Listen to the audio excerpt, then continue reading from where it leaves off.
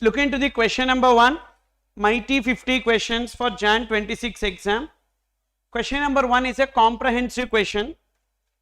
Whenever you get a comprehensive question, that is computation of net GST payable, you need to prepare the answer in 4 statements.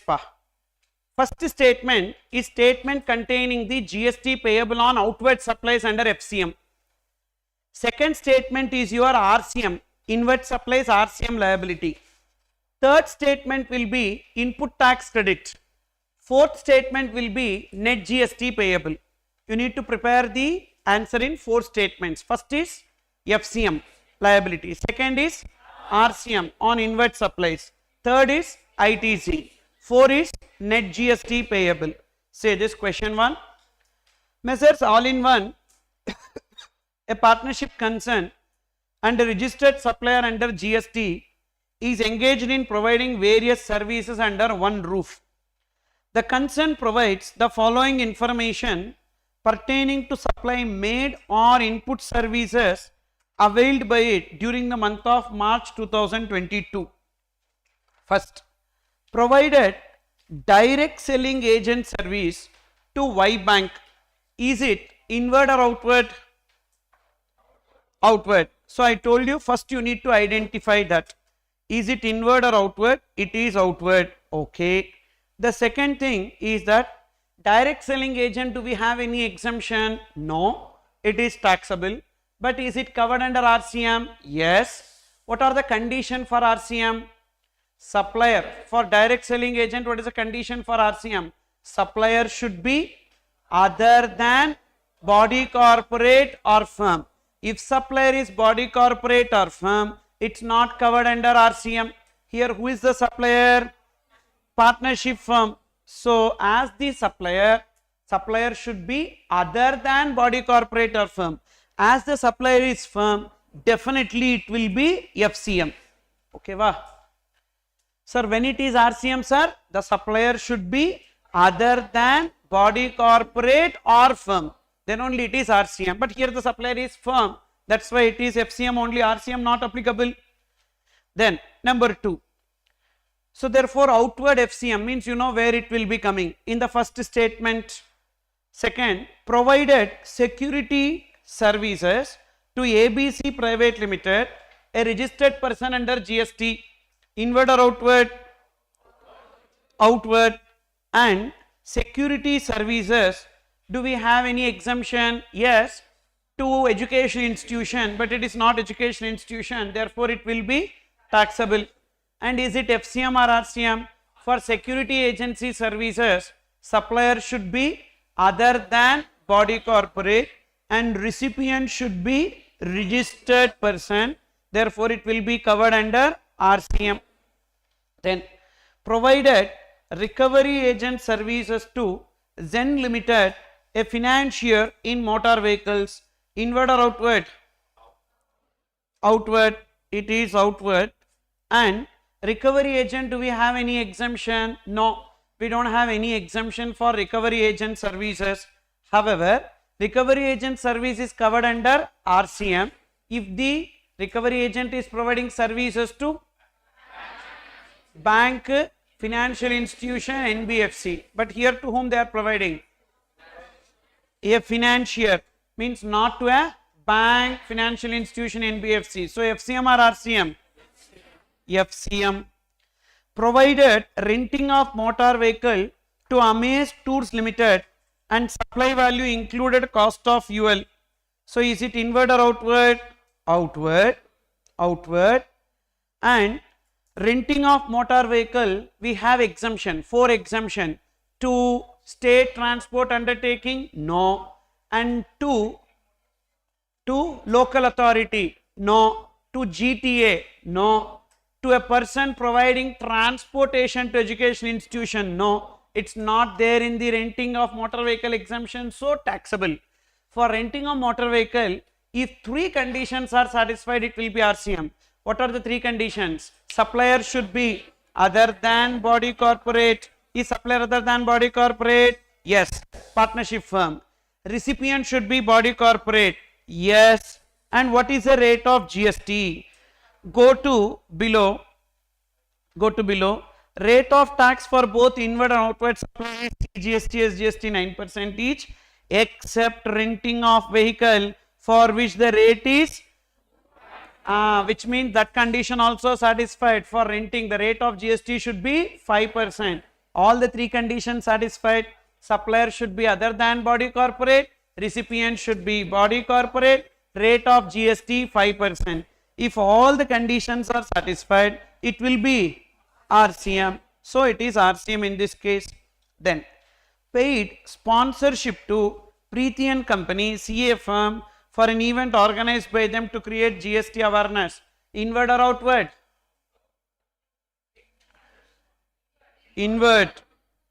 My dear Kumuttais, you are paying money, means you are recipient. You got it? You are paying money means you are recipient. The one who pay money is recipient. Clear or not?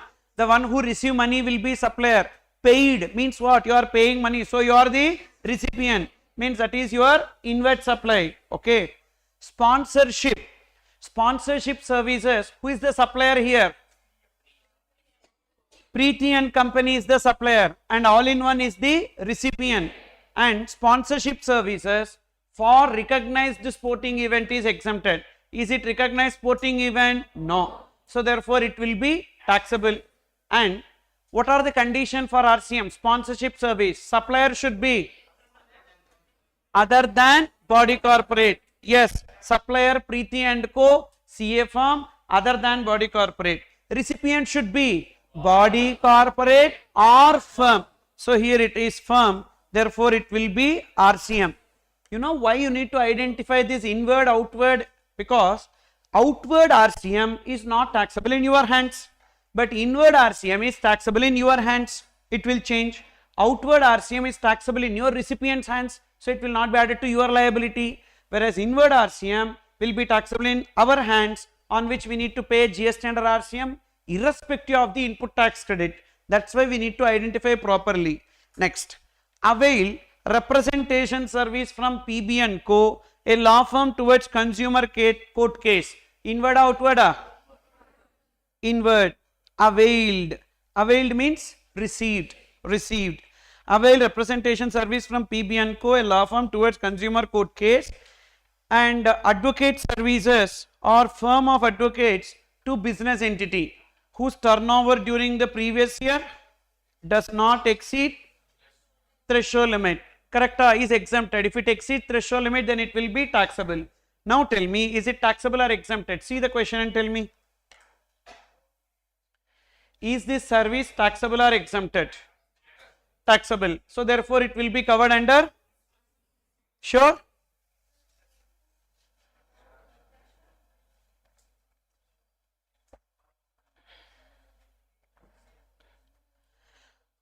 Last low twist irukku parupa.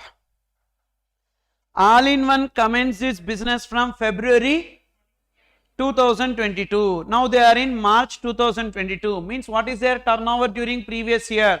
Zero. Advocate services to a business entity whose turnover during the previous year does not exceed threshold limit. Therefore it will be exempted.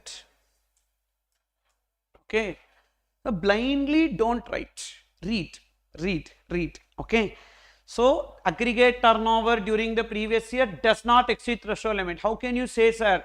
They started business this year only. Then previous year is zero. So definitely it is exempted. That is given here. All-in-one commences business from February 2022 and this detail is March 2022. Next one, imported cloud storage service from Google Incorporation for storing its data. Import of services. Inward, outward? Inward. Inward. And we learn import of service always. We don't have to check taxable, exempted. Import of service will be always RCM. So therefore it will be taxable under RCM. The moment you see import of services, always it will be RCM. We discussed now, sir, CG, go salads. I for what? Import of services. Whatever I have striked off is the exemptions related to import of service. But import of service point can be tested in exam and it will be RCM. Okay. Now, determine the GST liability of all-in-one for the month of March by giving necessary explanation for treatment of various items. Rate of tax for both inward and outward supplies CGST, SGST 9% each, except renting, and all supplies are intra-state unless specifically applicable. First, we will take outward data. GST liability on outward supply. Direct selling agent services, it will be FCM. So how much is the value? 4 lakhs into 9% and 9%, 36,000, 36,000. Understood now? Second, security services RCM, so don't add it to the liability of all in one. And third one, recovery agent services 1 lakh will be FCM. So 1 lakh into 9%, 9%, 9,000, 9,000. And renting of motor vehicle outward under RCM, so don't add it to liability of all in one. So we will not take this. Next, this is total GST on outward supply 45,000 and 45,000 CGST, SGST. Then next, inward supply. Understood up to this? Inward supplies. Only 4 outward supplies we have given treatment. Then we have 3 inward supplies. First inward supply, are they required to pay GST under RCM? Yes. So on that 40,000 into 9%, 9%, 3,600, 3,600. Legal services is exempted. But writing the answer is not important. How you are writing is important. So these notes and all you have to read once. Like one thought process it went na to answer taxable, exempted, FCM, RCM. That thought process you have to write. That is what they are expecting. You write only the answer. Say for example, you got these numbers. For numbers, you will not get marks. Maybe some 4 marks like that you will get if it is a 10-mark question. But for writing these explanations, why it is taxable, why it is exempted, why it is FCM, if you see everywhere in detail I gave the explanation. This is how you need to present it in the exam. Is it clear? Next, so legal service, why it is exempted, you have to write the reason. And next, last we have import of services. So import of service will be covered under RCM. But even though they gave that everything is intrastate supplies, that word is given na, all supplies are intrastate unless specifically applicable. Now what a student will do normally, CGST, SGST like that they will take. But you missed one point. What is that? Import of goods, import of services will be deemed interstate. So always it should be IGST. So import of service should be kept under IGST column. You got it? So what is the import of service? Value 60,000 into 18%, that is 10,800. So total 3,600, 3,600 and 10,800 is their inward supply liability. Okay, Papa? And in this question, we are not going to compute the net GST payable because that is not asked. Determine the GST liability of all in one for the month of March 22. That's it. They did not ask us to compute net GST payable, so we are not going to do the computation of net GST payable. Okay. Beyond this, whatever is not asked, you don't do. Don't waste your time. Whatever is asked, that perfectly you write, that is sufficient. Understood this first question? Then look into question number 2. Sundar is HRD head of Infosys for the year ending 31st March 2021. CTC of Sundar as per employment agreement is as follows. Salary 2 lakh rupee per month, so total 24 lakhs. Residential accommodation, conveyance facility, so total cost to the company is 33 lakhs. On January 1st, Infosys gifts a new car to Sundar worth 12 lakhs. Gift of car is not covered by CTC as well as employment agreement. Means, is it a perquisite or gift? Gift. Definitely the value of gift exceeds 50,000. So is it supply in the hands of Infosys? Yes. In the hands of Infosys, it will become supply under 71C as the value of gift exceeds 50,000. What if it is covered under CTC? That is as a part of employment agreement, then it will come under perquisite. And whatever perquisite which is given by employer to employee will not be subject to GST because employee to employer in the course of employment is excluded from supply. However, under income tax it will have an impact. Under income tax it will have an impact because that will be taken as perquisite and we will add it to their salary and they will pay income tax on that. But under GST there won't be any impact. Is it clear? Sir, if gift is given, then under GST also impact is there, income tax also impact is there. Very much, yes. So GST also impact is there, and because of this gift which exceeds 50,000 rupees like that and all, in income tax also we need to add, na? Correct or not? So income tax also it will have impact. Next. Look into the next one. Sundar owns a commercial flat. He has given it on rent to Infosys, monthly rent being 3 lakhs. What is this? Commercial flat means renting of commercial property to a company. Is it supply under 71A? Yes. And we don't have any exemption for renting of commercial property. Only one exemption is there, that is accommodation services point. But here it will be taxable. Then discuss whether GST is applicable. Determine the amount of GST liability. Assume that GST rate is 28% for car and 18% for others. First, rent received on account of renting of commercial flat by Sundar to Infosys. What is the treatment of that rent received? First, it is supply under 71A. Why supply under 71A? Renting is an activity for consideration in the course or furtherance of business. So supply under 71A, and it will come under supply of services by employee to employer. Correct or not? Not in the course of employment, but in the course or furtherance of business. Supply under 71A. Hope you remember one chart we discussed. Services by employee to employer, that forensic audit example, that and all I told you. So it is in the course or furtherance of business of employees. So supply under 71A, and it will be taxable. And what is the rate of GST? 18%. Attract GST liability. GST at the rate of 18% is payable. Salary received. What is the treatment of salary received? As per 7 subsection 2 read with schedule 3, it is excluded from supply and it will not attract any GST. Then see here, GST at the rate of 18% is payable on the assumption that Sundar is registered. Suppose if Sundar is not registered, he is not required to pay GST.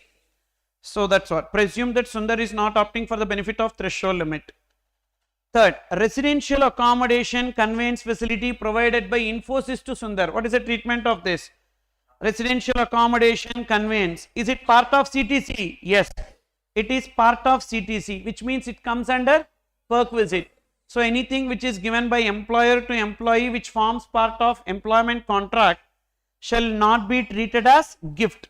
Shall not be treated as gift. Thus it will not attract any GST liability. Both accommodation as well as conveyance facility, it will not attract GST liability because both are part of employment contract. Gift of car by Infosys to Sundar. What is the treatment of this gift of car? As it is not covered under employment agreement and not part of CTC, it is treated as gift, and as the value of gift exceeds 50,000, it will attract GST. And entire value of gift attract GST or beyond 50,000 attract GST? Entire amount. So therefore such gift will attract GST at the rate of 28% on full value of the car. This question is based on that chart which we discussed. Two charts we discussed in supply chapter. Employee to employer, employer to employee, like that. So based on the two charts I made a question like this. Like this you can expect a question. Not a task. Not a task so far, so there is a chance of asking. See, all these are probable questions. Probable questions means these are all the questions which they can make. So far not asked. So far asked, already they are in practice manual. So what are all probable I have given in MIT 50. You got it? Not that these questions are there in my practice manual. Maybe one or two might be there because it is not tested. But all other questions are probable questions which can be tested in exam. Then look into question number 3. Question number 3. X Limited is located in Ludhiana. It is GST registered with aggregate turnover of 20 crores. It is in the business of manufacture of cast glass. It has received the following services from different persons during December 2021.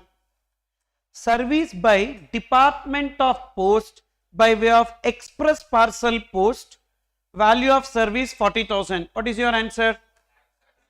Taxable or exempted? Department of Post, what are the exemptions? Inland letter, postcard, envelope less than 10 grams. Is it that? No. So it will be taxable. And Department of Post will be always FCM. So who will pay GST in this case? Department of Post. Definitely X Limited will not pay. The question is, discuss the applicability of reverse charge to the above transaction. RCM not applicable. So this will be FCM. Okay, Vapa? Next. Why FCM? I told you. Services provided by government to business entities usually RCM.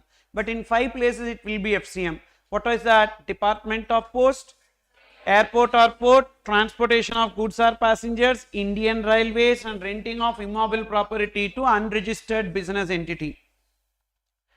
Next. Number 2, for transportation of goods, X Limited paid 1 lakh to Indian Railways. For Indian Railways, transportation of goods, do we have any exemption? Yes. If it is notified goods, it is exempted. Is it given as notified goods? No. So, taxable. And who will pay GST? Indian Railways. Covered under RCM or not covered under RCM? Not covered under RCM, because Indian Railways always FCM. So, RCM not applicable, and Indian Railways is always chargeable to GST under FCM. Then next. Number 3, X Limited GST registered has taken commercial property on rent from the Punjab government, for which company pays a rent of 2 lakhs. Punjab government. First, for renting of immobile property by government, do we have any exemptions? That specific exemptions? No.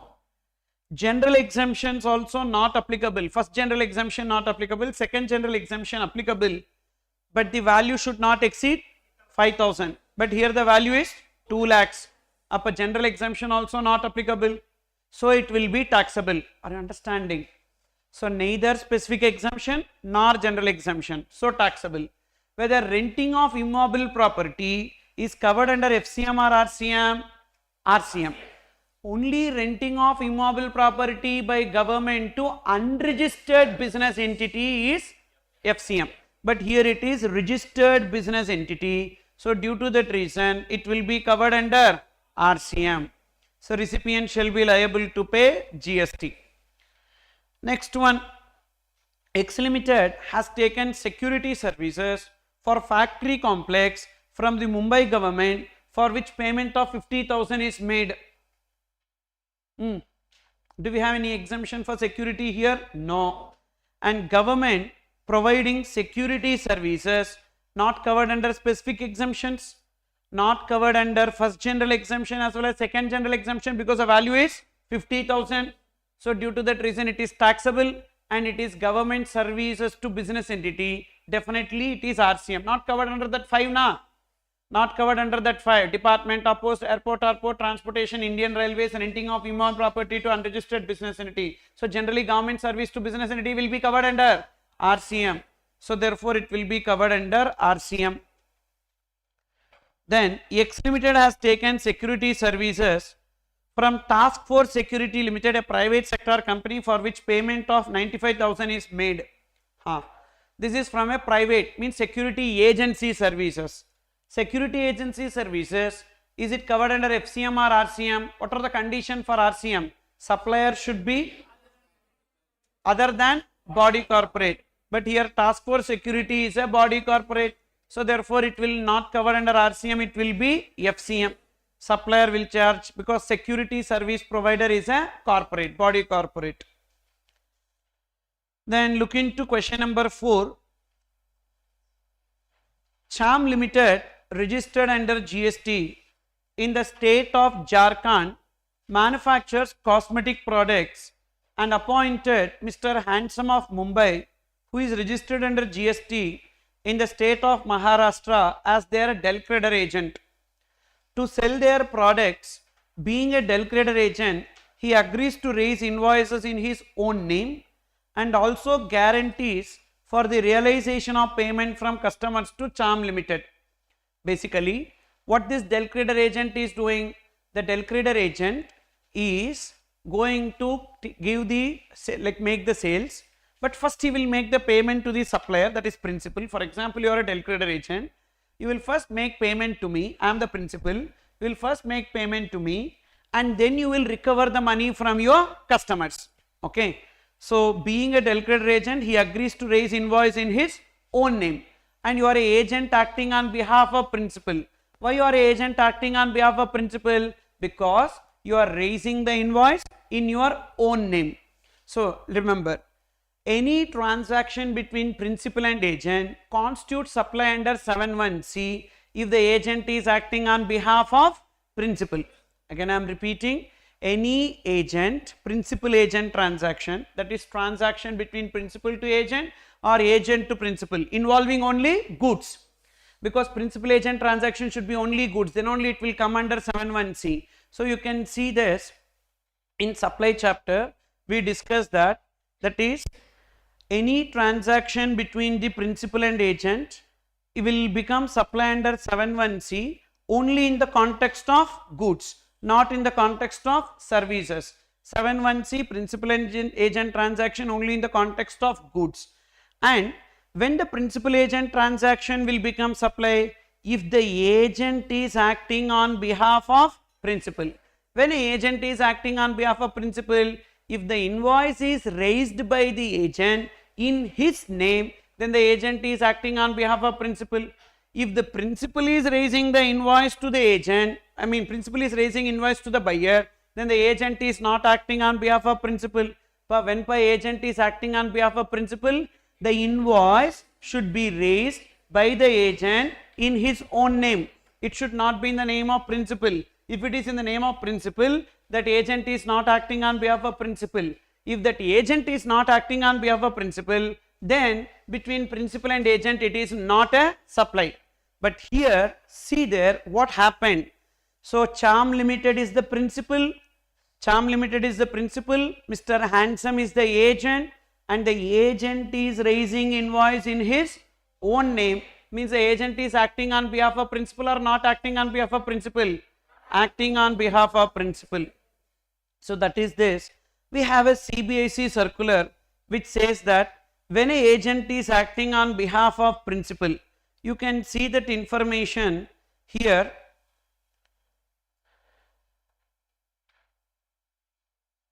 Page number 24. When an agent is termed as acting on behalf of principal, an agent should represent principal in all respects. Page number 24 you take in revised book. When an agent is termed as acting on behalf of principal, an agent should represent principal in all aspects and raise the invoice in their name or accept the invoice in their name, that is agent's name.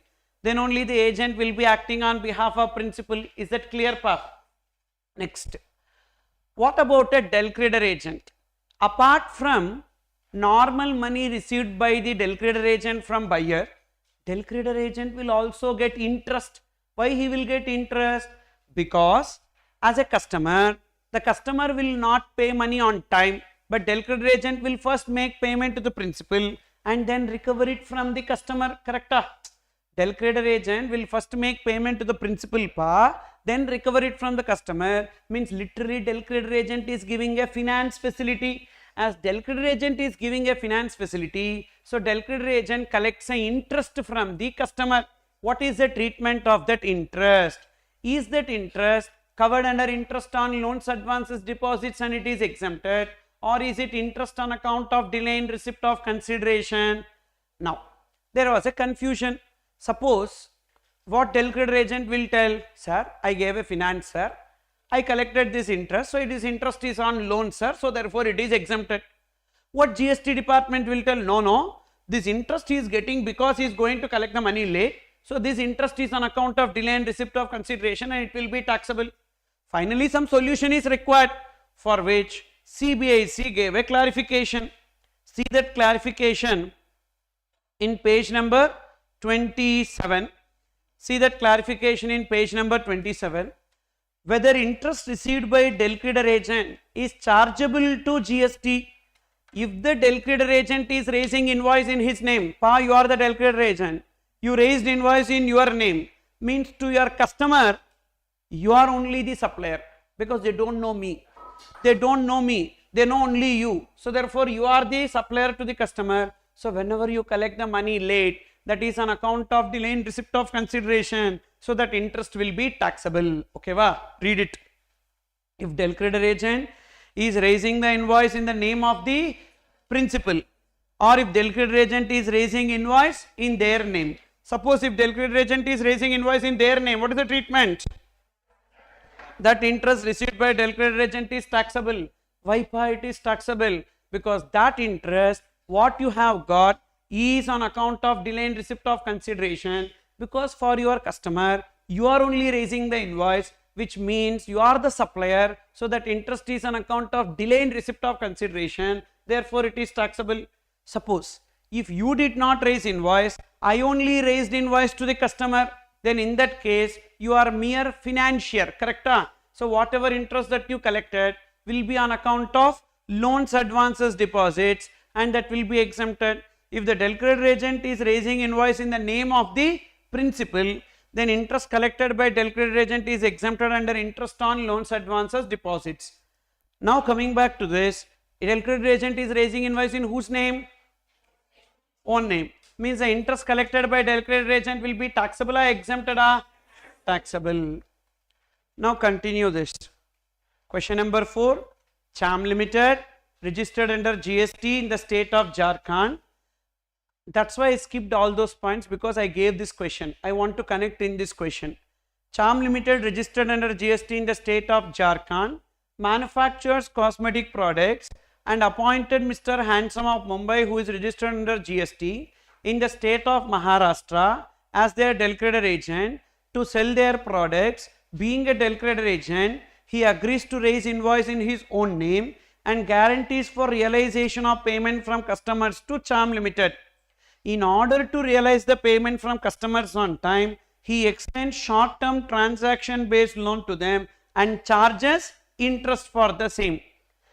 Mr. Handsome provides you the following information carried out during the month of March. Outward supply, goods sold by Mr. Handsome in delivery agent capacity. On this 2,80,000, Mr. Handsome will pay or CHAM Limited will pay? Ayo, who raised the invoice? Who raised the invoice? Delivery agent. Then that idiot only will pay GST na. If you raise invoice, why I will pay GST? You only will pay GST. நானே மொக்கையா கேட்கிற கேள்வி அதுல திருப்பி தப்பா சொல்றீங்க. So who will pay GST? Who raised invoice?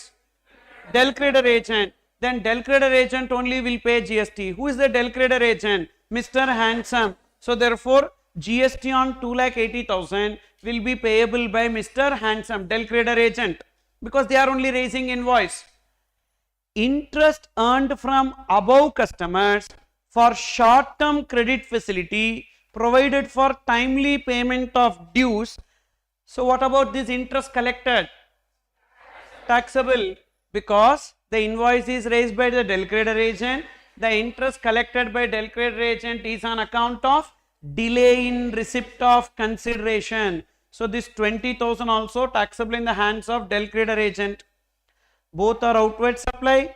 Both cases it will be FCM. The delivery agent Mr. Handsome has to pay GST. Commission bill raised on CHAM Limited. Now you are getting a commission. Of course, on that commission also you need to pay GST, and in respect of DCA services, that is also taxable in your hands because you are an agent. So as an agent you get a commission, on that commission also you need to pay GST. These are the outward supplies. Let's see.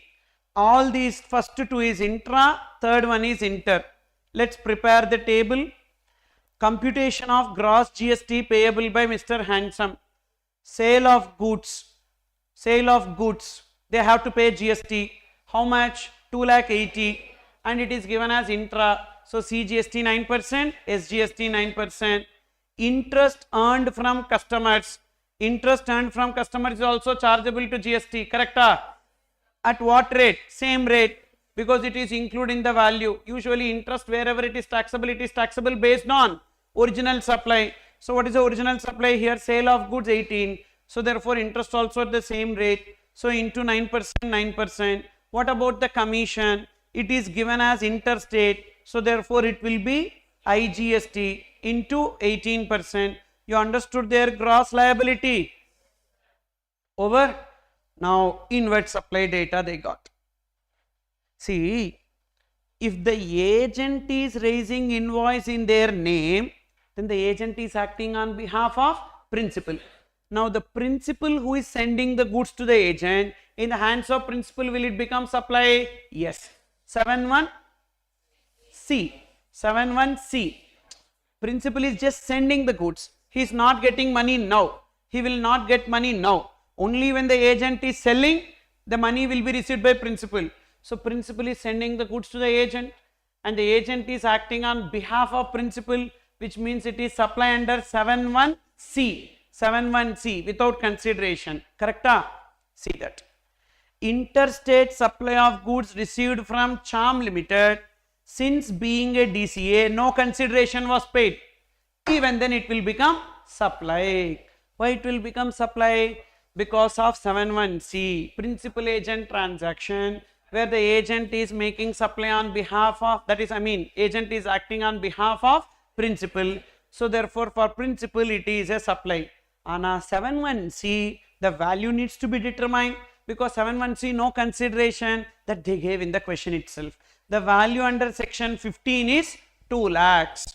So therefore how much is the value of inward supply made by Mr. Handsome? 2 lakhs. And that is interstate, means IGST. So see the inward supply statement. Second statement, computation of ITC available to Mr. Handsome. Inward supply of goods from principal. They are receiving 2 lakh worth of goods, on which 18% they pay 36,000. Can they take ITC on that? Yes, definitely they can take ITC. We don't have any restriction. Now look into the next one. Received training in marketing and distribution from Charm Limited as per DCA agreement, free of cost. Company charges 75,000 for such training when they provide the same to others. Now what is it? Service. So will they pay GST on the 75,000? Why? Only? Super Tala, super amazing. This is what you should, okay, very good, brilliant, keep it up. Because only supply of goods is covered under 7.1C, and services is not covered under 7.1C. Only supply of goods. Service is not there. For 7.1C, in case of principal agent transaction, only goods. But this is what? Services. Even though it is without consideration, first of all, it is not a supply. They may give value. See how beautifully I told you, na, horror movie example. They gave value 75,000 when they provide the same to others. So if you miss that simple point, that services, first of all, it is not a supply, then you would have taken 75,000 into 18% and you would have calculated. And first of all, it is not a supply, so on that GST is not paid. So inward supply of services from principal, no GST. So therefore total ITC is how much? 36,000. And now gross liability 27, 27 and 5,400. This 36,000 will be utilized for payment of this liability. IGST credit should be utilized first for IGST, then for CGST and SGST. Any manner, any proportion, we will divide it equally. So what is the total credit we have? 36,000. From 36,000 we need to first pay 5,400. 5,400 balance 30,600 divided by 2. 15,300, 15,300. So net GST payable will be 11,700, 11,700.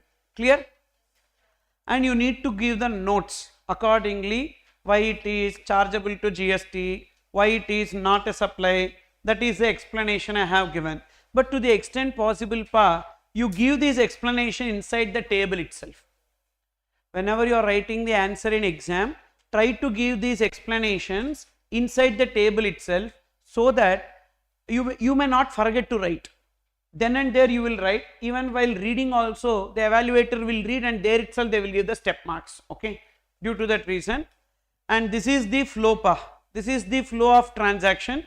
This is not to be written for exam, this is just for your understanding. Just go through this flow once, so that you will understand as to how the transaction is structured. So first, Cham Limited principal, Mr. Handsome is Del Creator agent, and there is a customer. Invoice for 2,80,000 is raised by Del Creator agent. As invoice is raised, he is acting on behalf of principal, and when he send the goods, he will be receiving from customer price plus interest. This interest will be included in value under 15(2)(d). And Cham Limited is giving the goods to Mr. Handsome, that is supply 7(1)(c), and the value will be 2 lakhs. But when Cham Limited gives services without consideration, that is not a supply. Based on this, so in exam sometimes when you read the question, you are unable to decode it or write it. Sometimes you write a chart like this, so that you will understand what is inward supply, what is outward supply. You got it? And because if you mess up answer, even though you know the concept, but you will not be able to write, means that's too much. That's why when you get a question like this, like lot of transactions are there, so complicated it is, sir, you just put it, who is supplier, who is recipient, what is happening. So you will get an idea. Thereafter, you know what and all will be outward supplies, what and all will be inward supplies, and accordingly you can prepare the answer. Next, look into question number 5. The Resident Welfare Association of Blue Heaven Housing Society in Delhi provides the following information with respect to various amounts received by it in the month of January 2021. Monthly subscription collected from member families 8,500 rupees each from 100 families, 8,50,000. What is your answer? We discussed services provided by Resident Welfare Association to its members where the maintenance charges does not exceed 7,500 rupees per month per member is exempted. But in this case, it exceeds 7,500 rupees. So therefore, it should be taxable. Electricity charges levied by State Electricity Board on the members. So bill is in whose name? Members' name. The same was collected from members and remitted to the board on behalf of members. It will be included or not included? Not included, because the bill is in the name of the members, paid by the association, recovered it from the members. We saw one clarification that will not be included in the value. It is like a pure agent concept, so therefore it will not be included in the value, so don't take. Only this 8,50,000 so far. Electricity charges levied by State Electricity Board on the association in respect of electricity consumed for common use of lifts and lighting in the common area. Means it's a common area expenditure. And bill is in whose name? Bill is in whose name? Association name. But what association did? It collected the said charges by apportioning them equally. On what basis? Actual basis. This point also I told you in that circular. What is that? If the electricity charges is in the name of the association, bill is in the name of association, and if they recover on actual basis deemed as pure agent, even that amount also not included in the value. What if they collect it on ad hoc basis? Then it will be included.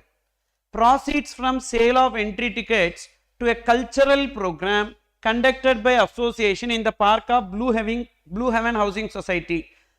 Entry tickets to cultural program, do we have any exemption? No. We have few entry tickets exemption, but that is not applicable for any cultural program, so it will be taxable. Proceeds from sale of space for advertisement in members directory from members 1 lakh and from non-members 2 lakh. Related to this, sale of space for advertisement, do we have any exemption? No. So therefore definitely it will be taxable. So how much will be taken? 8 lakh 50 plus 40 plus 3 lakhs. For the second point and third point, you give the explanation. You need to give the explanation as to why it will not be included in the value. Then next, question number 6. Samsung Electronics sells a smartphone to a customer with 1 year manufacturer warranty. During the warranty period, we discussed no ITC, warranty, etc. During the warranty period, the customer experiences a defect and visits an authorized distributor who replaces the defective smartphone with a new one from their own stock. Samsung later replenishes the distributor's stock without charging any additional amount. Additionally, at the time of purchase, the customer buys an extended 2-year warranty from third-party service provider Warranty Plus, not from Samsung, from a third-party supplier, which begins after manufacturer's 1-year warranty expires. You are required to, number 1, determine GST liability for Samsung on replacement of defective smartphone under manufacturer's warranty.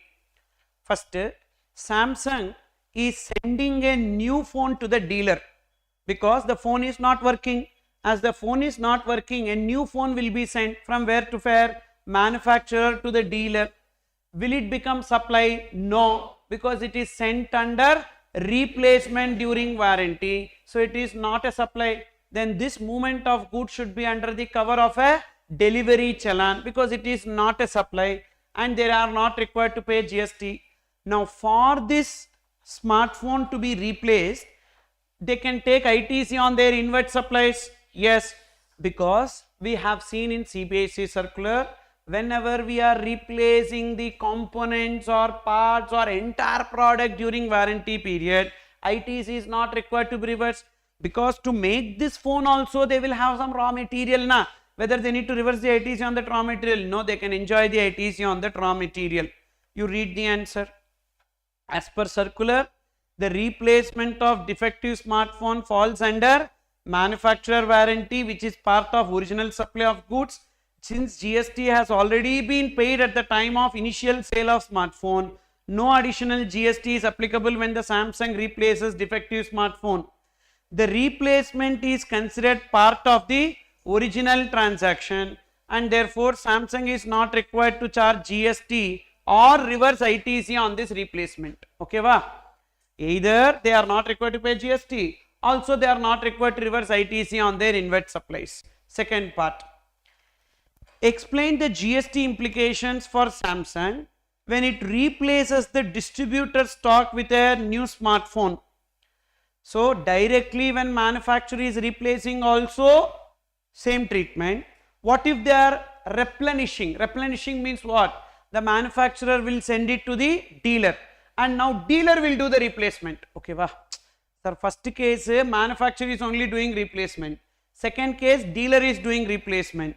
Then what is the implication for manufacturer? Simple, they are just sending the smartphone. Read the answer.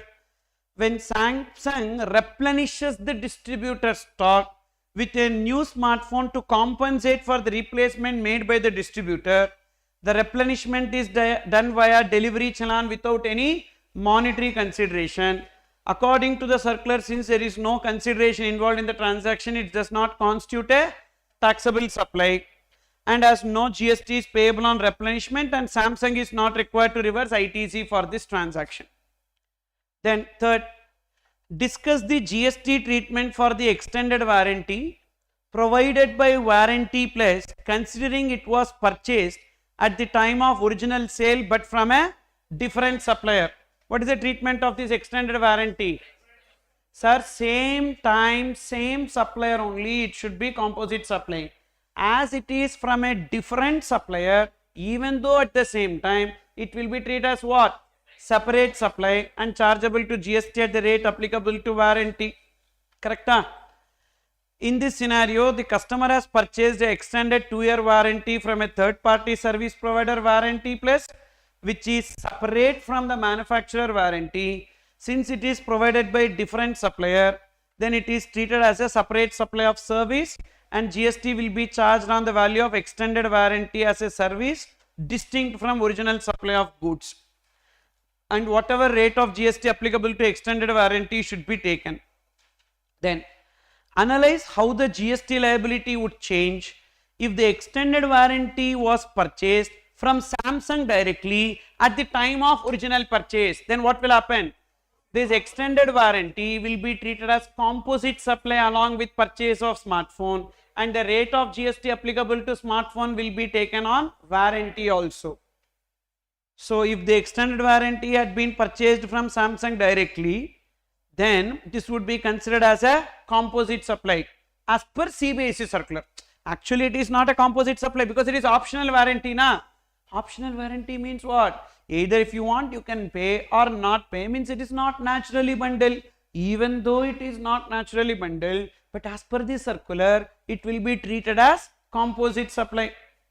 When the extended warranty is not part of the same transaction, it forms part of a composite supply. In this case, principal supply is smartphone, and the GST rate applicable to the smartphone will also apply to extended warranty. Therefore, Samsung would charge GST at the same rate as the smartphone on entire transaction including the extended warranty. Okay, Papa? Next. Why it is not composite supply? Simple pa, it is not naturally bundled. Every customer will get the warranty. Will every customer go for additional warranty? No. Means without additional warranty also you can buy the smartphone. Yes or no? Means one can be supplied without the another. So it is not naturally bundled, but through circular they are telling that it is a composite supply and chargeable to GST at the rate applicable to principal supply. If this circular is not there, we would not taken it as composite supply. We would not have taken. Then look into question number 7. Determine the value of taxable service in respect of services of transportation provided by Om Shri Transport Agency, a goods transport agency. And see the note.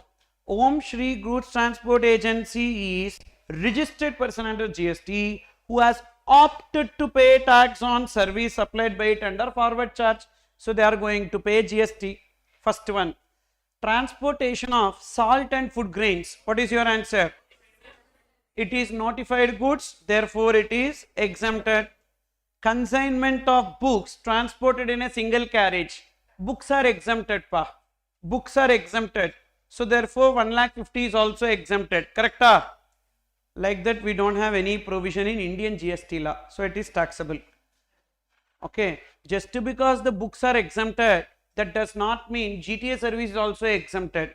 For GTA service only notified goods is given. Those notified goods if they transport, then only it is exempted.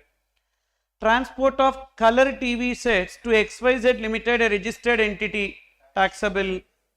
Transport of auto spares to Mr. A, an unregistered person, exempted. Why? If the recipient is individual, HUF, AJP or a trust who are unregistered and not having a factory, therefore it will be exempted. Transportation of military equipment, exempted. Freight collected for transporting small consignment for a person who paid 700 rupees for each consignment, but we don't know whether they are registered, unregistered, etc. So therefore it will be taxable. Transported goods of local authority who took registration only for deducting TDS, exempted. If the recipient is government, central government, state government or local authority or government agency which is registered only for deducting TDS, then it is exempted. So what are the taxable? 1,50,000, 3,55,000 and 10,000. So total value of taxable service will be 5,15,000, and you need to give the explanation as to why it is taxable or exempted accordingly. Next, look into question number 8. Comment on the liability to get registered under GST law in the given independent situations for a financial year. Your answer should also include relevant provisions of law, notifications or circulars. Miss Ridhima is exclusively engaged in the export of ready-made garments from the state of Rajasthan and her export turnover during the year is 17 lakhs. Apart from export turnover, she has earned interest on bank fixed deposits for 2 lakhs also. Now listen, we have threshold limit for registration. What is a threshold limit for registration? If you are doing business in a single state, and that single state is in MMTN, what is the threshold limit? 10 lakhs. Then if you are doing business in multiple single state, but that single state is in U-stamp, then the limit will be 20 lakhs. These 2 points we discussed already. So look into your revised book, page 137. If a person is engaged in business in only one state, and if that one state is in MMTN, that is Manipur, Mizoram, Tripura, Nagaland, page number 137, So if a person is doing business only in one state, and if that one state is in MMTN, Manipur, Mizoram, Tripura, Nagaland, the limit will be 10 lakhs. Let it be both goods or services. If they are doing business in one state and that one state is in U-stamp, that is Uttarakhand, Sikkim, Telangana, Arunachal Pradesh, Meghalaya and Pondicherry, then it will be 20 lakhs. Let it be goods or services. All other states, the limit will be 40 lakhs if they are engaged in goods. If they are engaged in both goods and service or services, it will be 20 lakhs. Okay, Papa? So 40 lakhs limit. For example, you are in Tamil Nadu or Karnataka or Andhra Pradesh or Maharashtra. What is the limit applicable for you if you are engaged in supply of goods? 40 lakhs. Suppose if the person is engaged in business in multiple states, they are doing business in different states, and in the different states, one of the state is a special category state and taxable supplies are made from that state. Means one of the state is in MMTN. For example, I am doing business in 3 states, Tamil Nadu, Karnataka, Nagaland. Means one of the state is a special category state and taxable supplies are made from that state. Then the limit will be 10 lakhs. One of the state is in MMTN and taxable supplies are made in that state, then the limit will be 10 lakhs. Suppose if none of the state is in MMTN U-stamp, I am doing business in multiple states, not even one state is in MMTN U-stamp, and if I am exclusively engaged in supply of goods, then the limit will be 40 lakhs. All other cases, the limit will be 20 lakhs. And while doing the limit of 40 lakhs, if I have interest income, it's okay. I will still be treated as engaged exclusively in supply of goods. See this special point number 2. The limit of 40 lakhs is applicable only in case of exclusive supply of goods. However, interest income is allowed. Means even if I have interest income, still I will be treated as exclusively engaged in supply of goods. Now, coming back to this, Miss Siddhima is exclusively engaged in export of ready-made garments and her export turnover is 17 lakhs. Apart from export, she has only interest income. Still, she will be treated as engaged in supply of goods. That bank interest alone is exception pa. If you have only interest income, even though interest income is services, but still it will be treated as exclusively engaged in supply of goods. So what is the applicable limit to her? Where is that she is doing business? Rajasthan. For Rajasthan, what is the applicable limit? 40 lakhs. Is Rajasthan in MMTN? No. Rajasthan in U-stamp? No. So other states, exclusive supply of goods. What is the limit? 40 lakhs. And what is her turnover? 17 and 2, 19 lakhs. So required to get registered or not required to get registered? Required to get registered. Why, sir? There are some cases where a person is compulsorily required to get registered. I-creations, section 24. Take page number 138. Take page number 138. There are some cases where they are compulsorily required to get registered. In that, I-creations. I for interstate supply of taxable goods and export is interstate supply. Export is interstate supply. So therefore compulsorily required to get registered. Where we studied export as interstate supply? Deemed interstate supply. So export is interstate supply. So interstate supplier of goods is compulsorily required to get registered. So like that, what are the other cases, sir? Please complete that. I for interstate supplier of taxable goods other than handicrafts. Then C for casual taxable person other than handicrafts. R for recipient who is liable to pay GST under RCM. E, two e-commerce operators we discussed now. One e-commerce operator who is liable to pay GST under 95, another e-commerce operator who is liable to pay TCS. These two people are compulsorily required to get registered. Then agent, every agent making supply of goods or service on behalf of principal is also compulsorily required to get registered. Then TDS deductor, then ISD, input service distributor. Input service distributor takes the credit and distributes the credit. They are also required to get registered. O for two O's, OIDR supplier and OMG supplier. What is OIDR? Online information database access and retrieval services. That is online services. Online service provider located outside India and online money gaming supplier located outside India. N for non-resident taxable person. S for supplier of goods through e-commerce operator other than who is making intrastate supply. So tell me who are compulsorily required to get registered. I creations. I for interstate supplier of goods other than handicrafts. C casual taxable person other than handicrafts. R RCM 93 recipient paying GST under RCM 93. ICRE e-commerce operator paying GST under 95 or liable to deduct TCS 52. ICREA agent making supply on behalf of principal. T TDS deductor.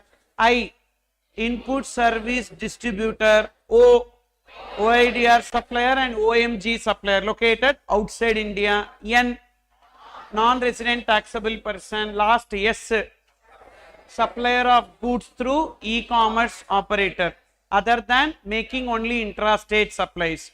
So because of this, in the first case, whether she is required to get registered or not, yes pa. Export of goods is treated as interstate and she is compulsorily required to get registered because her aggregate turnover, irrespective of aggregate turnover, the person is required to get registered. Next, second. Ajanta Enterprises is exclusively engaged in trading of exempted goods under GST in the state of Haryana and has not taken GST registration. Is it so? No need to take GST registration. Yes. A person who is making exclusively exempted supply. Total 4 people are not required to get registered. They are exempted from registration. I told you already. Number 1, if they are exclusively engaged in making exempted supplies or exclusively engaged in non-taxable supplies or exclusively engaged in RCM supplies or an agriculturist. Correct? So as this person, Ajanta Enterprises is exclusively making exempted supplies, so they are not registered. During the turnover, during the year, its turnover from exempted supplies 47 lakhs and Ajanta Enterprises also sold one old generator for 1.25 lakhs during the year. That is not exempted. Sale of old generator is not exempted. So if they make exclusively exempted, correct? Exclusively exempted, then only they are exempted from registration.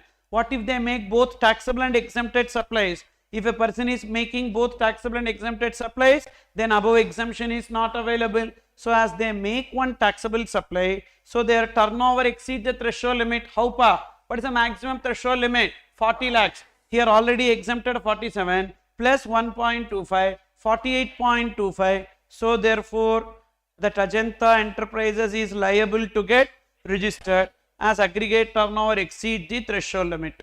Okay. Next. Third, Mr. P, and why 40 lakhs is the threshold limit, sir? Simple. Haryana, other than MMT and U stamp, and they are exclusively engaged in supply of goods So the limit will be 40 lakhs. Mr. P has presence in 2 states, one in Haryana, other in Rajasthan, 2 states. He is registered in Rajasthan even without crossing the threshold limit. Okay, voluntarily he got registered in Rajasthan. His turnover during the year in Rajasthan is 32 lakhs and Haryana is 5 lakhs. Is he mandatorily required to get registered in the state of Haryana also? So he is doing business in 2 states. Whether any one state is in MMTN, U stamp. So the applicable limit will be 40 lakhs. Applicable threshold limit is 40 lakhs. And 32 plus 5, that is 37 lakhs. So therefore, whether he need to get registered in other state also. What is your answer? No, not required to get registered. Listen pa, when a person is registered in a state and he is making taxable supplies in another state, he need to register in that state also. Okay va? When a person is registered in a state, whether voluntarily he registered or compulsorily he registered or because his aggregate turnover exceed he registered, the moment he is registered, in every state from where he is making taxable supplies, he need to register.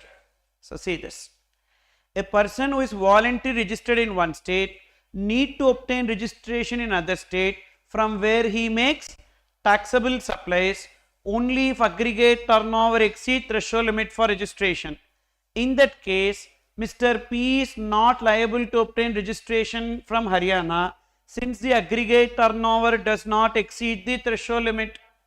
But sir, you said differently. I'll come. So whatever I said is as per law, but whatever information given here is as per study material. Which we need to follow, sir? Study material. Even though as per law, section 22 says every person who is liable to get registered is required to register in every state from where he makes taxable supply, like that it is given. As there is a contradiction in that point, in reality there are different interpretations. ICA clearly mentions that just because you are voluntarily registered in one state, you don't have to register in other state if your aggregate turnover does not exceed threshold limit. So please follow this only for your exam. Okay, Papa? This is a very, very important point which is not yet tested so far. So definitely they will be testing it.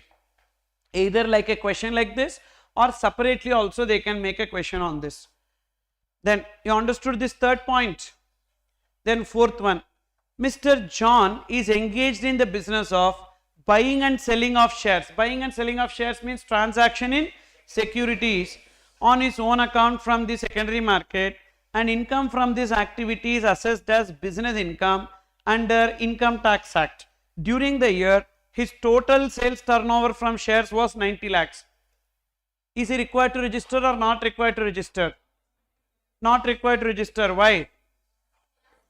Sir, first of all, shares are neither goods nor services. So he is not engaged in any supply. So therefore not liable to get registered. He is not engaged in making any taxable supply of goods or services.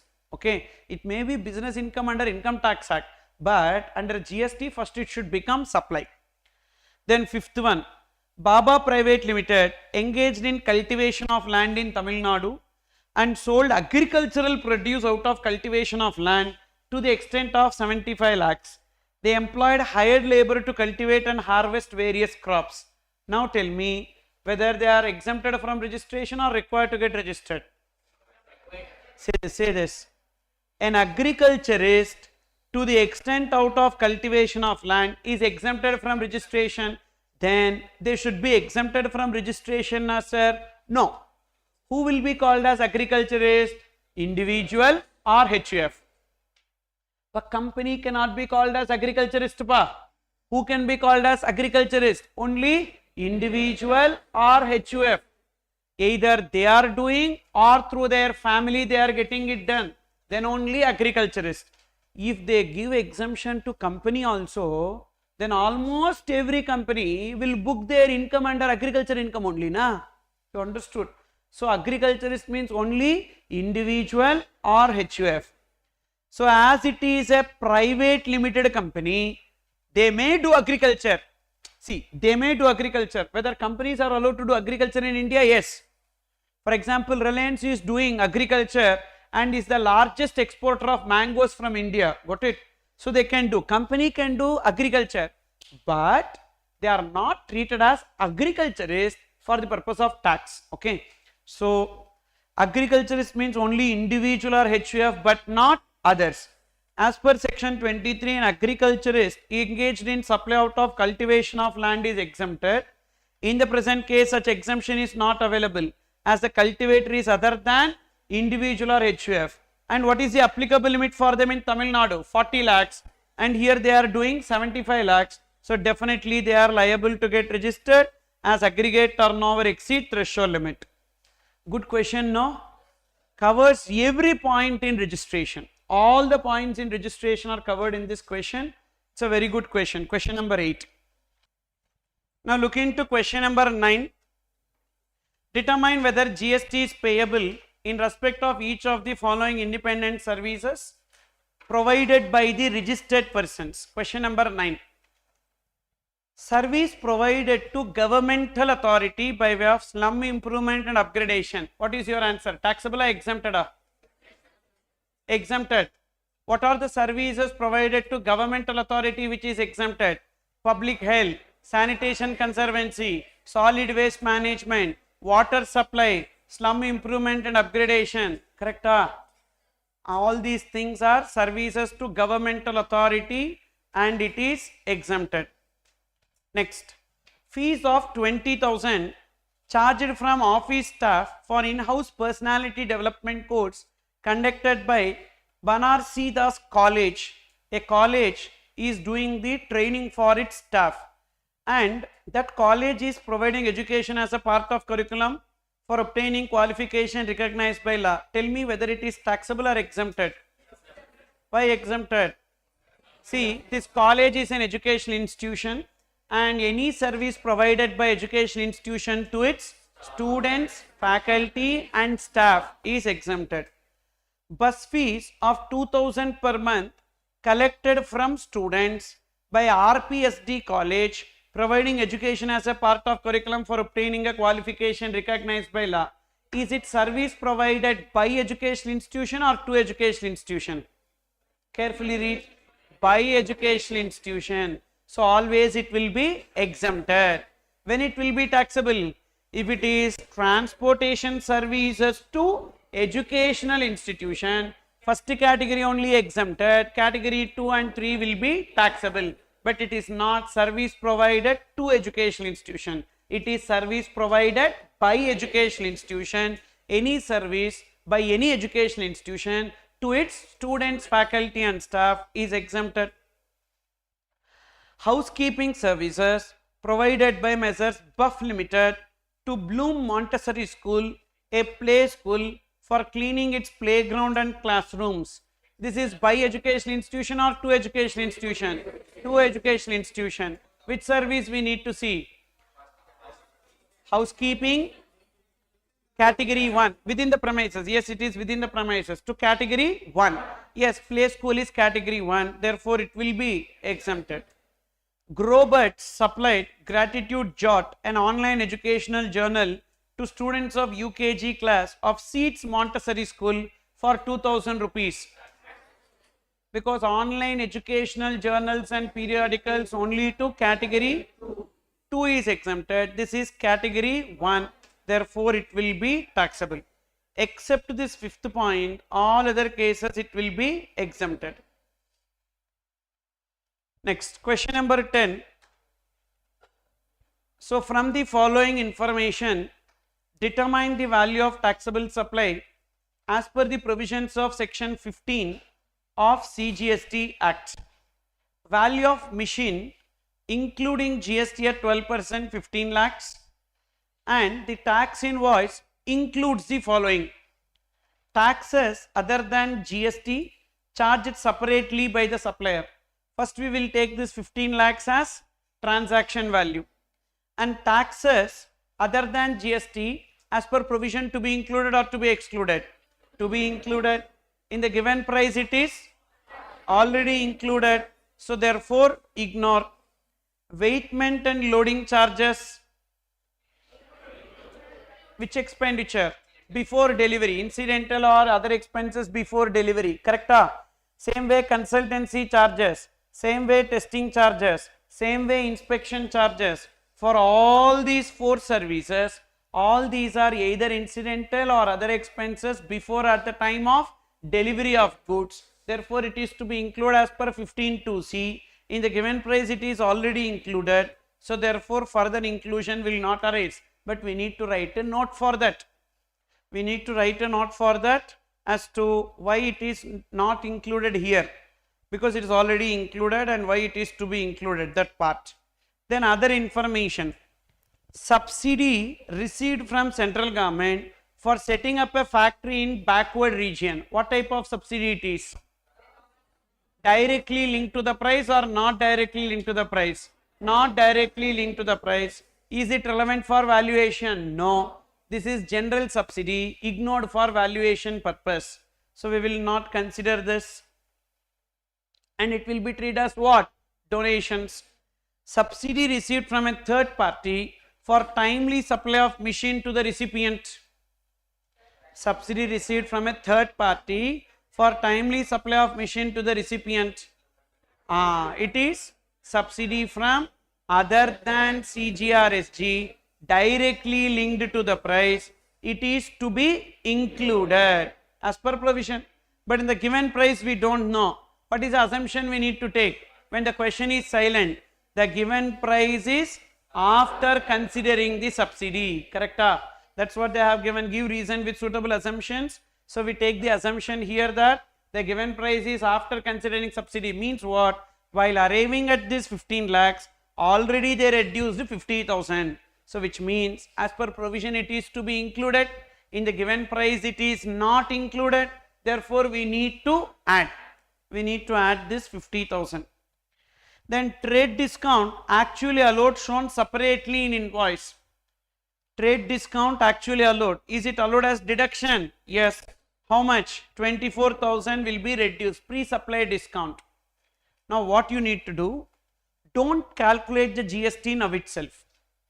Whenever the price is inclusive of GST, make all the adjustments. Make all the adjustments. Finally you arrive at the value now.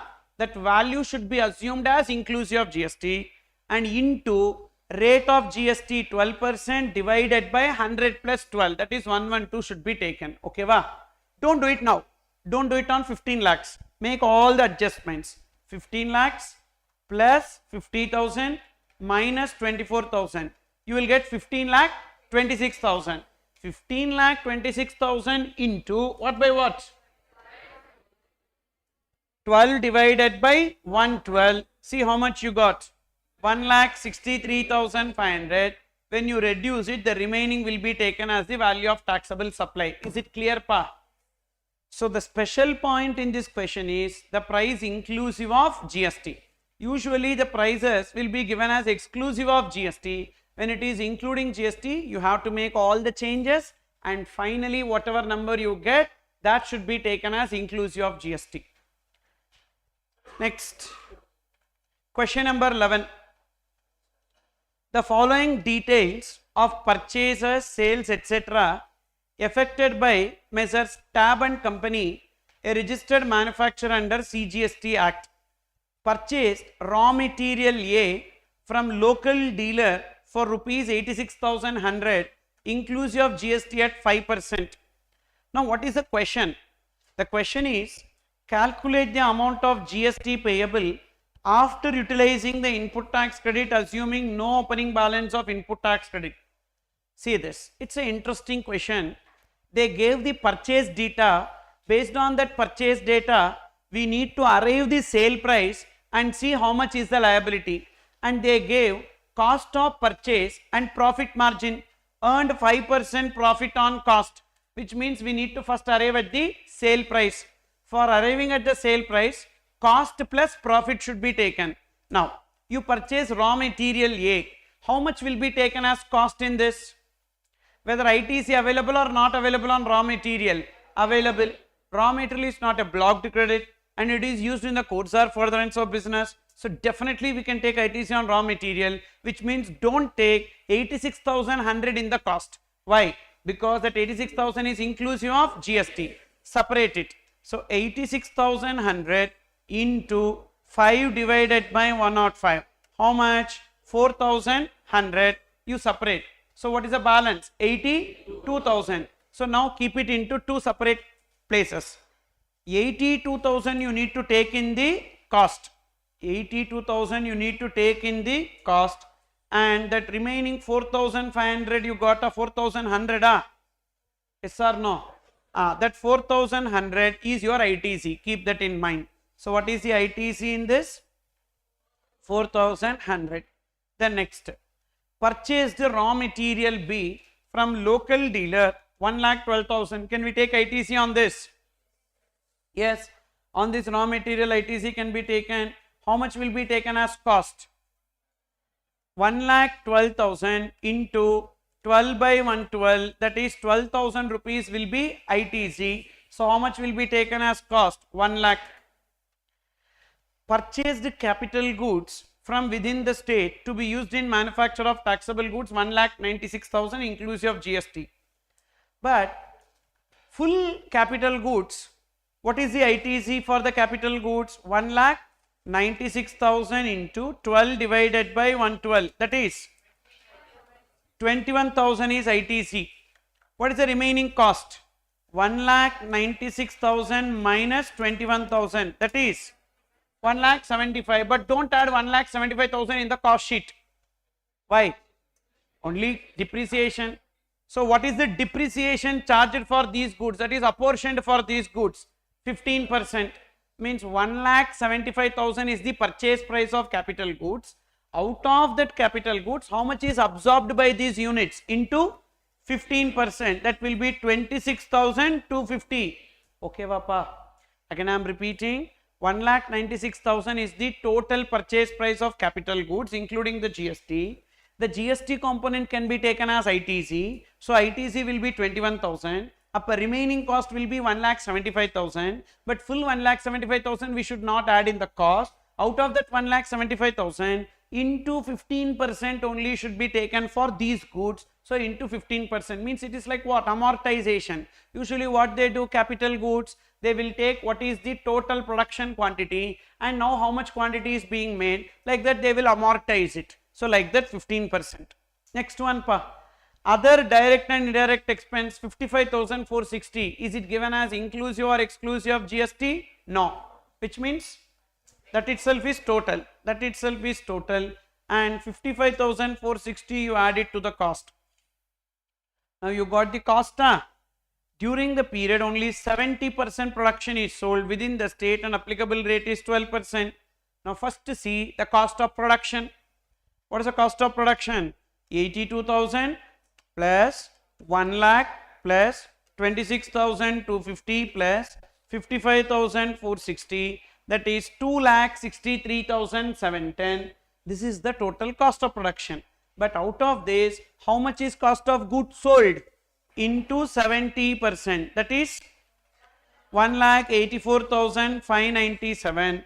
And on the cost of goods sold only 5% profit will be added. Profit is not on production, profit is on goods sold. So plus 5. What is that? 1,93,826.85, that is 1,93,827. You understood how we got this sale price? Now on this sale price, what is the GST liability? Into 12%. How much? 20, that is CGST, SGST. Why CGST, SGST? Because everything is intrastate. All these are intrastate. So therefore CGST, SGST you take 1,93,827 into 9%. How much? 9 6 6. 1,93,827 into 6%, that is 11,630 will be the output tax liability. Now ITC you take, first ITC 4,100. 4,100 divided by 2. 2,050, 2,050. Then again 12,000 divided by 2, 6,000, 6,000. Capital goods 21,000 divided by 2, 10,500, 10,500. If you reduce it, we will get the net liability. Is it clear? So net GST, CGST, SGST credited to be carried forward. So net GST 0, 0, and excess credit you have. Why excess credit you have? Only 11,630 is your liability. So remaining credit that will be carried forward. Understood? So what is the peculiarity in this question? They gave the cost data. You will arrive at the selling price. Based on that you pay the GST, and minus based on the purchases you need to take out the input tax credit, and that will be adjusted. Then next, look into question number 12. Dobril Technocrats Limited, registered in Gurgaon, Haryana, is engaged in manufacturing heavy steel machinery. It enters into agreement with Mindsharp Associates, registered in Delhi, for imparting motivational training to the top management of Dobril Technocrats in a 5-day residential motivational training program at an agreed consideration of 20 lakhs. First, with respect to this service, they are asking determine the place of supply. So first, for this service, what is the service here? Service what? Training. For training and performance appraisal, we have B2B, B2C, we need to check. Correct? TOT, training and performance appraisal, organizing an event, transportation of goods or passengers. See this and tell me, is it B2B or B2C? B2B, because Mindsharp Associates is providing services to Dobril Technocrats, registered. So what should be taken as the place of supply? Gurgaon, Haryana. Haryana will be taken as the place of supply. Correct? Say this. First service provided by Mindsharp to Dobril by way of providing motivational training, and we need to take location, B2B, location of recipient, that is Gurgaon, Haryana will be taken. Second, Mindsharp Associates books the conference hall along with the rooms of Hotel Chum Chum Nimrana, registered in Rajasthan, for the training program for a lump sum consideration of 12 lakhs. Now for this, what is the service pa? Service in relation to property, immobile property, correct? They are hotel booking pa. Hotel booking means service in relation to immobile property. What will be taken as the place of supply? Location of property. If property is outside India, then location of recipient. But here property is in India only. Where is it? In Rajasthan. Now, what is the location of supplier? That is Hotel Rajasthan. What is the place of supply? That is also Rajasthan. So therefore, in this case, the location of hotel will be taken as the place of supply. Puridappa? Now they may ask, also comment on the nature of supply like that.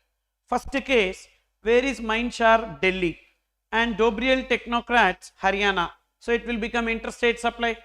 Whereas second one will become intrastate supply. How? Hotel also Rajasthan, place of supply also Rajasthan. It is intrastate supply chargeable to CGST and SGST. Next, see question number 13. Rudra Limited raised invoice for service of rupees 1 lakh, excluding GST at 18% on 15/9/2023, and reported the same in their GSTR1 of September 2023, filed on 11th October 2023. Abhi Limited, who is recipient of such services, availed ITC in 3B of September 2023, filed on 18/10. First, Rudra Limited is the supplier, Abhi Limited is the recipient. Rudra Limited raised the invoice on 15 September and they reported it in their GSTR1 and filed it by 11th of October. And even Abhi Limited, which is recipient of that services, availed the ITC in 3B of September, which is filed on 18th of October, and utilized the same in 3B of November 23, filed on 20th December 2023. Availed the ITC and utilized the ITC in November, 20th December means what is the date of utilization? 20th December is the date of utilization.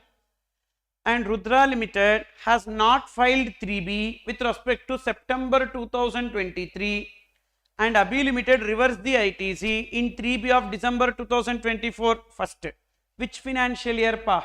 Invoice 23-24, and supplier should file the GSTR 3B by September 2024. If supplier not filed by September 2024, then they need to reverse the ITC, correct? By when? 30th November 2024, but they are reversing in December 2024, filed on 17/1/2025. Here one small correction, September 2024, the Rudra Limited has not filed, and Abhi Limited reversed the ITC in 3B of December, filed on 17/5.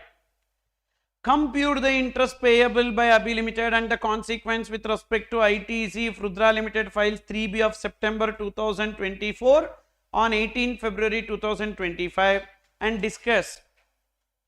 Sorry, this is correct only, this is correct only. This is correct only. Correct only. Correct only, pa. Because he has not filed 3B with respect to September 2023. That is correct. September 2023 3B not filed is what given. Okay. But when they are filing the 3B return of September 2023 on 18 February, they should have filed by September 2024. They have not filed is what it is given. Correct only. Question, no need to change. Perfect. So if Rudra Limited files GSTR 3B of September 2023 on 18 February 2025 and discuss whether any interest is payable by Rudra Limited, assuming no other transactions are there for Rudra Limited. You understood the question? Question you understood? Quickly read the question once. Okay, say this. So the question is simple, pa. Rudra Limited is a supplier and Abhi Limited is a recipient. Rudra Limited has to file the GSTR 3B by September of the succeeding financial year, but they did not file it by September of the succeeding financial year due to that reason. The recipient has to reverse the ITC by 30th November, but the recipient not reverse the ITC by 30th November, but they have reversed it by January, 17 January. Now we need to compute interest from which date to which date?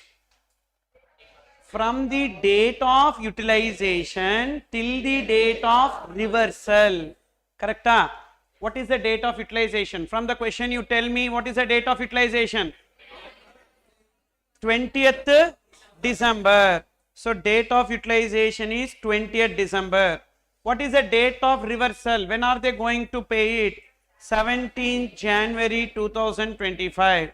For that you need to compute the interest. Start.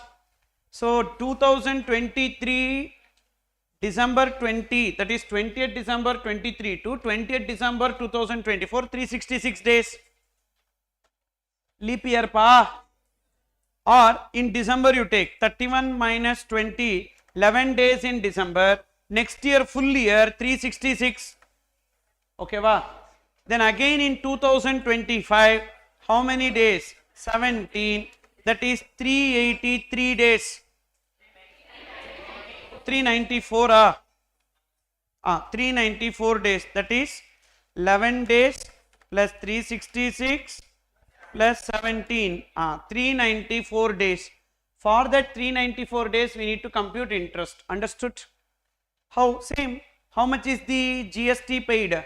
18,000 into 1 lakh. That is 18,000 on that 18% into 394 by 366, 3,488.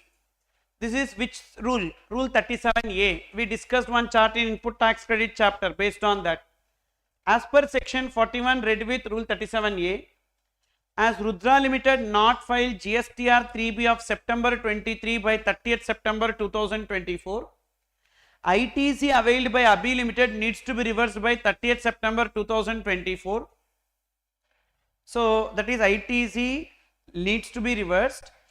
With respect to ITC avail not reversed by 30th November, they shall pay interest as follows. They have to reverse. If they are not reversing, they have to pay interest as follows. What is the time limit by which they need to reverse? 30th November 2024. Interest will be 3,488. That's the answer for this question. Again, Rudra Limited filed 3B thereafter. Can Abhi Limited re-avail the ITC? Yes, without any time limit. As Rudra Limited filed on 18 February 2025, Abhi Limited can re-avail the ITC of 18,000, but this 3,488 cannot be re-availed. When Rudra Limited filed 3B of September on 18 February, ITC reversed by Abhi Limited can be re-availed. Even though the time limit for availing ITC is expired, as the time limit for availing ITC not applicable for re-availment of ITC. Correct? Now, what is the consequence to Rudra Limited? Rudra Limited filed the return late. Rudra Limited is also required to pay interest. Jackpot for government. This side interest, that side interest also. How interest is payable by Rudra Limited? Regularly we discuss, whenever there is a delay in filing 3B, interest is payable, correct? Now see, how many days delay? 3B of September they are filing on 18th February. Means September 2023 due date is what? 20th October. Up October la 11 days. November 30 days. December 31 days. So 72 days in 2023. Then 2024 366 days. Then again 2025 January 31 days, February 18 days. That is, for 487 days Rudra Limited should pay interest. Say this, as 3B is filed late by Rudra Limited, they need to pay interest at 18% from the due date of 3B, that is 20th October, till the date of filing 3B, that is interest payable for 487 days. 18,000 into 18% into 487, 4311. Actually, this 3488 and 4311 is the income to government without doing anything. You understood or not? Like that. So we have actually three major sources of revenue to government now: direct tax, indirect tax, and interest. Okay. Interest is also one major source of revenue. Lot of money they are earning in the form of interest. Next. Question number 14. You understood that question number 13? It is on Rule 37A, not yet asked.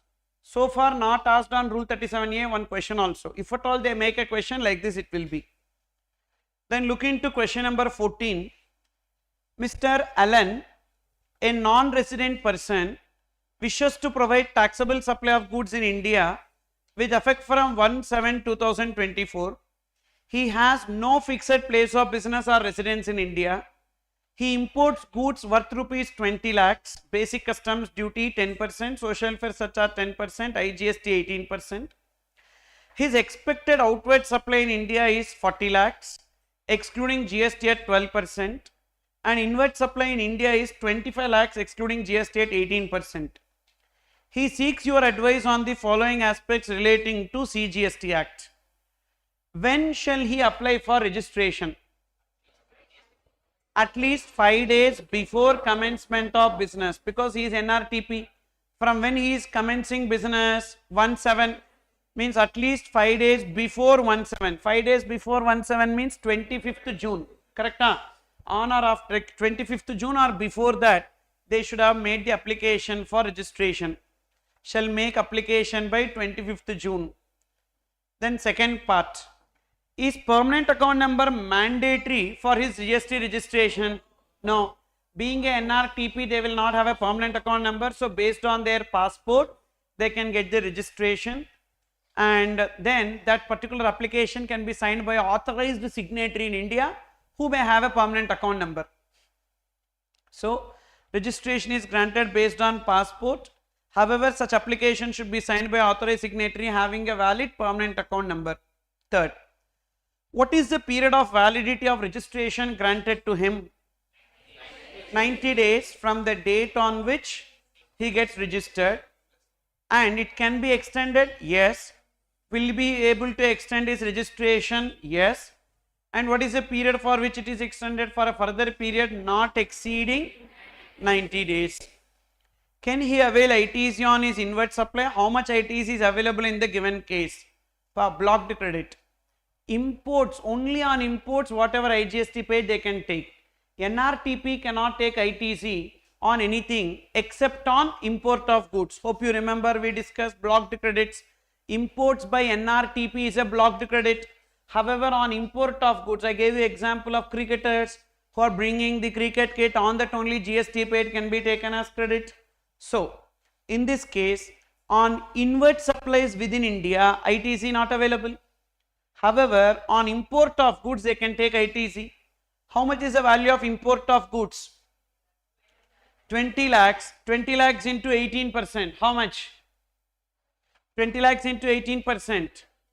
3,60,000. That is the ITC available. Correct? No, sir. No, sir. Wrong answer, sir. Because while computing GST, as per section 15(2)(a), all taxes other than GST should be included in the value. So, customs duty and social welfare surcharge you need to include, then only IGST can be computed. So, 20 lakhs into 10%, what is that? 2 lakhs, and surcharge will be 10% on customs duty. Like cess, health and education cess, it will be on tax na. So, therefore, 2 lakhs into 10%, that will be 20,000. So, what is the total customs duty? 2,20,000. So, 22,20,000 into 18%, 3,99,600. Say this. Value 20, customs duty 2 lakh, social welfare surcharge 20, on that IGST 18 is 3,99,600. This only can be taken as ITC. Why? Remember, while computing GST, we need to add everything other than GST. We discussed in valuation chapter. Okay. NRTP cannot avail ITC except with respect to IGST paid on import of goods. Then compute the advance tax payable by him at the time of making application for registration. How much is their estimated gross liability? 40 lakhs. Where is it? 40 lakhs into 12%. 40 lakhs into 12%. How much? 4,88,000. But estimated gross liability they need to deposit, or estimated net liability they need to deposit? Estimated net liability 4,80,000 minus 3,99,000. Can the IGST paid be taken as credit and adjusted? Yes. IGST paid on import can be taken as credit and adjusted against the liability minus 3,99,600. So, how much? 80,400 is the estimated net tax liability. Got it?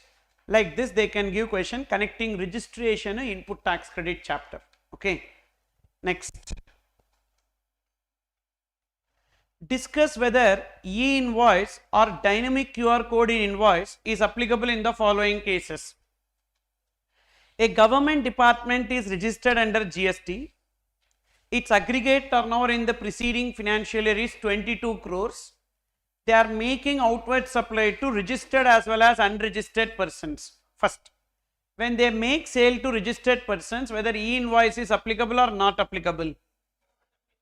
Not applicable. Why not applicable? Biggest. In that biggest, G for government department. For government department, E-invoice is not applicable. And a dynamic QR code is applicable, but in this case not applicable because their aggregate turnover does not exceed 500 crores. So, E-invoice also not applicable, dynamic QR code also not applicable. That is the answer. But reason you need to write properly. Okay, E-invoice not required as garment is excluded from E-invoice, and dynamic QR code, even though no exemption to government department, but it is not applicable as their aggregate turnover during previous year does not exceed 500 crores. Then second one, Dream World Private Limited. Again, this type of question they have not asked. They asked a theory question, when E-invoice is applicable or when dynamic QR code is applicable, that much only. But this application based questions not yet tested. Dream World Private Limited is registered under GST in the state of Haryana. During the preceding financial year, its annual aggregate turnover was 12 crore. In the month of April 2023, it supplies goods worth rupees 12 lakh to Nightmare Limited, a registered person in SEZ. Tell me what should be taken in this case. E-invoice is applicable, they are making sale to registered or unregistered person? Registered person. So, but it is a SEZ. Whether E-invoice is applicable? Yes. Only supply by SEZ, E-invoice not applicable, but supply to SEZ, E-invoice applicable because they are registered and turnover during the previous year exceeds 5 crores. So, definitely E-invoice will be applicable. And as the sale is made to registered person, dynamic QR code is not applicable. Dynamic QR code is applicable only in case of B to C. Next, third one. Bali Limited is registered under GST in Maharashtra and is situated in SEZ having an aggregate turnover of 600 crores during previous year. They make supplies to Others Private Limited, an unregistered person. E-invoice applicable or not applicable? Not applicable because it is supply made by SEZ. What about dynamic QR code in invoice? Applicable because in that big toe S is not there, means dynamic QR code is applicable and moreover it is made to unregistered person and their turnover during previous year exceeds 500 crores. So, E-invoice not applicable, but here dynamic QR code not covered under exceptions. Aggregate turnover during previous year exceed 500 crores, therefore dynamic QR code is applicable. 4. Harnam & Co. dealing in interior decoration purchases products made supplies. So, decoration products made supplies to various persons located outside India. The aggregate turnover of Harnam in the preceding financial year is 650 crores. First, as they are making export of services, E-invoice is applicable. Correct? Sir, export of service, sir, supplier in India, recipient outside India, definitely it will be export of service. So, therefore, E-invoice will be applicable, but dynamic QR code not applicable. Why dynamic QR code not applicable?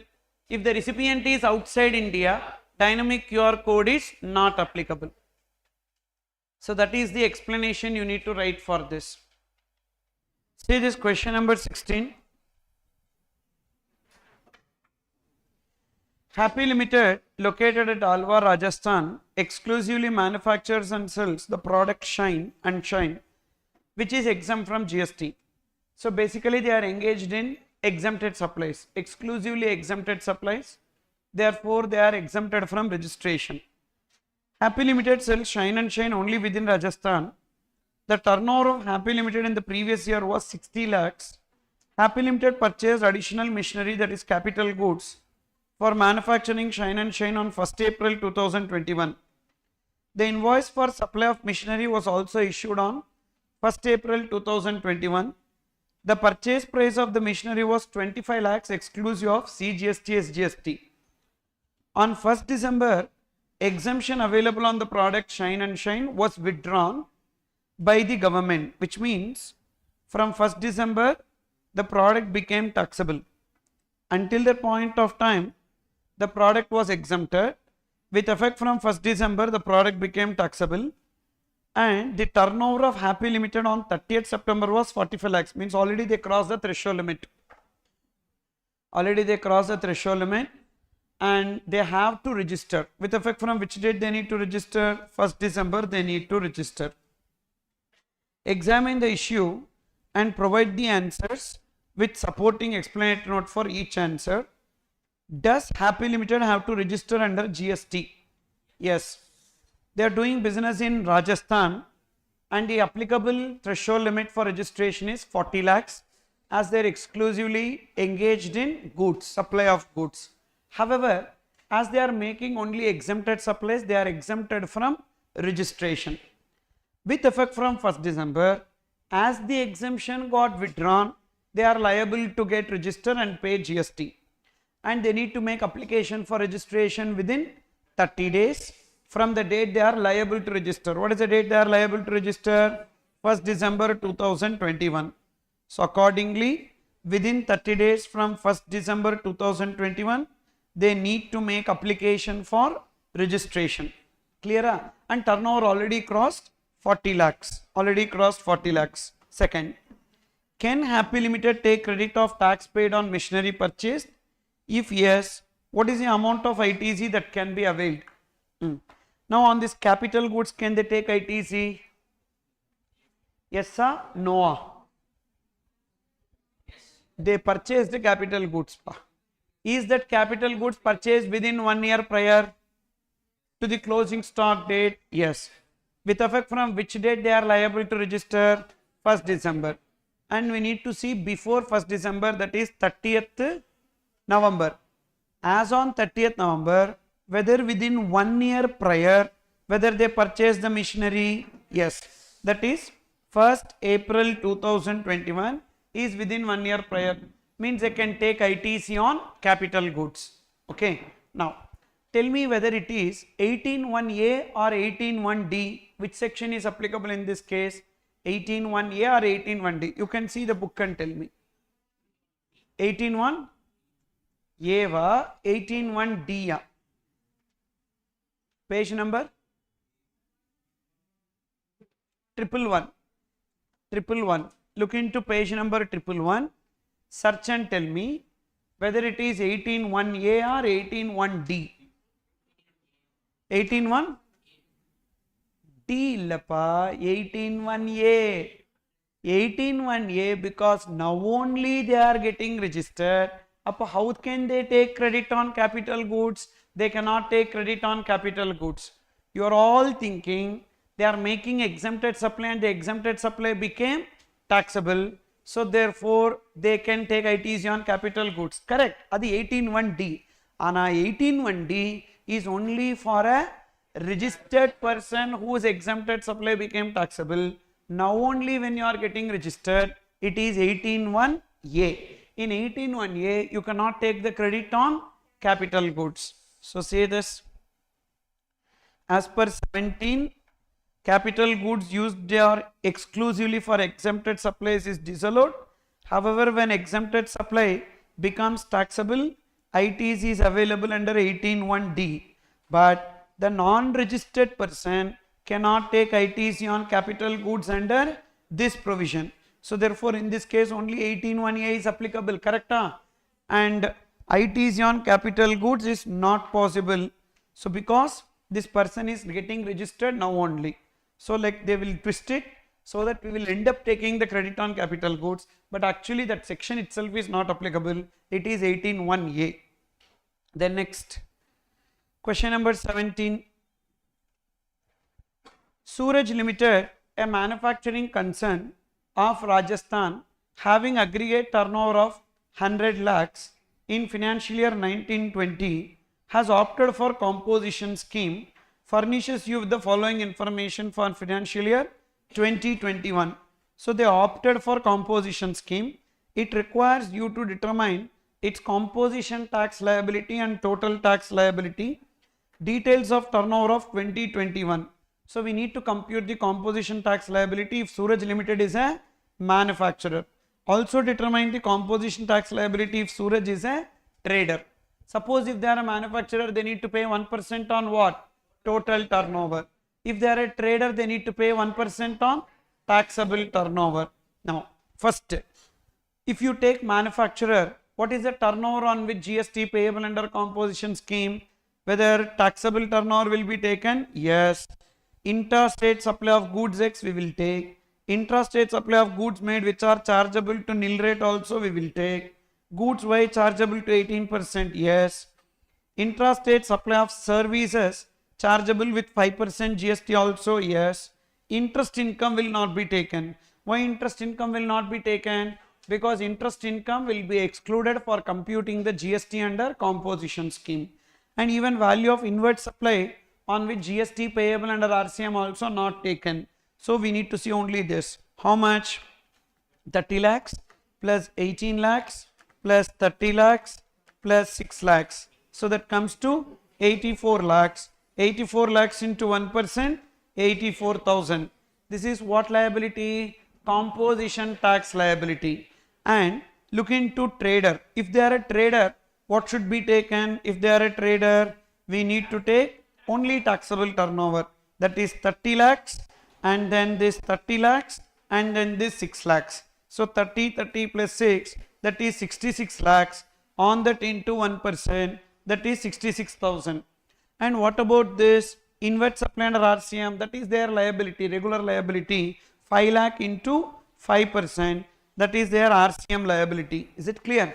But the question is, determine the composition tax liability. The composition tax liability is this much only. Inward supply under RCM, even though they are under composition scheme, only on their outward supplies they will be paying tax at the rate of 1%. But on their inward supply under RCM, they need to pay the regular liability. That's the reason why we are not taking it. Next, additional RCM liability. What is that additional RCM liability? 5 lakh into 5%, 25,000. Now if you do total, then you will get the total tax liability. Understood, pa? Show it properly, what is composition tax liability and what is total tax liability. Then question number 18.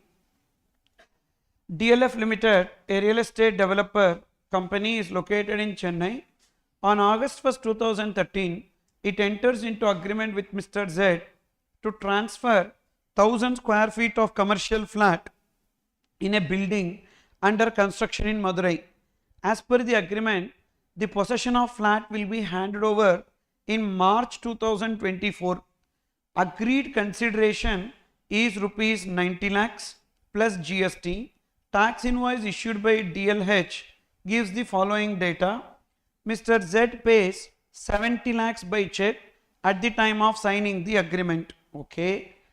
The superstructure of 1000 square feet along with undivided share of land 90 lakhs, less value of land 30 lakhs, taxable value 60 lakhs, on that 9% and 9% they have charged.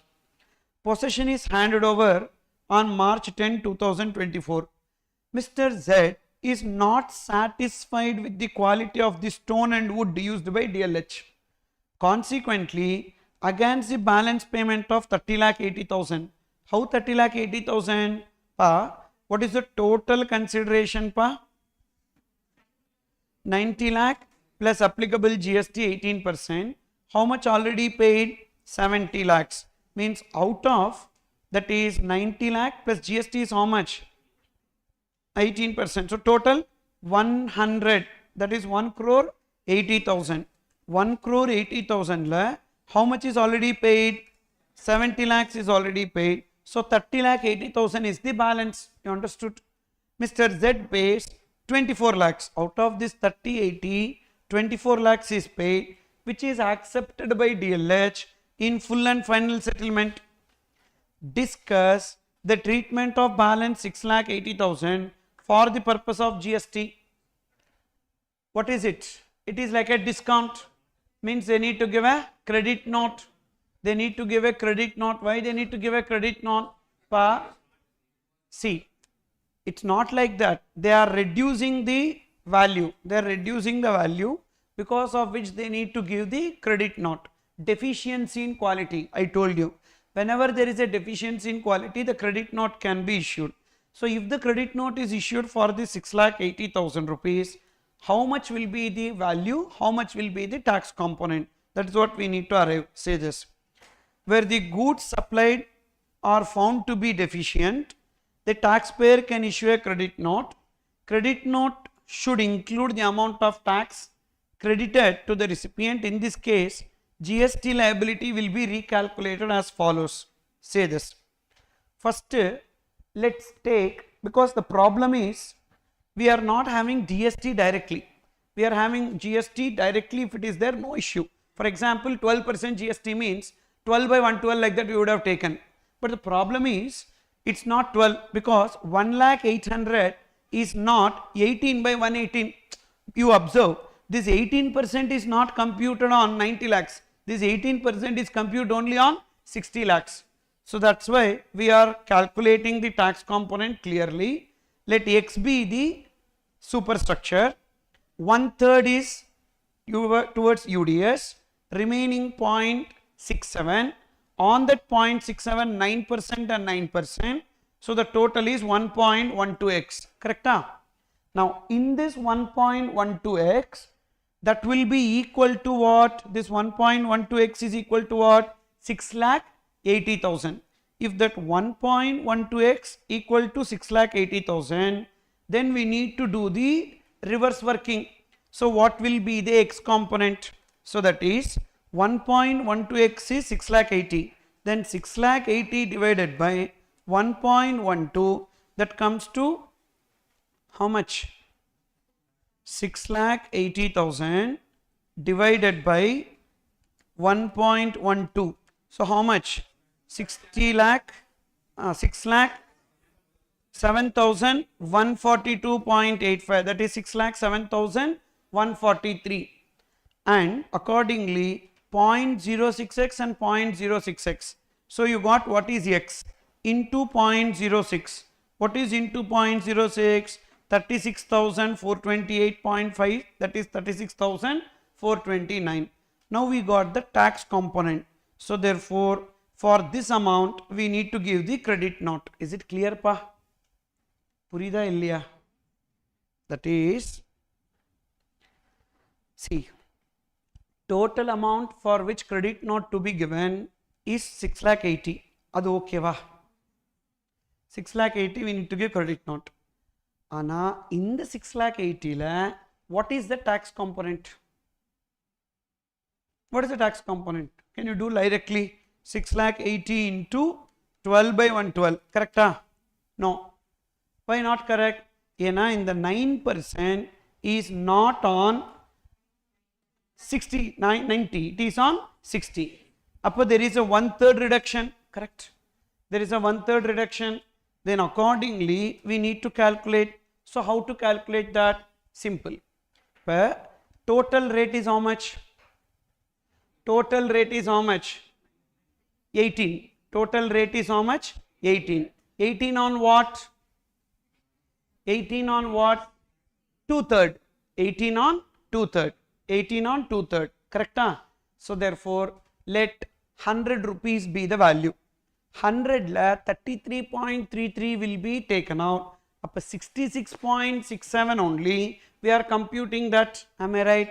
So we are taking, let x be the 100 rupees.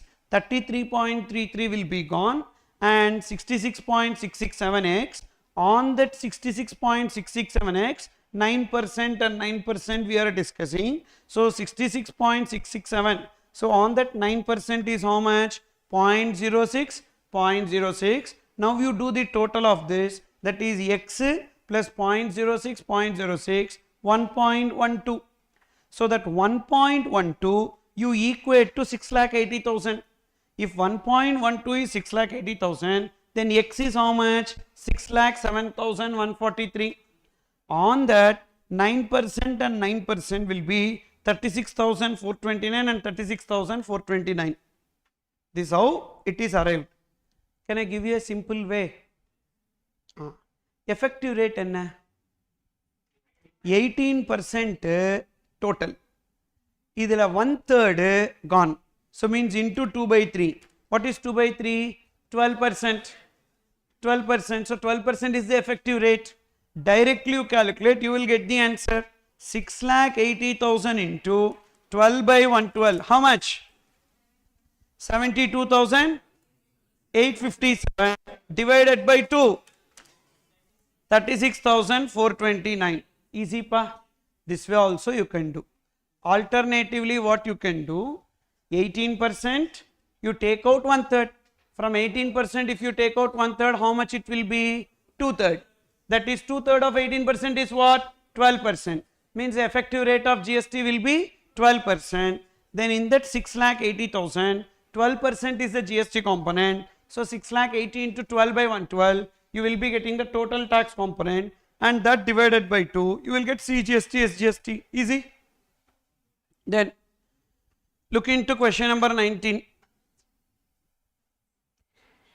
X is engaged in intrastate supply of goods and services in Chennai. His turnover for the financial year 22-23, 23-24 is given below. Financial year 23-22-23 and 23-24, and supply of goods, stationery items or books, supply of service by way of loans, advances, deposits, supply of other services. Up to 31st March 2023, X is registered person who has not opted for composition scheme. Means previous year they have not opted for composition scheme. He wants to opt for composition scheme with effect from April 1, 2023. Is it possible? First, what is the business that they are doing? Both goods and services. And definitely they are doing services beyond 10% limit. So which section we need to check? 10(2)(a). 10(2)(a). Because if it is 10(1), they can render service only 10% of turnover during previous year or 5 lakhs, whichever is higher. As they are doing both goods and services equally, like goods will be like 10(a), 42, etc. and all. So therefore 10(2)(a). But the problem with 10(2)(a) is that previous year turnover should not exceed 50 lakhs. You see what is their previous year aggregate turnover? 87. Is it really 87 or you need to calculate properly?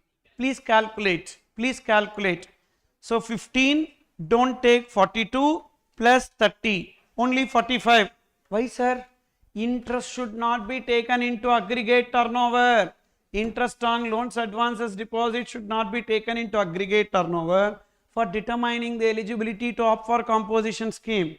Accordingly, 15 plus 30, what is that? 45, which does not exceed 50. Definitely they can go for 10(2)(a). Is it clear? And under 10(2)(a), if they go for composition scheme, what is the rate at which they need to pay GST? 6%. 6% on what? Total turnover. What is the total turnover during the current year? 17 and 30. Again, don't take 44. Interest income will not be taken. So 17 plus 30, how much? 47. 47 into 6%. What is that? 47 into 6%. 2,82,000. Understood? So first we need to write what is the composition scheme under 10(2)(a) and what is their aggregate turnover during the previous year. As it does not exceed 50 lakhs, they can opt for composition scheme during current year. And so composition scheme during the current year, what is the rate at which they need to pay? 3%, 3%. And why 10(1) they are not going? Sir, because if they go for 10(1), they cannot render this much of services. Is it clear? So service income they have, 30 lakhs of service income they have, they cannot render that much of service because what is your aggregate turnover during previous year? 45. 45 into 10%, 4.5 lakhs. 4.5 lakhs or 5 lakhs, whichever is higher, 5 lakhs. Means current year you can provide only 5 lakhs of services. That's the reason why 10(1) we are not applying. We are going for 10(2)(a). That is the question here. So we need to identify which is the best composition scheme and which is the applicable composition scheme. Then look into question number 20. Answer the following questions. What is blocking of e-way bill generation facility and which situations it will be blocked? Tell me. If you are not filing returns for consecutive 2 tax periods, either GSTR1 or GSTR3B or CMP8, or your registration is suspended. Next, whether recipient can generate e-way bill of blocked GSTN indicating them as supplier and vice versa? No. Recipient cannot generate e-way bill with respect to blocked GSTN of the supplier. However, whether transporter or e-commerce operator or courier agency can generate? No, no one. So recipient also cannot generate, transporter, e-commerce operator or any other person also cannot generate. Can e-way bill be generated for inward supplies of blocked GSTN? Yes. For inward supplies there is no restriction, only for the outward supplies the e-way bill will be blocked. We discussed all these points.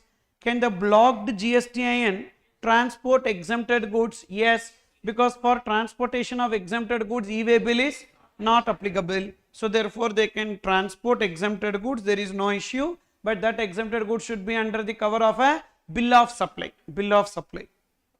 Clear pa? You may get a question like this related to e-way bill, not a tested. Then look into question number 21. Agni Limited filed GST return under section 39, that is GSTR 3B, for the month of January on 11th April 2021. So there is a delay in filing GSTR 3B. For January, what is the due date of 3B? 20th of February. But when are they filing? 11th of April. So what is the delay? What is the delay?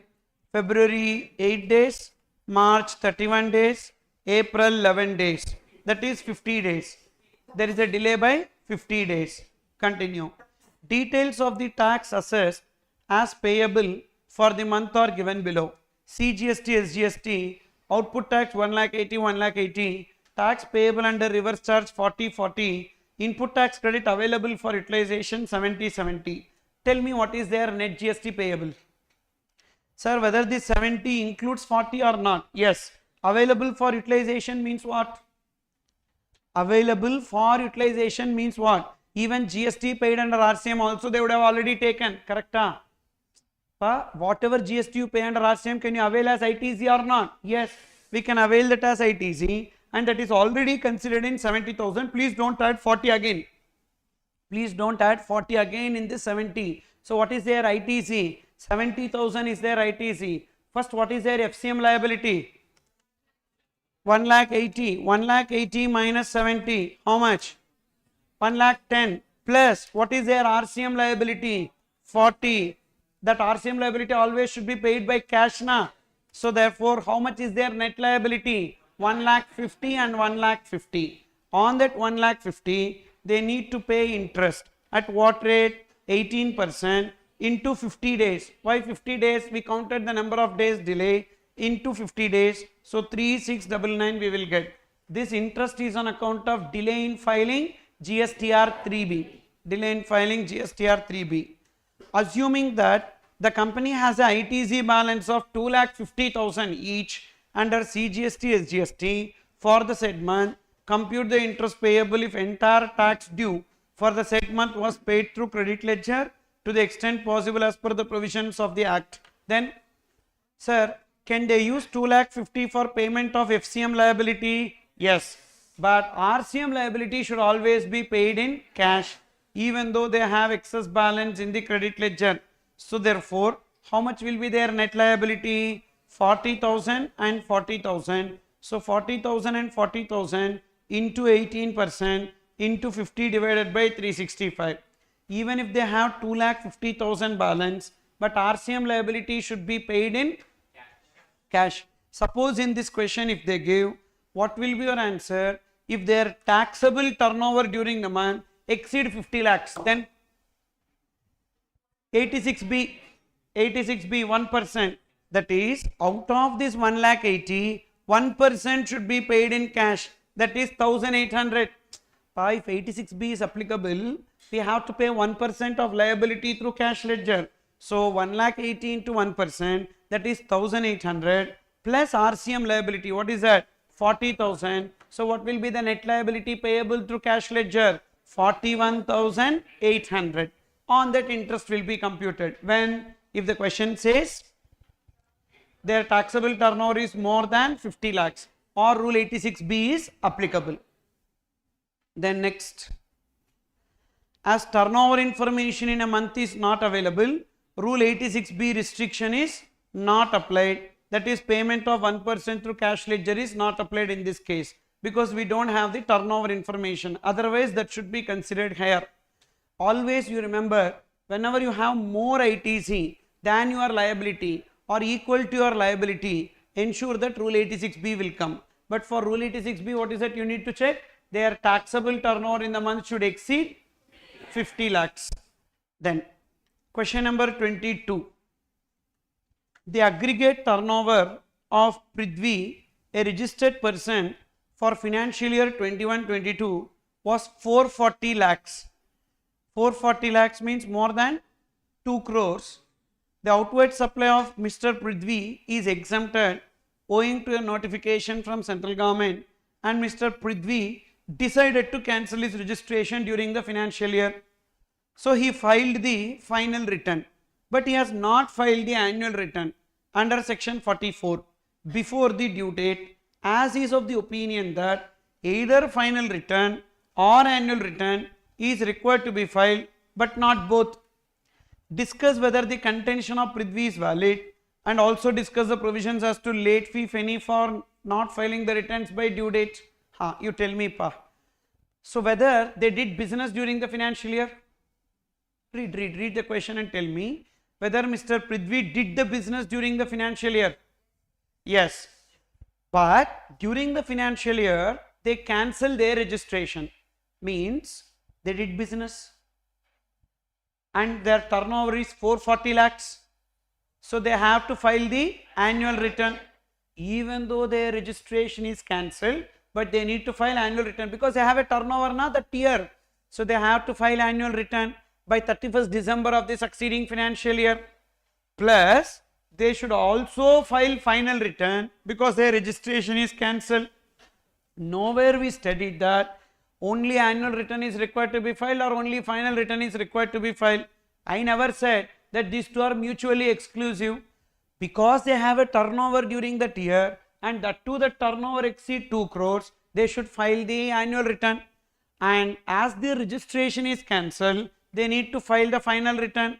What is the annual return time limit? 31st December of succeeding financial year, that is by 31st December 2022. They need to file the annual return. And final return when they need to file? 3 months from the date of cancellation or 3 months from the order of cancellation, whichever is later, they need to file their final return. And what is the late fee for not filing annual return? Their turnover is 440, means does not exceed 5 crores. So therefore we need to take 25 rupees for every day subject to maximum 0.02% of turnover. This is under each act. 25 rupees per day subject to maximum 0.02% under each act. For final return, if they have not filed, what is the late fee? Regular 100 rupees per day subject to maximum 5,000. So that will be the late fee in this case. So therefore for annual return, what is the late fee? So 25 rupees per day subject to maximum 0.02% of turnover. What is 0.02% of turnover? 440 lakhs into 0.02%, that is 8,800 CGST will be the late fee, maximum late fee. Understood? So like this you will get a question on returns. Already this is asked in RTP. This is an RTP question. Okay. Next. Question number 23. Manihar Enterprises registered in Delhi is engaged in supply of various goods and services exclusively to government departments, agencies, etc. and persons notified under section 51 of CGST Act. It has provided the information relating to supplies made, their contract value and payment due against each month in the month of October as under. First, all these are supplies made to government department. First, supply of stationery to Fishery Department, Kolkata. What is the total contract value? 2,60,000. The 2,60,000 is inclusive of GST. Now, what is the rate of GST? 18%. Take out 18% and tell me what is the value, contract value.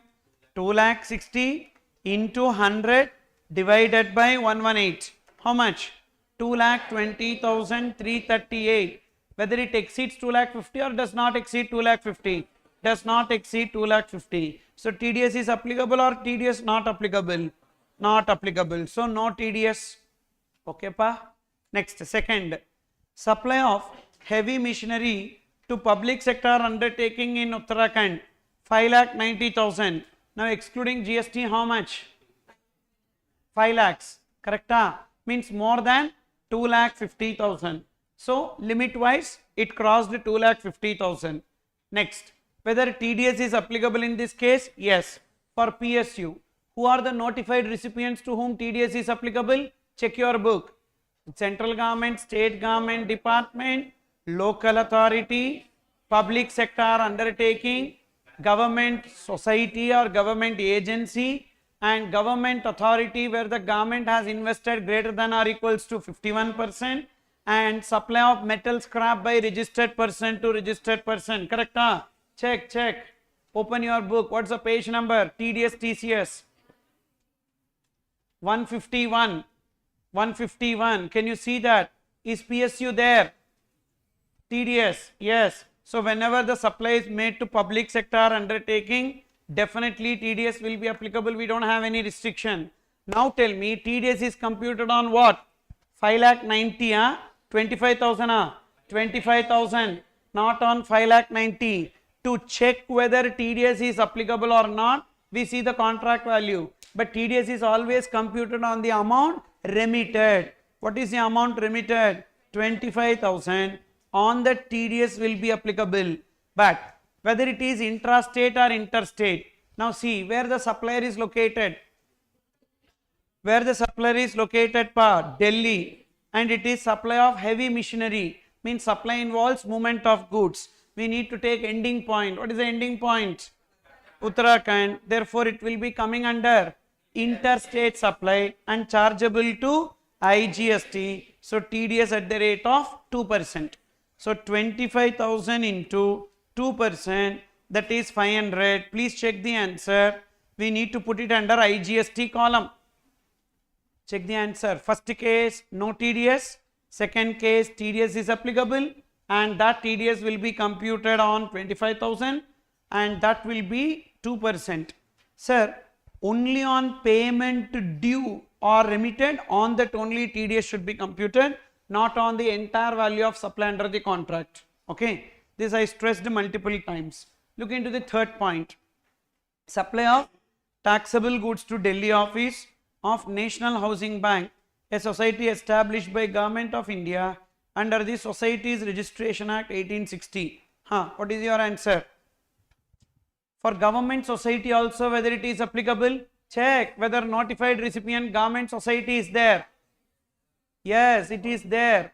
It is there. Second point, Ulunga Parangapa. Open your eyes and see. It is there. No, it is there. Anga poi exam liyo no an eludittu. So it is there. You have to read. So government society is there.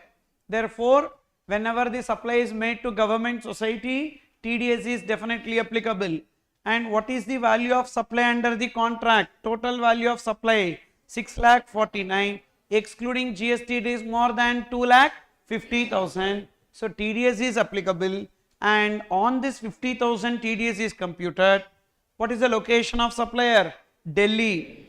And what is the place of supply? Supply of taxable goods. Ending point is what? Delhi. Therefore, it is intrastate supply.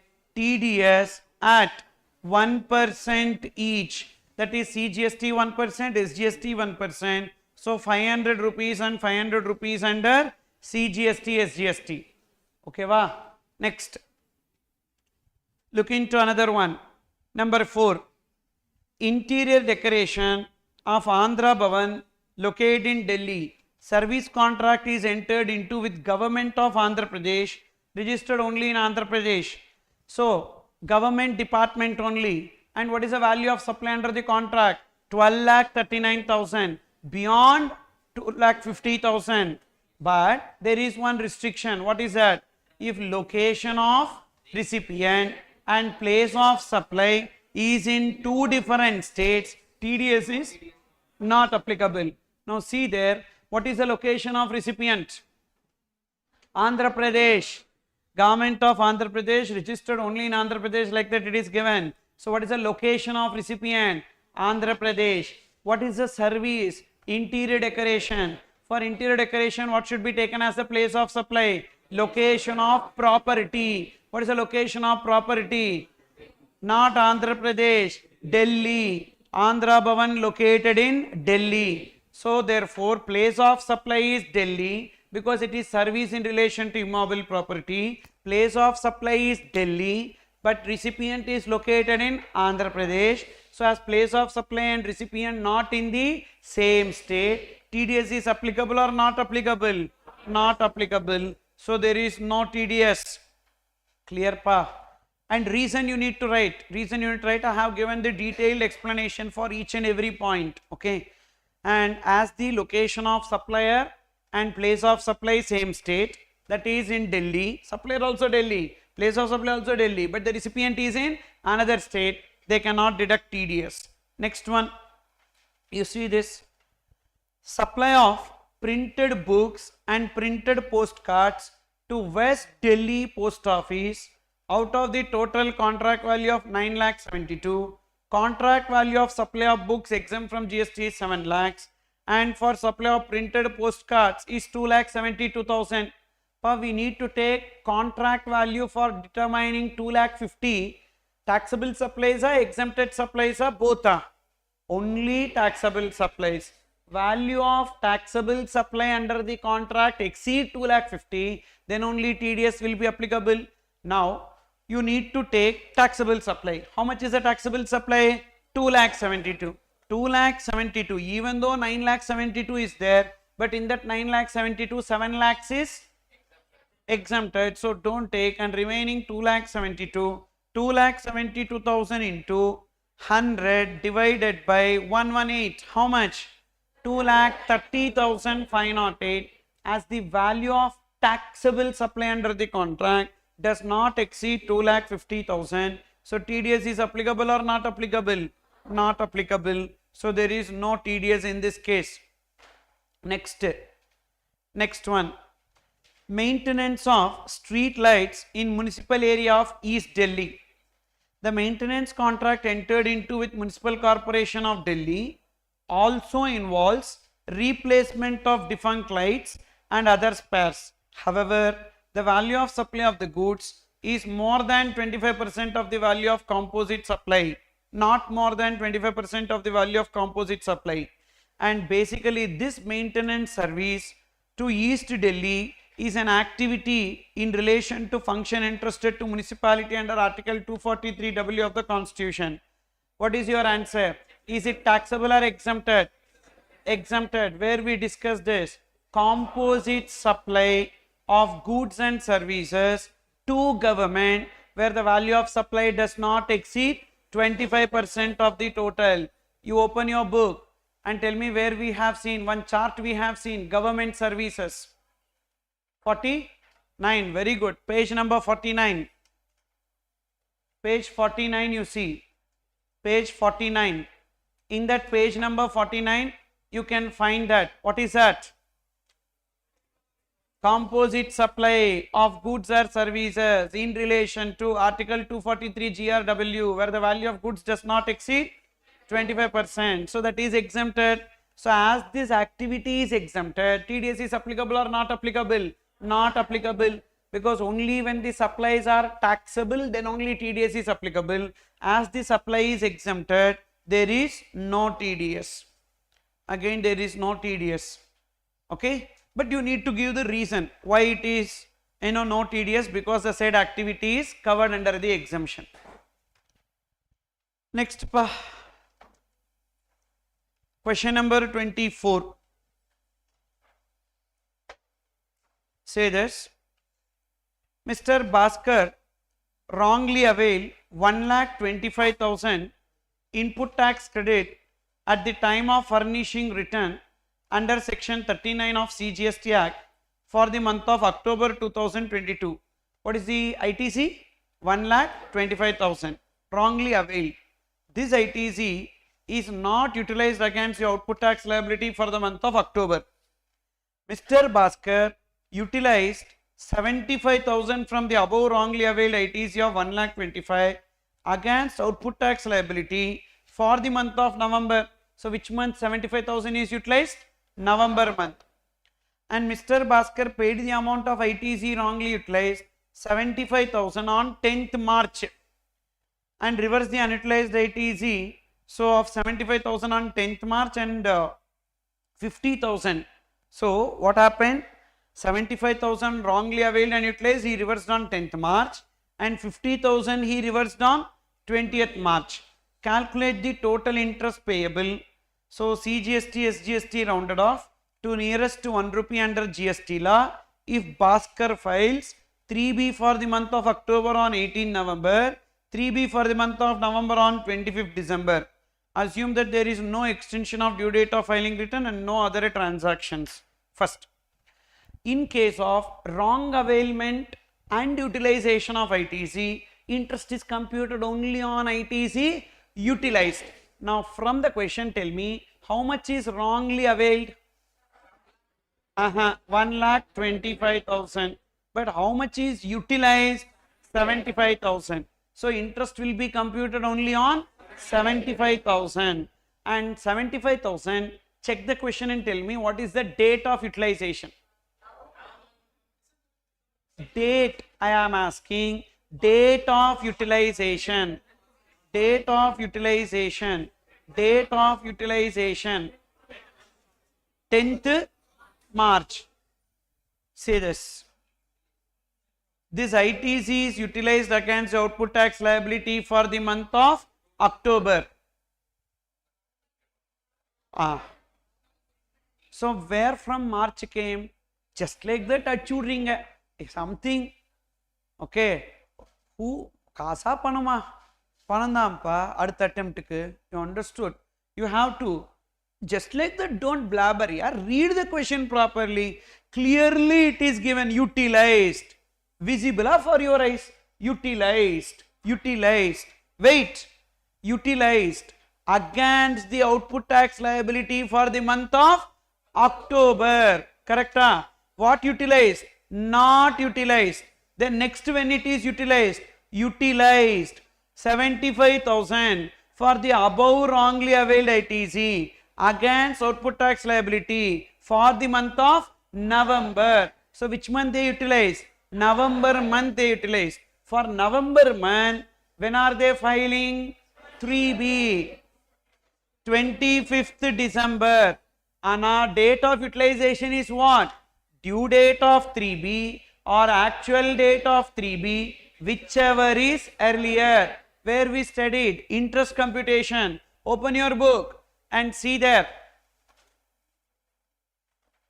Section 50. Section 50. Interest computation. Today we discussed in payment process chapter. Page number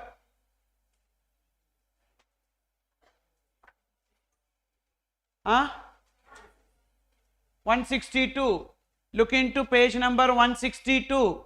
In that page number 162, third situation you read.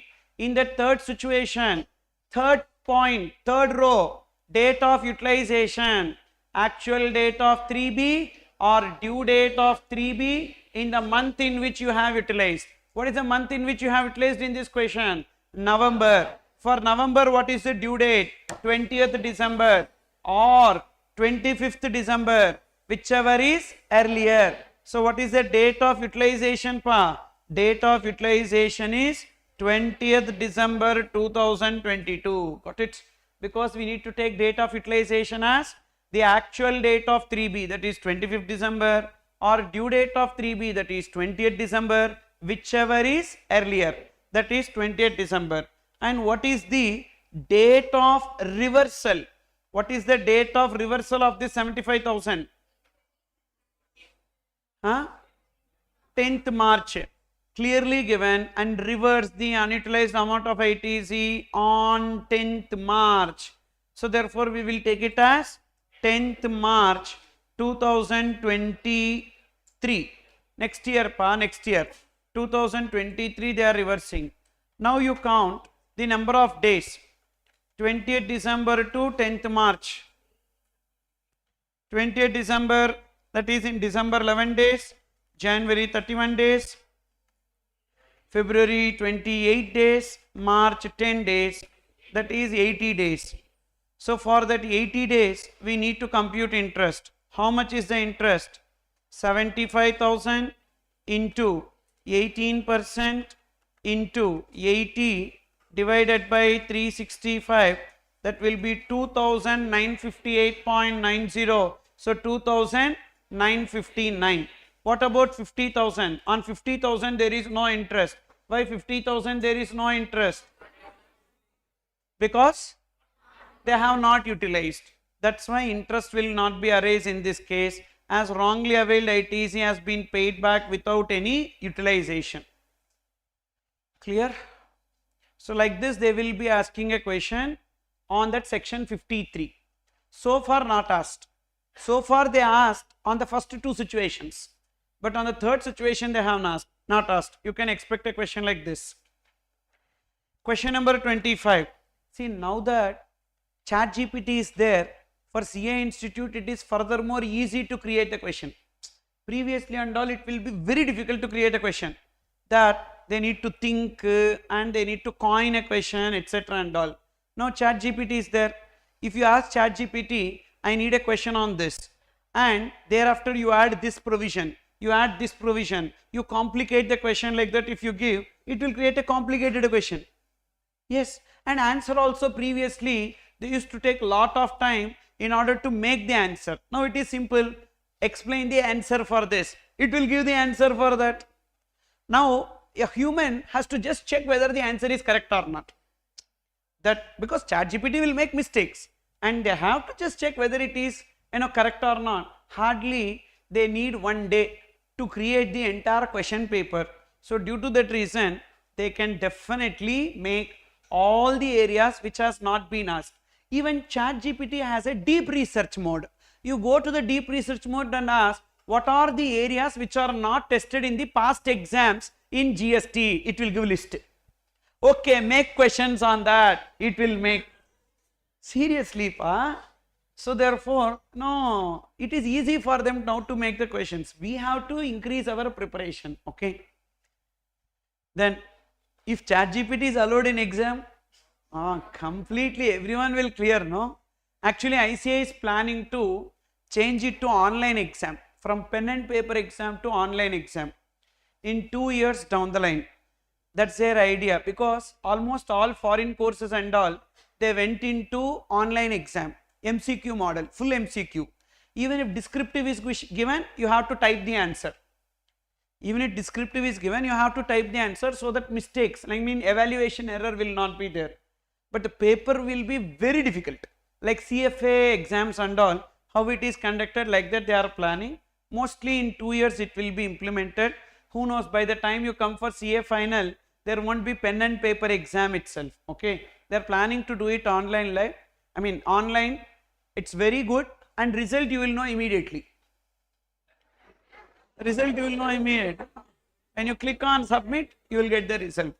So you know, okay, again, you can prepare accordingly. Okay, say this. Question number 25. Examine the taxability of supplies in the following independent cases in terms of relevant provisions of CGST Act. Brief reason should form part of your answer. Number 1. Mr. Satya, a physiotherapist registered with recognized paramedics authority, provided services to Mr. Dayal for restoring mobility after his spine surgery and charged rupees 10,000 per month. Service comprises of regular home visit for physiotherapy session of 1 hour. What is your answer? Taxable or exempted? Which category it is coming under exemption? Healthcare services by authorized medical practitioner or paramedics. Actually, they will come under paramedics. Even paramedic service is also exempted. Whatever may be the amount, fully it will be exempted. Next, number 2. Mr. Paustik Ahar provided services to Sisuraksha and Anganwadi by way of serving of food, including midday meals for 6,000 per month. Sisuraksha served food to students in Anganwadi under midday meal scheme. What is your answer? Where? Catering services to category 1 education institution. Anganwadi schools will come under category 1 education institutions. So catering service provided to them will be exempted, whether the amount paid out of government contribution or corporate donations, irrespective of that. Third, fee charged by Passport Seva Kendra to Dada Exports Limited for the issuance of passport to its employees to visit foreign countries for export business. Exempted. Fee for birth certificate, death certificate, driving license, visa, passport. Do you remember that? Specific exemption with respect to services provided by government. 5 certificates. These are given to the company. Okay. Birth certificate, death certificate, driving license, visa, passport, that will be exempted. So in this case, it will be exempted under that point. Next, question number 26. Determine the taxability or otherwise of the following service provided by Indian Railways? Clockroom services provided to passengers. We discussed this question. Service of transportation of passengers in second class, exempted. Platform tickets, exempted. Warehouse located in Bengaluru to Paras traders, that is not there in the exemption, nowhere it is covered. And moreover, for railways, in the exemptions we have seen special purpose vehicle, maintenance service, one zone or division to another zone or division, but nowhere it is there. So therefore it will be taxable. Service of transportation of passengers in AC, taxable. Organic manure is notified goods, therefore it is exempted. And only 1,50,000 plus 10 lakhs. Accordingly, you need to write the reason for each and every activity, whether it is taxable or exempted. Okay, answer this. Transportation of organic manure by airways, taxable or exempted? Organic manure by airways, taxable or exempted? Why? For airways, notified goods transported, we don't have exemption. That notified goods transported exemption is there only in 3 places. Where and all? Railways, vessel, coastal waters and GTA. Only 3 places. So airways, if notified goods are transported, definitely it is taxable. For airways, only one exemption. What is that? Outside India to India, if they are transporting the goods, that alone is exempted. The next. Question number 27. Mr. Divas, a registered person in Agra, Uttar Pradesh, purchased a car for 12,50,000 on 15th October. On 31st October, the car met with an accident resulting in minor damage. Due to urgency, he got his car repaired in the local garage of a nearby market instead of garage authorized by his general insurance company, that is Suraksha Insurance Company, through which his car was insured. The total cost of repairs was 54,000 excluding GST 18%. On instructions of Mr. Divas, the invoice for entire amount was raised by the garage in the name of Suraksha Insurance Company. So invoice is in whose name? Insurance company name. Can the insurance company take ITC? Yes. We discussed one circular. In case of reimbursement mode of settlement, if the insured has made the payment and insurance company reimburses to the insured, still insurance company can take ITC provided the invoice is in the name of insurance company. The insurance company approved the claim amount only 40,000. What is the total amount? 54. But how much they approved? 40. Means how much they are going to reimburse? Only 40,000 along with GST 18%. In light of the above facts, you are required to answer the following questions. Number 1. Whether Suraksha Insurance Company is eligible to avail ITC on the basis of invoice raised by garage? If yes, what would be the amount of eligible ITC? How much? First, they can take ITC. We don't have blocked credit. Generally, repair and maintenance is blocked credit. However, that is not applicable in case of a general insurance company. And in this case, they are reimbursing only 40,000. So 40,000 into 18%, only 7,200 can be taken as ITC. Then next, they gave lot of data. You need to restrict it to just 3 points. First paragraph, you need to write about blocked credit. Second paragraph, you need to write about the circular that they can take ITC if invoice is in their name. Third paragraph, you need to tell as they reimbursed only 40,000 rupees proportionate to that ITC available. Just restrict it to that. Okay. Next. Would your answer be different if garage has issued 2 different invoices? One for 40,000 plus GST to Suraksha Insurance and another for 14,000 plus 18%. The answer remains same. Even if they have given separate invoices, as the invoice in the name of insurance company is only for 40,000 and they have reimbursed 40,000, full 40,000 into 18% they can take credit 7,200. What about Divas? As the invoice is the name of Divas, insurance company cannot take ITC on that, and Mr. Divas, if the motor vehicle purchased is eligible for ITC, on this repair and maintenance also they can take ITC. That you need to write. Next, third, in case the garage issued invoice in the name of Mr. Divas, would Suraksha Insurance Company be eligible to avail ITC? No. Even though insurance company has reimbursed 40,000 plus GST, but as the invoice is not in the name of the insurance company, ITC not available to insurance company, and Divas can take ITC provided the motor vehicle purchased is eligible for ITC, because we have seen repair and maintenance, service center, and then insurance and hiring, renting and leasing of motor vehicles in relation to motor vehicle. If the motor vehicle purchased is eligible for ITC, these 4 service also eligible for ITC. So that is the answer for this. Next, question number 28. This is on TCS. Rajwada Operators Limited is registered under GST in the state of Karnataka as an e-commerce operator. It owns and operates a web portal which supplies various goods and services on behalf of various sellers or service providers to its ultimate customers. Details of supplies undertaken through ROL in the month of October are as under. Sale of goods worth 1,47,500 including GST by A Limited, registered supplier of Rajasthan, to B Limited, Gujarat.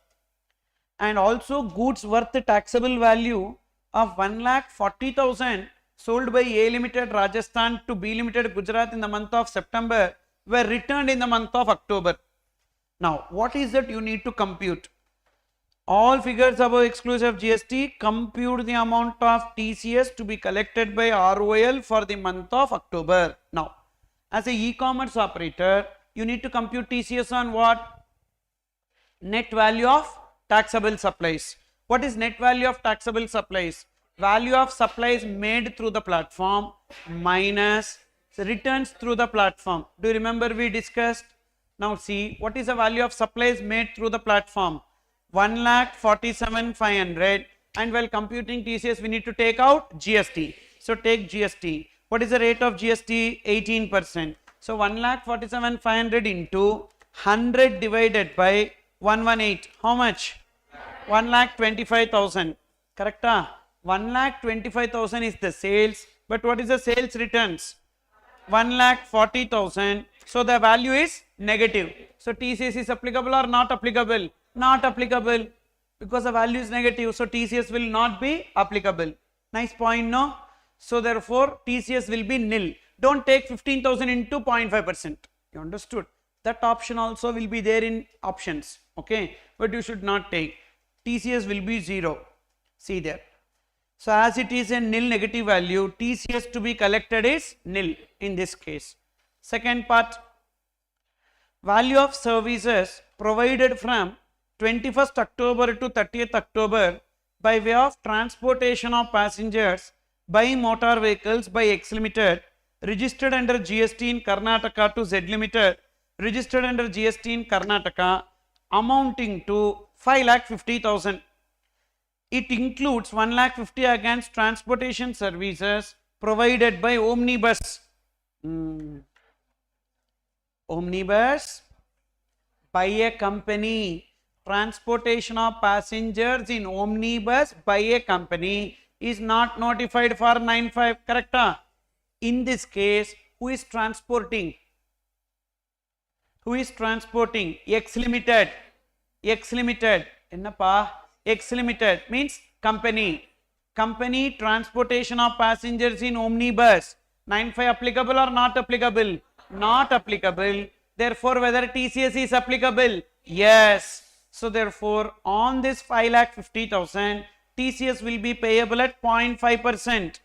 0.5%, that will be 2,750. Correct? And what is the nature of supply? Intrastate supply or interstate supply? Sorry, it includes, okay, only 1,50,000. Then 1,50,000 into 0.5%, that is 750. Sir, on 4 lakhs no TCS. Why on 4 lakhs no TCS? Because 9.5 is applicable. 4 lakhs no TCS pa, because no, 95 is applicable, where they need to pay GST, so TCS not applicable, but on 1,50,000 the supplier will pay GST, 95 not applicable, so TCS is applicable, 750. But here, whether it is intrastate or interstate, what is the location of supplier? Karnataka. And to whom they are providing services? Various passengers, means B2B or B2C? B2C. In case of B2C, transportation of passenger, what is the place of supply? Starting point of passenger, that is there only. Therefore, it will come under intrastate supply. So, CGST, SGST, that is 375 rupees each under CGST, SGST. You got it? Next, look into another point. Miss Zara of Mumbai books a room for 3 days and 2 nights. So in Raj Niwas Palace, Jodhpur, Rajasthan, through Maharaja Resorts Limited, also an e-commerce operator. Okay. So 2 e-commerce operators are there here. So how 2 e-commerce operators? First, Zara is the recipient. Zara is the recipient, customer. And how this customer is booking? Through Raj Niwas Palace, Maharaja Resorts Limited, MRL. So MRL, like that one e-commerce operator is there. And next, in Karnataka, MRL is integrated with ROL, who has an agreement with Raj Niwas Palace. So hotel is the supplier. Hotel is the supplier. This ROL is the e-commerce operator 1. This MRL is e-commerce operator 2. Correct? Then Raj Niwas Palace is registered in Rajasthan and raises invoice of 1,50,000 to Ms. Zara and receives 1,45,000 from ROL on the same. Now, hotel and first e-commerce operator, second e-commerce operator and Zara. Now tell me, which e-commerce operator will deduct TCS? Supplier side e-commerce operator. When there are multiple e-commerce operators in a transaction, the supplier side e-commerce operator will deduct TCS. Therefore, ROL will deduct the TCS. On what? 1,50,000, 1,45,000. Always TCS is not on payment remitted, it is on the value. What is the value? 1,50,000 into 0.5%, that is 750, and it is intrastate supply. How, sir? Hotel accommodation. Hotel accommodation. In case of hotel accommodation, location of supplier is also Rajasthan. Place of supply is location of immobile property, that is also Rajasthan. Therefore, it is intrastate supply. Like that, everywhere place of supply can be connected. You understood? And accordingly, it will be intrastate supply, chargeable to CGST, SGST, 375 each, CGST, SGST. Sometimes, to make it simple for you, they will give, assume all transactions as intrastate supplies, like that they will give in question. But if that line is not there, intrastate or interstate, like that line is not there, you need to put the effort to determine whether it is intrastate or interstate and determine the place of supply. Okay. Next, question number 29. Mehul Enterprises, registered under GST in Uttar Pradesh and a monthly return filer, is engaged in making taxable supply of goods and services. It furnished the details of its outward supplies in form GSTR1 for the month of January on 11th February. However, on 14th February, so first which month? January month, they filed GSTR1 by 11th February on time. On 14th February, the accountant of Mehul Enterprises noticed that one invoice issued to Vaishali traders for supply of goods of value 1 lakh, taxable at 18%, pertaining to January, has been inadvertently missed to be declared in GSTR1 furnished in January. So they missed one invoice. And GSTR1 filed, one file, and they came to know this on 14th of February. Still there is a time limit to file 3B? Yes. What is the time limit to file 3B? 20th of February. So now you are required to briefly discuss whether Mehul Enterprise can amend the details of outward supply furnished in GSTR 1 of January. Possible? Yes. So if there is any details furnished in GSTR 1 and it is filed, and that GSTR 1 can be amended through GSTR 1A, including the missed invoices can be added, and that 1A needs to be filed by when? By GSTR 3B of January. So whenever they file the GSTR 3B of January, by that time. If such amendment is permitted and details of one are amended, whether the said invoice will be available in 2B of Vaishali traders? No. So these details which are reported in GSTR 1A will be added to the liability of Mehul Enterprises for January, and by 20th February they need to discharge that liability. However, this invoice not added in GSTR 1 but added in 1A will be reflected in February 2B, not January 2B, but February 2B to the recipient. You got it? The said invoice will be available in 2B of Vaishali traders for the month of January? No, only in February. Got it? So based on this only one chart we have seen in returns chapter. While reading, usually you feel like this will not come in exam. Okay. Usually while reading you feel like this and all, who will ask? Okay, they will ask. They will ask. Definitely I say will ask. This is common for all the papers. You just get tuned. See, we all have one problem. We are playing a game without knowing the rules of the game. Yes, because we should know the rules first. The rules are simple. 3 rules are only there in the game. When you are reading, you feel like sleeping. Important. Important. That area will be question tested in exam. Number 2. When you are reading, your mind will tell this and all will not come in exam. Definitely. Very, very important. Very, very important. That will come in exam. Rule number 3. That is, when you are reading, you are not able to understand anything. You are seeing, but nothing is going in your mind. Very, very, very, very, very important. So definitely that will be tested. These are the 3 rules of this game. If you are clear in this, nothing will happen. Okay, you will clear. You understood? So therefore, be prepared. So that is how this CA Institute will make the question paper. So definitely at the time when I discuss, you thought, nah, this and all, who will ask like that? See, they asked. And you know what? It's an RTP question. It's an RTP question. I did not create. In this mighty 50, around some 20-25 questions I created. Remaining questions and all are RTP and some other sources I have taken this. CMA Institute is also having IDT paper.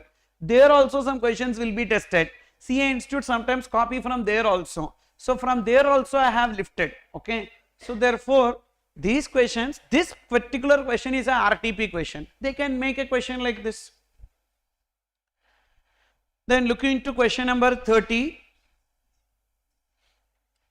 Mr. Prithviraj, registered under GST, is engaged in supplying services as discussed in the table below in Maharashtra.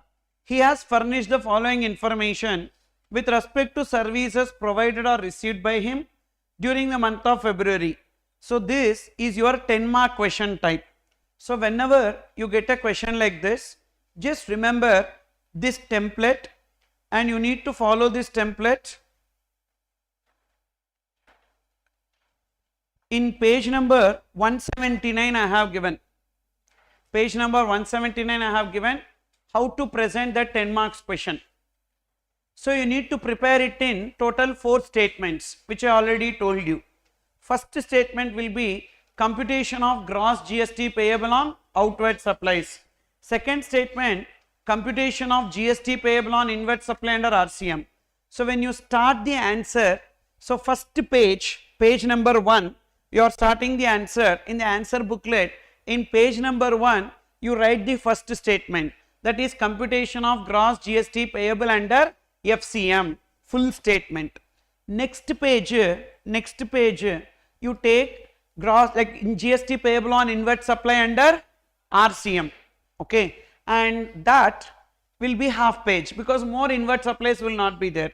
And in that remaining half page, you take computation of input tax credit availed. Now you please prepare these 3 statements. Thereafter, every question when you are reading, so it will come, the transaction will come either in one statement or more than one statement. For example, outward supply will come only in statement number 1. Inward supply, if you have RCM, it will come in RCM statement also, ITC statement also.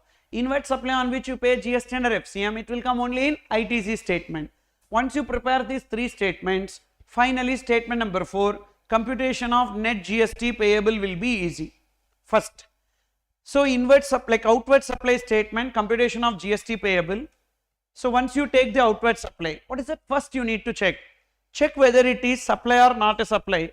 If it is not a supply, you just write the note that the said activity is not a supply and GST not payable. Don't take anything in the value column because it is first of all not a supply, so don't have to add it to the value also, and take the GST as dash dash dash. Second, suppose if it becomes supply, check whether it is exempted. Yes, it is exempted. Again, write the note that the said activity is exempted. So therefore, take the value.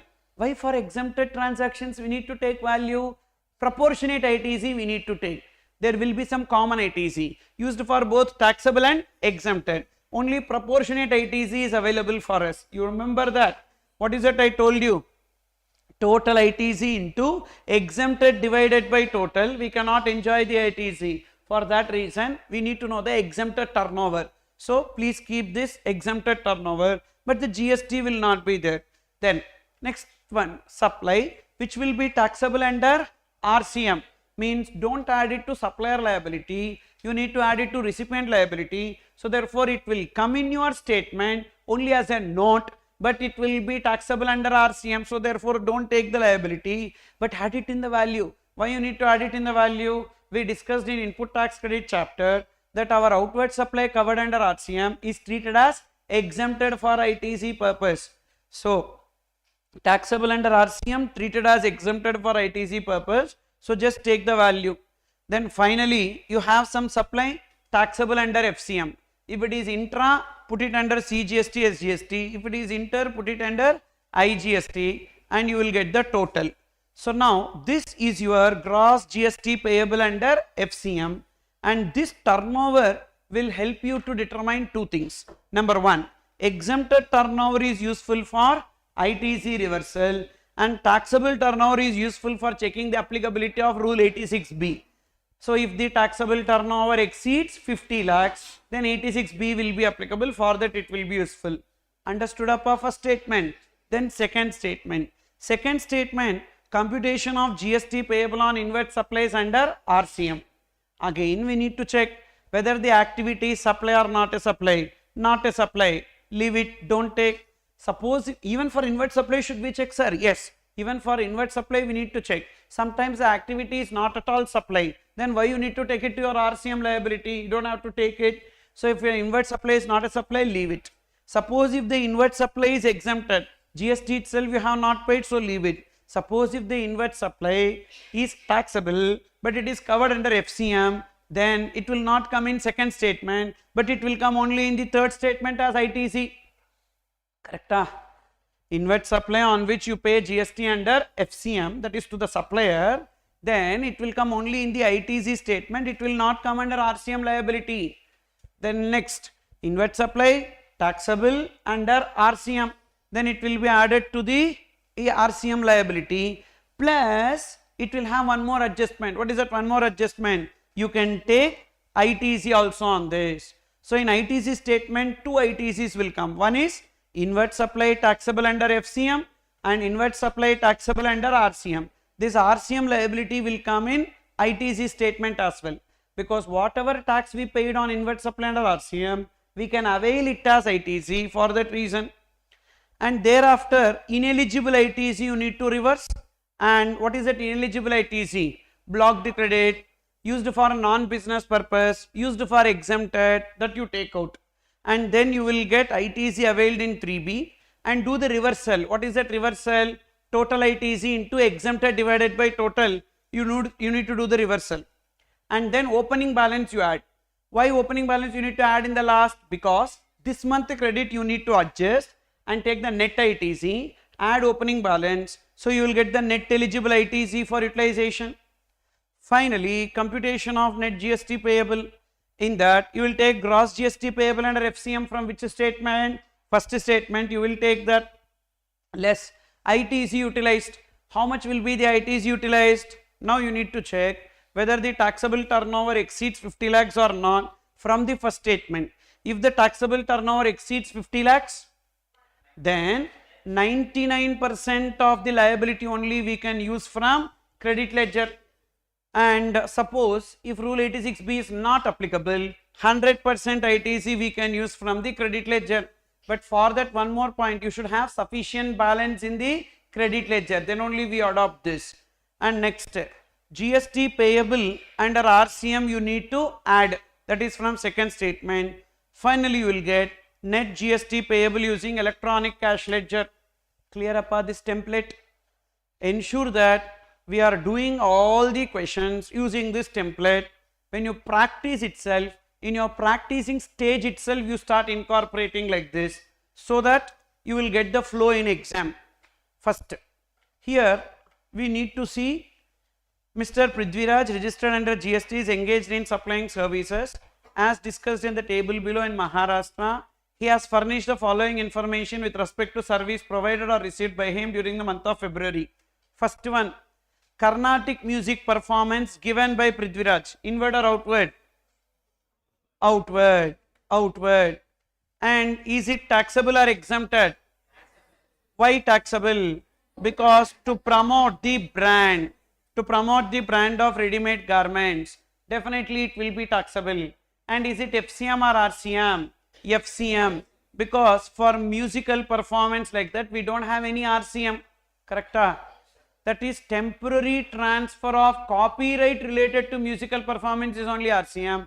But a performance artist and all is not covered under RCM. It will be FCM. Quickly we have to run through in our mind whether it comes under Sir, CG, Go, Salads, anywhere. If not, means it is FCM. Otherwise it will be RCM. The next, number 2. Outdoor catering service availed. Availed means inward. Inward. Availed for marketing event organized for his prospective customers. Is it taxable? Yes. And is it FCM or RCM? FCM. We don't have to pay. Catering and all is not there in RCM. FCM. And as it is inward, you also check whether ITC available or ITC not available. Huh? No ITC. Blocked credit. Outdoor catering is blocked credit. However, in 3 cases we can take ITC on block credit. Number 1, employer to employee under statutory obligation. No. Inward outward in the same category. No. Inward part of outward. No. So ITC not available. Okay. Next. So like that, when you write in short no while reading the question, in the answer sheet quickly you can arrive at the answer. Of course, the invigilator will tell you should not scribble anything in the question paper, etc. and all. They don't know. See, unfortunate that they don't know anything about CA exam. They are that college teachers, etc. and all. They don't know how difficult CA exam. If they know, why will they do invigilation? Correct. So, I know they will be in a different place, correct or not. So therefore, now this they will tell. You just request them.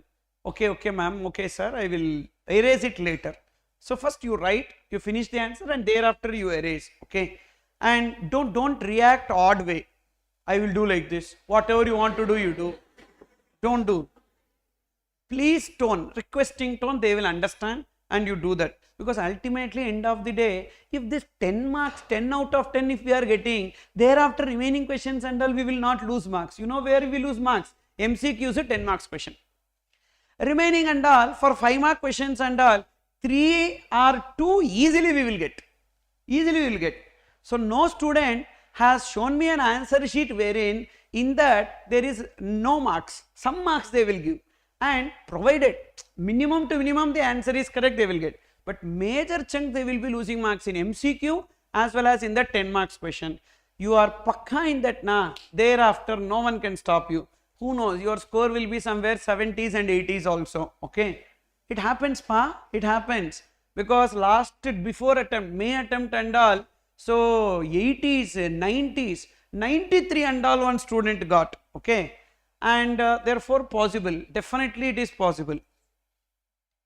Not ranker and all, ranker getting 93 normal, ranker getting 90 marks and all normal. No, that student wrote only one group for May, and in that one group 3 subjects, so wherein account somewhere like 60, law somewhere like 55, and tax around 93, okay. So too much they have prepared, I think.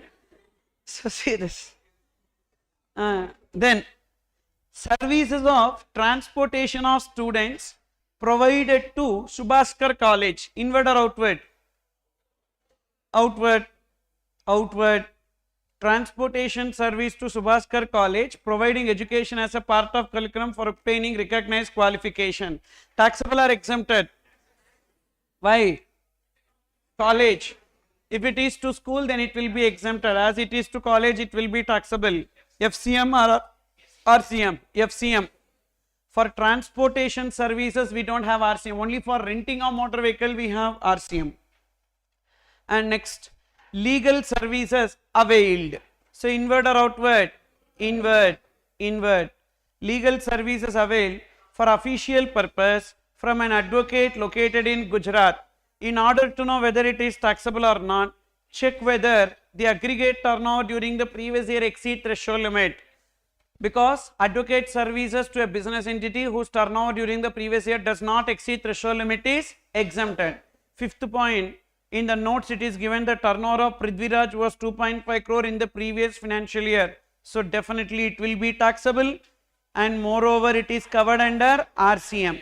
Can they take ITC? Yes. For legal service we don't have any blocked credit, so ITC is also available. Next, services provided to Wealth Bank as a business correspondent with respect to accounts in branch of the bank in urban area, inward or outward? Outward. Taxable or exempted? Taxable, because it is urban area. And whether it is FCM or RCM? Okay. After 3 days, today 4th day, if you tell RCM etc. and all, seriously, I'll take you to the 3rd floor and from there itself I will push you. I don't have any problem. I will tell you just went to, you became cranky and you fell down like that. Okay. So the FCM, business correspondent, business facilitator only RCM. Got it? So it is FCM. Otherwise I will die and write your name and die. Okay. Next, see this criminal disease and all. How many times I told? Business facilitator to banking company only RCM. Then recovery agent services provided to a car dealer, inward or outward? Outward, outward. And it is taxable. Recovery agent, we don't have any exemption. FCM or RCM? Good. Why? Recovery agent to bank only RCM. Here it is car dealer. That's why FCM. General insurance taken on a car. Seating capacity 5 used for official purpose. Inward or outward? Inward. Inward. It is taxable. Taxable. And insurance and all is not in RCM. It will be FCM. Only insurance agent service is RCM. And whether ITC is available or not available? Why? Because motor vehicle purchase is not eligible for ITC. So insurance service also not eligible for ITC. No ITC. And we have to now prepare the answer over.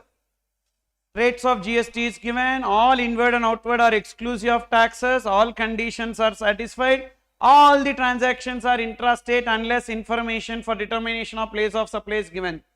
If the information is available for place of supply, then you need to determine. Otherwise, everything is intra. Not that everything is intra like that blindly they gave. Read the question properly. All are intra unless information for determination of place of supply is given. Means what? If you have information about place of supply, determine. If not, then only you take intra. Compute the net GST payable in cash by Prithviraj for the month of February. First one, we will take Outward supply, that Carnatic music performance 1,40,000. Is it intra or inter? Sir, performance, musical performance like that, do we have any specific provision? Where? We don't have. What we have is organizing an event, training and performance appraisal, and food, beauty treatment, but nowhere this Carnatic music performance we have any specific provision. So general provisions. General provisions, what will be taken as the place of supply? Location of recipient. So what is the location of recipient? We don't have information, correct? So intra. So intra, we don't have the place of supply. So now intra, you apply that note. So CGST, SGST, say this 1,40,000, CGST, SGST 12,600, 12,600, clear? Next, second outward. So first outward we completed. Second outward, service of transportation of students. In this case, it is taxable. And do we have any information about transportation? We need to take starting point B2B, B2C, all these things not there, correct? So due to that reason, we will take it as intra. Again, 1 lakh into CGST, SGST, 9,000 and 9,000. Next outward, bank. Anyhow, bank is general provision. And where is that bank located? We don't have information. So again, intra, this will be taxable. So 2 lakhs. CGST, SGST 9% and 9%, 18,000 and 18,000.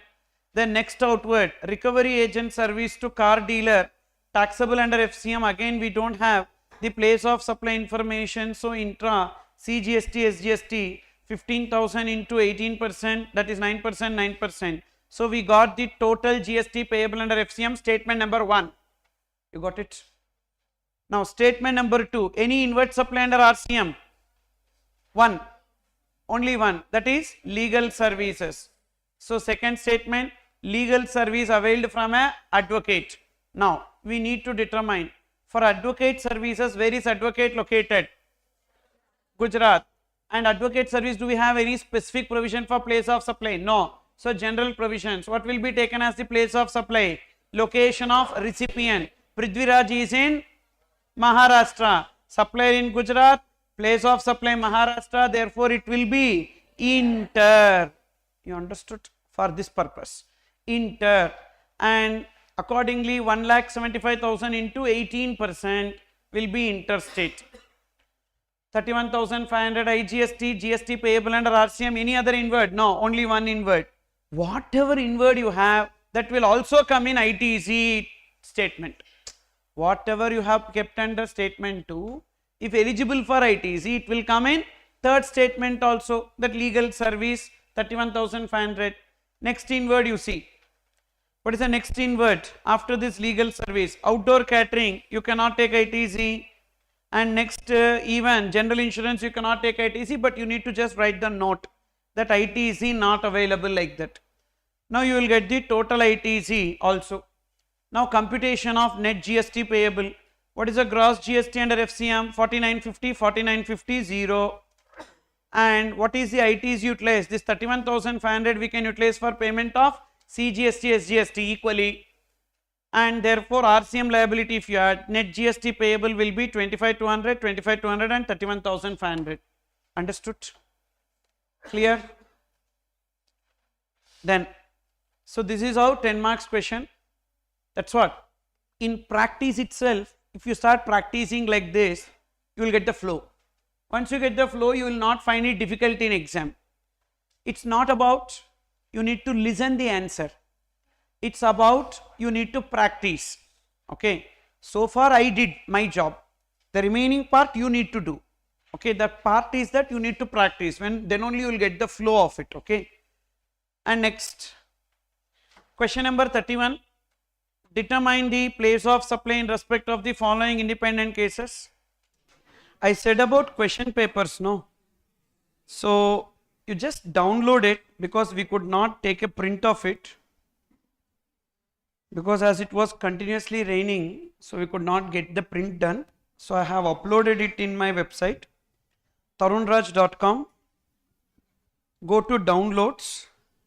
In the downloads you can see CA Intermediate test series question paper and suggested answers you can find.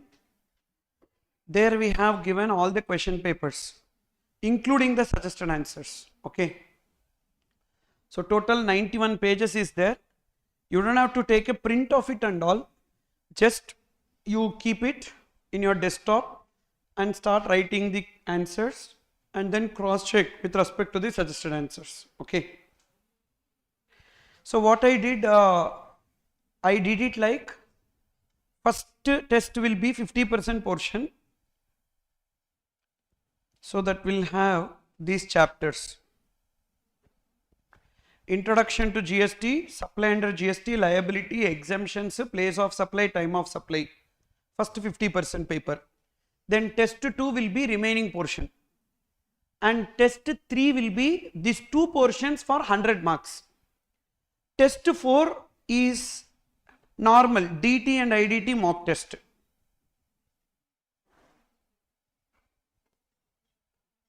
Okay, this is your DT and IDT 100 marks paper, and I have included both DT portion as well as IDT portion. First it is question papers and then I have given yes.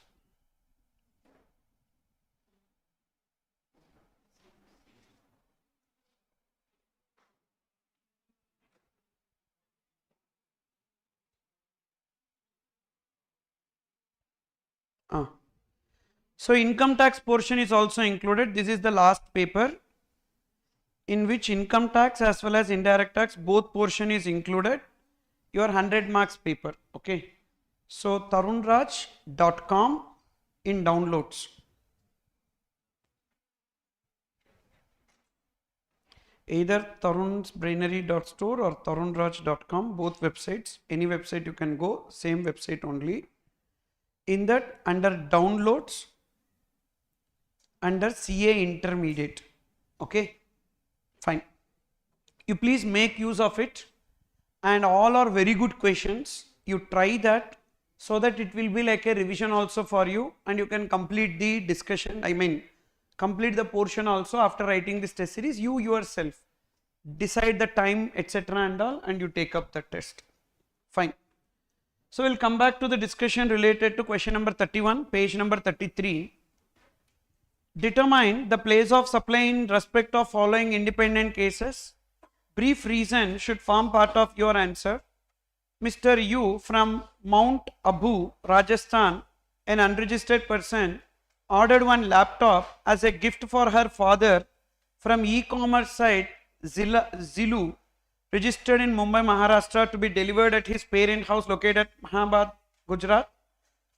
Mount Abu, Rajasthan was mentioned as permanent address of Mr. U at e-commerce site.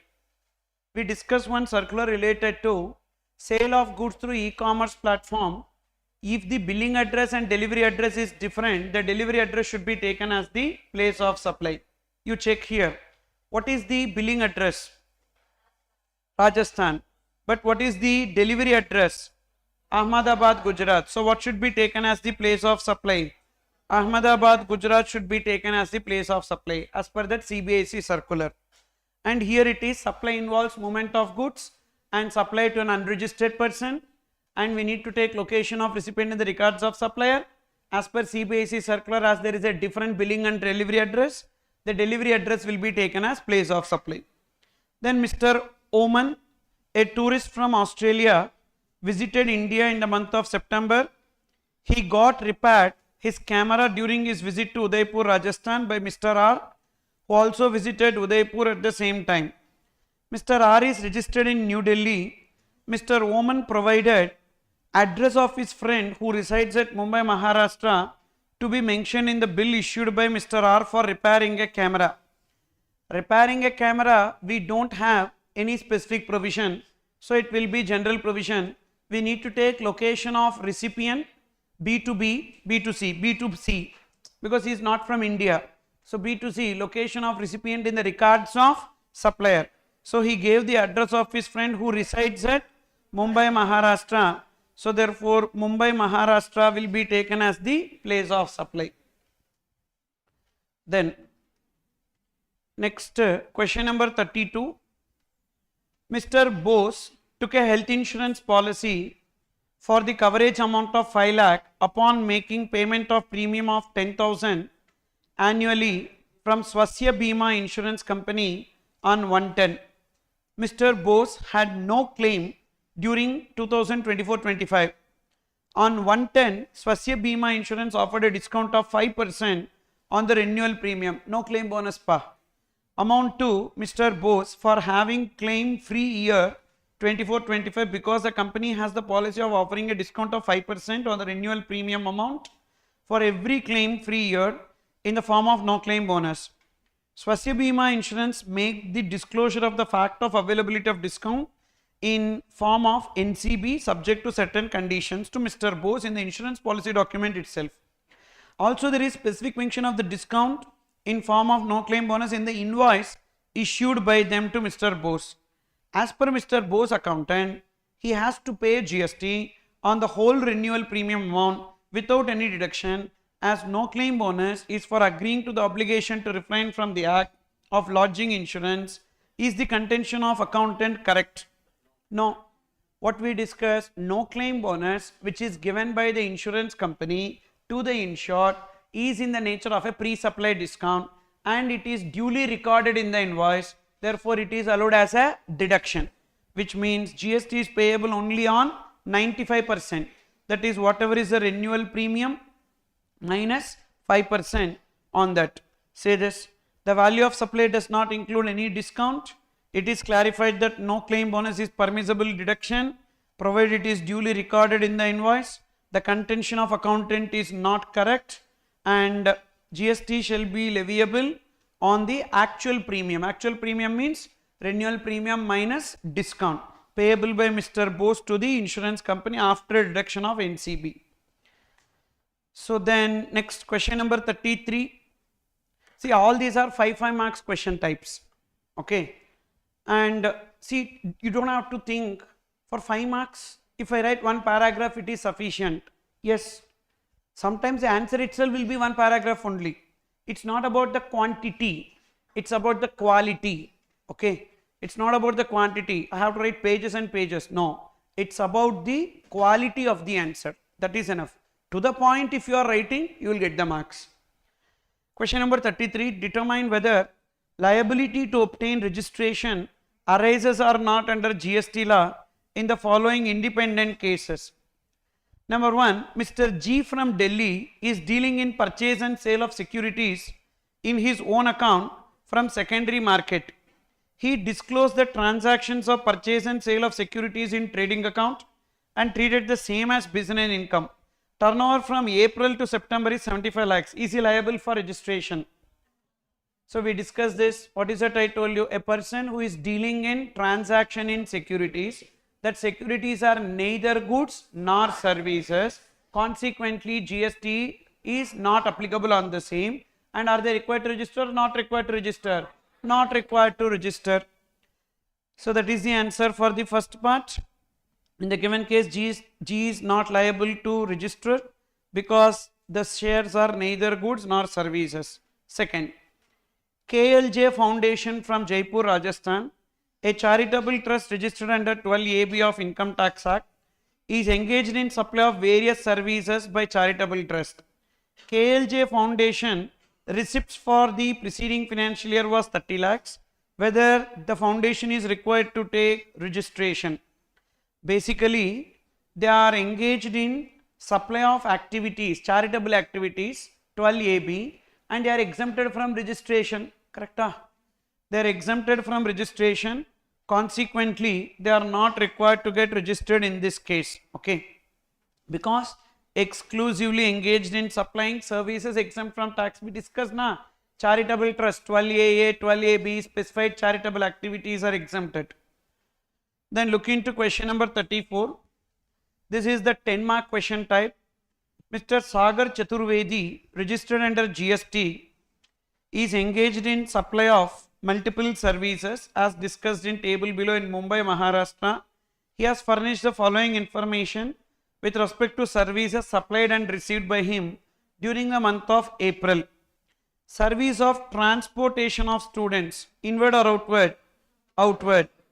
And to Sanskar College offering degree courses recognized by law, taxable, because only to category 1 it is exempted. So, and it is covered under FCM. Next, number 2, outward supply of service of milling of paddy into rice. Again outward, milling of paddy into rice, we don't have any exemption. It will be taxable and it will come under FCM because it is not covered under RCM. We don't have list of services RCM for this. Received the services means inward, received the services by way of transportation of goods by road from Sindhu transporters and unregistered GTA, definitely it will be RCM, taxable RCM, and they have not given notified goods, so no exemption. And the recipient also registered. If they are unregistered individual, then exempted, and recipient is not government, only for deducting TDS, so therefore it will be taxable under RCM. Organized a business exhibition, so outward, organized a business exhibition in Gujarat for Ramesh Industries registered in Delhi. Is it exempted? No. If the business exhibition is held outside India, then it is exempted, otherwise it will be taxable and it will be covered under FCM. Because organizing a business exhibition, we don't have any RCM related to that. Then provided training at his municipal office, outward, provided training at his Mumbai office to employees of Asiana Interiors, a proprietorship concern of Rajasthan, which was not registered under GST. For training, we don't have any exemption, so it will be taxable and it will be covered under FCM. Then recovery agent services provided to a car dealer, again outward, and it will be taxable under FCM. Legal services availed, inward, legal services availed for office purpose from individual advocate located in Gujarat. Check their turnover during previous year 1.8 crores. Therefore, it will be taxable and it will cover under RCM. Then sponsored his business in a cricket match organized by Mumbai Cricket Association Maharashtra, wherein he paid. He paid means it is a inward. He paid an amount of 1,50,000 to the association. So whether it will be covered under taxable or exempted. Is this Mumbai Cricket Association Maharashtra recognized sports body? No. National Sports Federation, Inter-University Sports Board, Paralympic Committee, Central Civil Services Cultural and Sports Board, Indian Olympic Association, Panchayat Sports Board. Nowhere it is. So due to that reason it will be taxable. And in case of sponsorship services, supplier should be other than body corporate. Yes, supplier is other than body corporate. And recipient should be body corporate or firm. Recipient is an individual. Therefore, it is FCM or RCM? FCM. Because two conditions should be satisfied. Supplier should be other than body corporate. Yes. And recipient should be body corporate or firm. Then only RCM. But here recipient is not body corporate or firm. Therefore, it will be FCM. Then rates are given, all inward, outward, exclusive, all necessary conditions. All the above are intrastate wherever the information for determining place of supply is not provided. Same way. Now from the beginning we will see. So first one, what is that? Transportation services, but we don't have the information about recipient location. So therefore we will treat it as intra. Second one also we don't have information, so we will treat it as intra. Third one, goods transport agency data is given, unregistered GTA. So transportation services, B2B or B2C? B2B, because transportation agency is in Maharashtra and this person is also in Maharashtra. Therefore, definitely it will be intra. And organizing an event. For organizing an event, what will be the place of supply? Location of event. But we have B2B, B2C. For organizing an event, we need to check B2B, B2C. So TOT, O for organizing an event. So organizing an event for Ramesh Industries registered in Delhi. Where is this person in? Maharashtra. Place of supply Delhi. Therefore, it will be inter. Then training to proprietorship concern which was not registered. Training and performance appraisal. we need to check B2B, B2C, but here it is B2C. So location where the event is held, I mean location of performance. Where is the location of performance? Provided training at his Mumbai office. Where is he located? Maharashtra. Therefore it will be intra. Recovery agent service provided to car dealer, but we don't have any information about this location, so intra.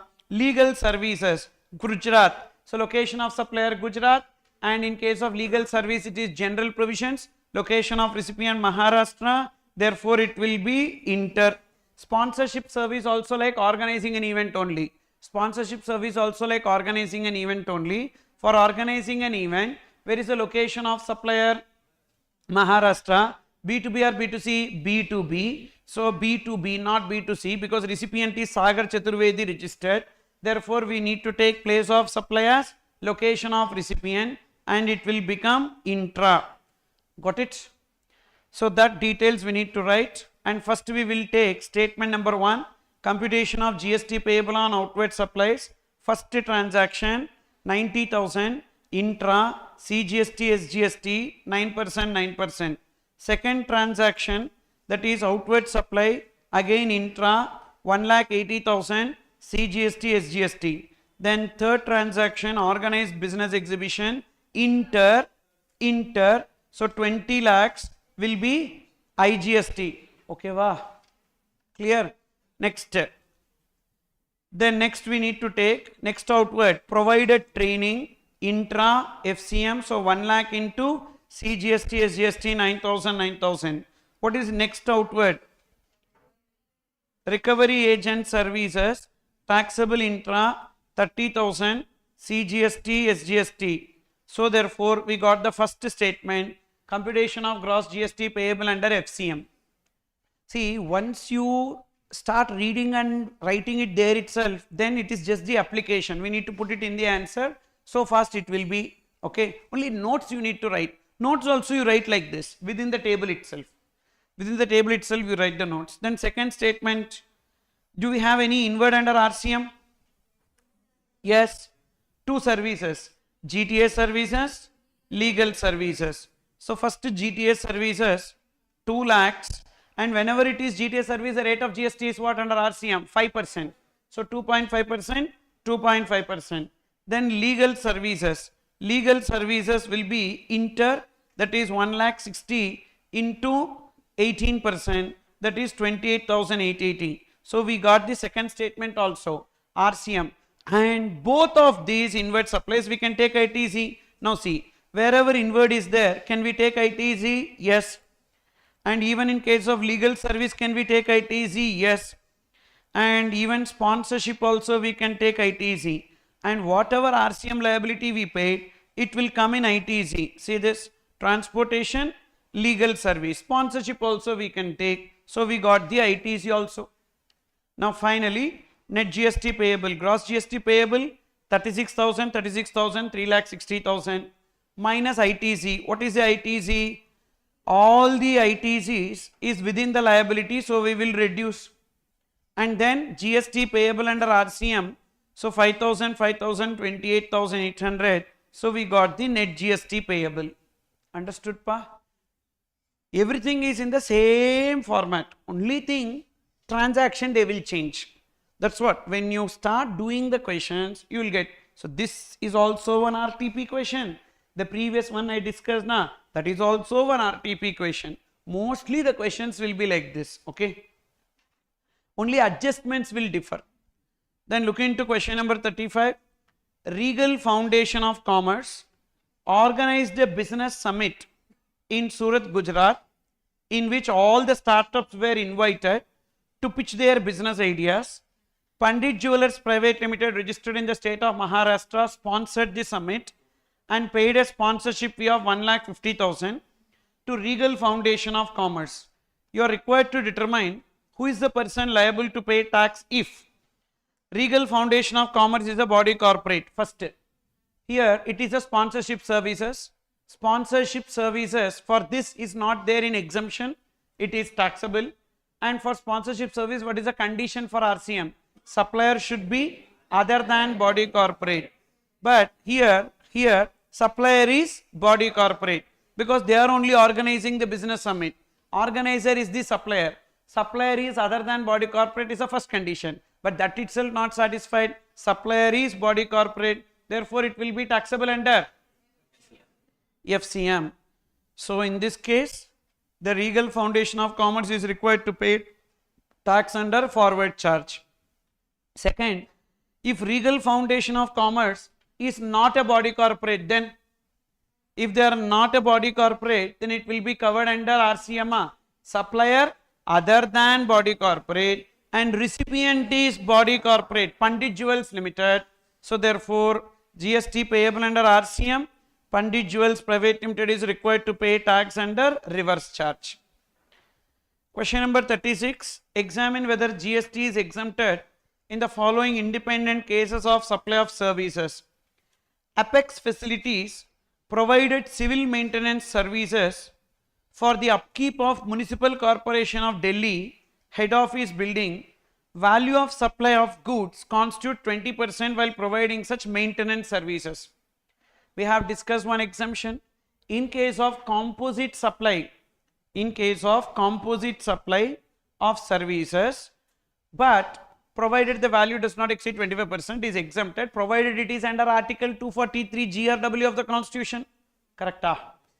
In this case, it is not given that the Municipal Corporation of Delhi is required to do that activity as per Article 243 GRW. So should that be given? Definitely that should be given. Only when it is given and they outsource that contract to us, when we provide that supply, then only it is exempted. If you remember the TDS question we discussed, maintenance services of replacement of defunct lights, there clearly it is given this activity is entrusted to them under Article 243W of the Constitution, like that. But where is it here? It's not given here. Even though it is services to government, even though it is supply to government, even though the value does not exceed 25%, the value of goods does not exceed 25% of the total, but the exemption is not available. The exemption is available only in case of the activity which they have to do under Constitution as per Article 243G or W of the Constitution. Nowhere it is given. Due to that reason, is this service provided to them is taxable or exempted? Taxable. Therefore, civil maintenance service are not exempted and hence it will be taxable, because only those services which are under 243W, in this case, services received for upkeep of MCD office are not in relation to function entrusted under Article 243W of Constitution. That's why. Number 2, Messrs. Talreja and Talreja, a firm of advocates, provide legal services to the state government for representation in High Court. Taxable or exempted? Why? Advocate services to government, central government, state government, local authority, government authority or government entity is exempted. So accordingly it will be exempted from GST. BLF Mall Noida provides service by way of vehicle parking to general public in the basement of the mall. Why? For this we don't have any exemption. So consequently it will be taxable, not covered under exemption. So GST payable. Service provided by a private transport operator to Scholar Boys Higher Secondary School by way of transportation of students to and from school. Exempted. Why? Category 1.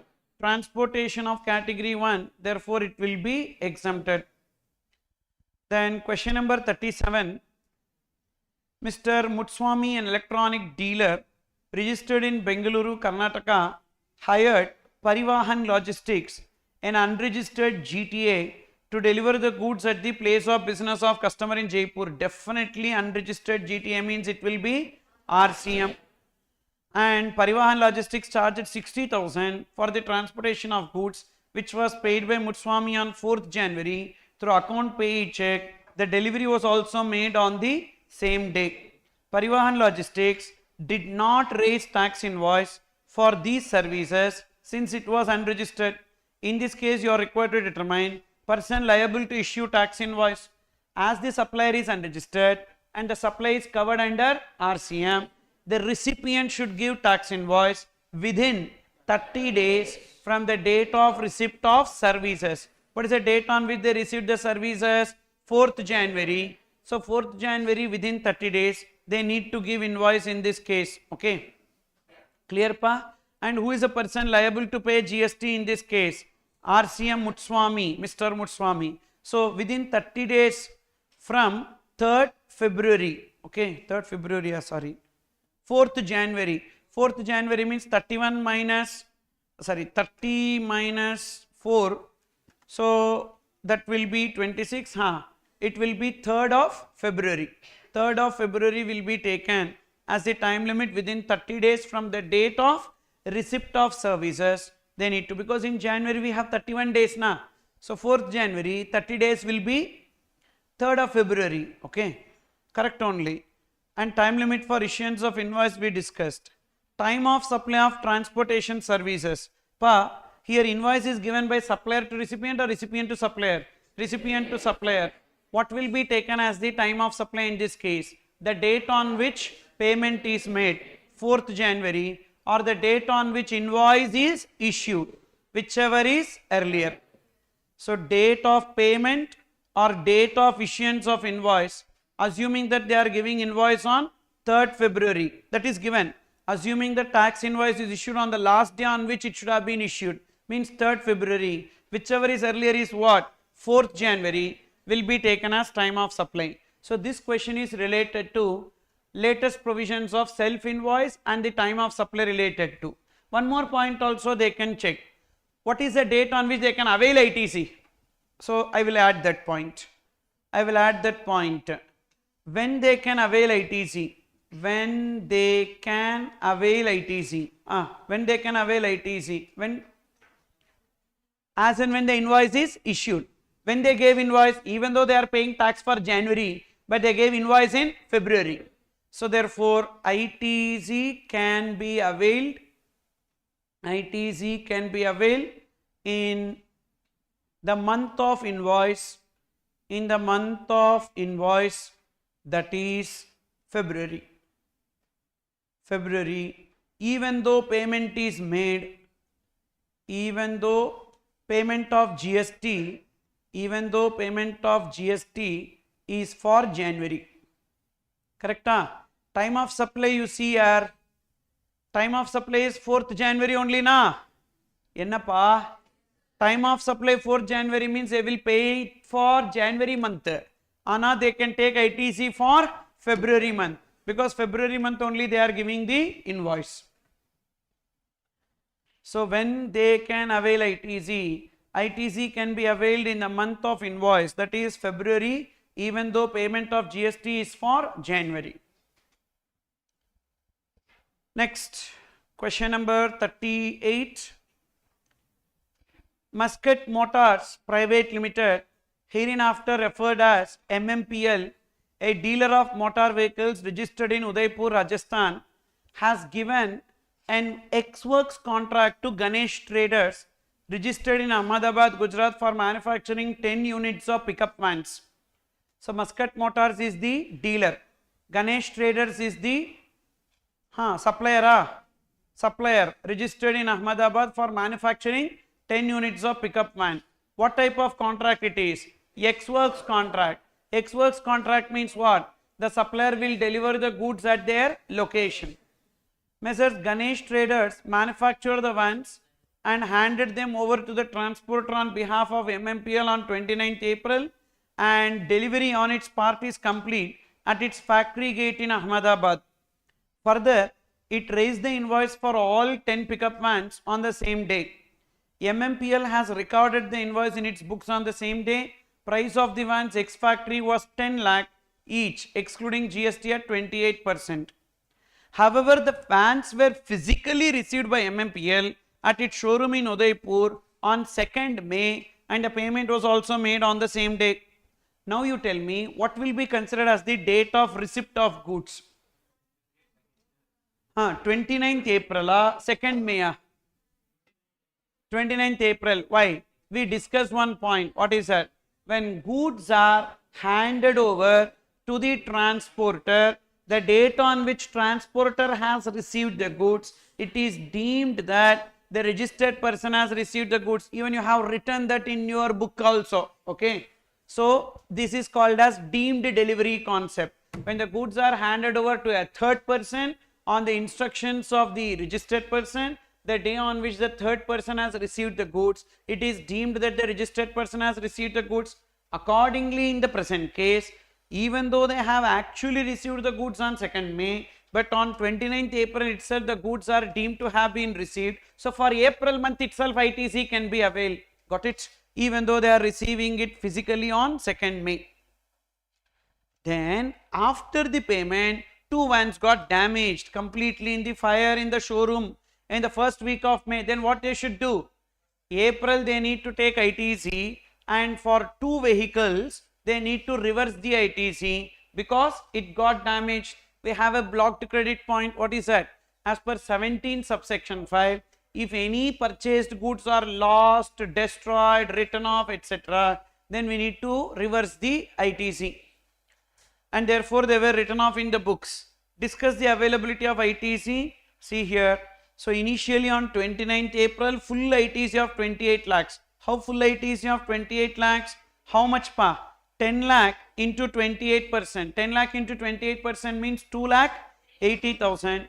2 lakh 80,000 into 10. So what is 2 lakh 80,000 into 10? 28 lakhs can be availed. Thereafter in the month of May, so they have to reverse the ITC for 2 vans. That is 2 lakh 80,000 into 2. 5.6 lakhs they need to reverse. Understood? Then question number 39. So this is related to that point, deemed delivery point. Question number 39. Akarsha Traders, a registered supplier under GST in Uttar Pradesh, had their GST registration cancelled retrospectively with effect from 1st September. Please concentrate, it's a very good question. Their registration got cancelled retrospectively with effect from 1st September of current financial year. The cancellation order was passed on 15th September. At the time of cancellation, the supplier has not availed ITC on certain eligible invoices issued in February and March of the preceding year.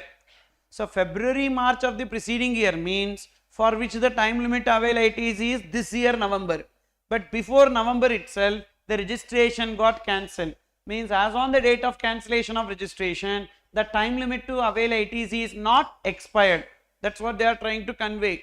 So preceding financial year for the inward supply of taxable goods on which ITC otherwise was available. Okay, va? So the time limit for availment of ITC, the regular time limit for availment of ITC is not expired as on the date of cancellation of registration.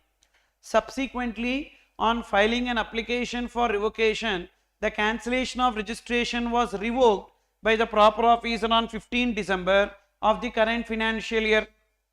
So when the revocation order was made, 15th December, the firm wishes to file its 3B return for the month of September on 21st December current financial year and wishes to claim ITC on the said invoice of February and March of the preceding financial year. You are required to advise Akarsha Traders. So as per section 16 subsection 6 of CGST Act, in case of cancellation of registration and revocation of cancellation of registration, they can avail the ITC within a regular time limit. What is that regular time limit? 30th November of succeeding financial year or date of filing annual return, whichever is earlier. Assuming that annual return for the previous year is furnished on 31st December of current financial year. Means what is the regular time limit? 30th November of the current financial year or 30 days from the date of revocation order. Within 30 days from revocation order. What is the revocation order? 15th December. 15th December, 30 days. That is 14th of January. Whichever is later. So that is 14th January of next year is the later date, and by that time they want to take the ITC, definitely it is possible, no issue.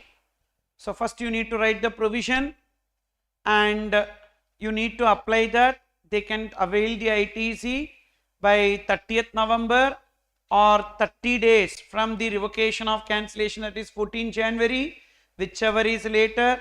In the present case, they want to avail the ITC by 21st December, that is within the time limit they can avail the ITC. Is that clear, pa? But condition is what? As on the date of cancellation of registration, the regular time limit for availment of ITC should not be expired. So this with the illustration we have discussed. Okay, same question. Then question number 40, see this is a 10-mark question which they gave on value of supply.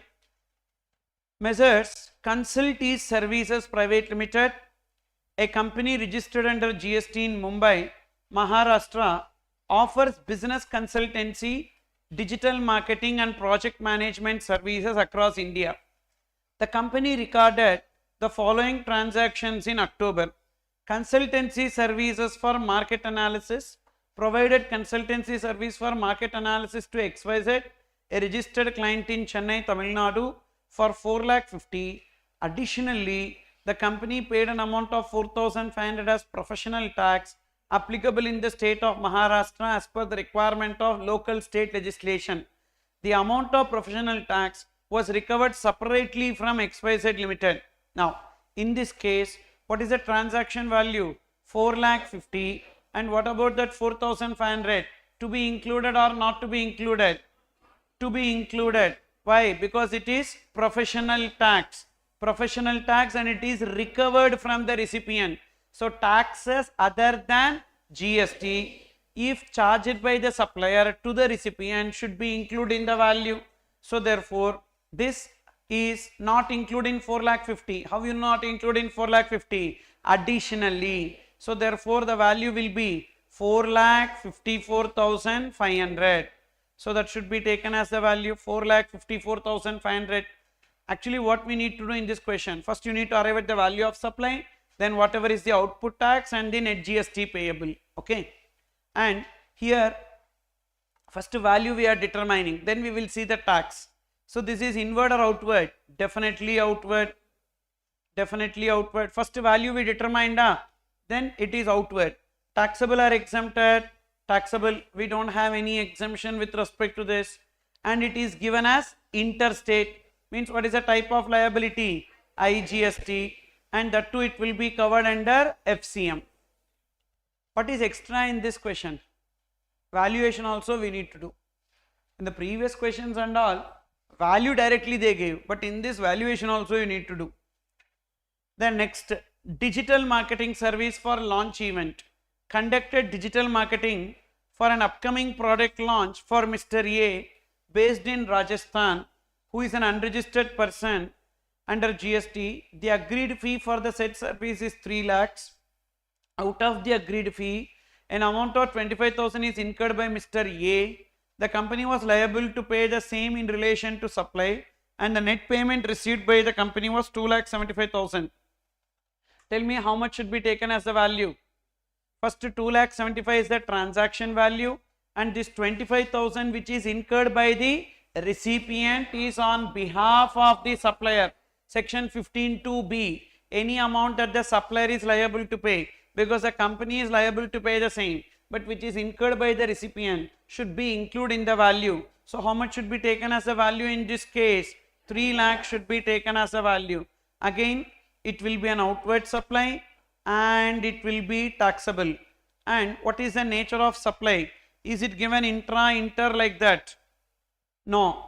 And below also we don't have any information. All transactions are interstate, outright, full, unless otherwise specified. So here it is interstate only. And the liability will be IGST, and what is it? FCM. We don't have RCM for this digital marketing. Traveling payment for the team. The employees incurred an amount of 50,000 on travel to Kolkata for client project and claimed a reimbursement of the same from the company. As a policy, company charged such expenses from the client on actual basis. Include. Definitely that 50,000 rupees should be taken as the value. Why? See, first the expenditure is incurred by whom? Supplier, and charged it to the recipient. When? Before, at the time of delivery of goods or supply of service, definitely it should be taken into the value. Again it is outward and taxable and it will be FCM. So value should be 50,000. Then next, post-supply discount. Post-supply discount was offered to a customer amounting to 50,000 against a supply for which invoice was issued in September. The customer has not reversed the ITC relating to such discount. Not allowed as deduction. Why not allowed as deduction? Post-supply discount is allowed as deduction if the recipient reverses the ITC, proportionate ITC. Here recipient is not reversing the ITC, so no deduction in this case. Just ignore it. Recovery of late payment charges. The company received an amount of 1 lakh as late payment charges for delay in payment of consideration from a client whose service was completed in June. Definitely it should be included in the value. Why it should be included in the value? Interest, late fee or penalty for delay in receipt of consideration. It should be included in the value. How much should be taken? 1 lakh. 1 lakh. So accordingly 1 lakh should be taken as the value in this case. Purchase of car. This is inward. Purchase of car is inward. Purchase of car. A car was purchased in the name of the company for use of the director. The total cost of the car was 10 lakh 50 inclusive of IGST amounting to 1 lakh 50. ITC not available. Why not available? Car is a blocked credit and it is not covered under exceptions. That's why ITC not available. And it is a inward under FCM but no ITC. The company paid insurance for the above new car amounting to 25,000 which includes IGST. Again inward, no ITC. Why? As the car purchased is not eligible for ITC, even on insurance service also ITC not available. Then next, procurement of service. The company received interstate supply of services used for business purpose on which GST paid was 45,000 and the said credit was not restricted.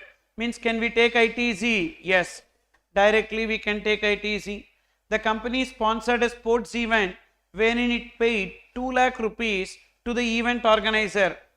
Remember it is inward and nowhere it is given that it is a recognized sports body, therefore it will be taxable, and it is a company. Consultees Private Limited means it will come under RCM.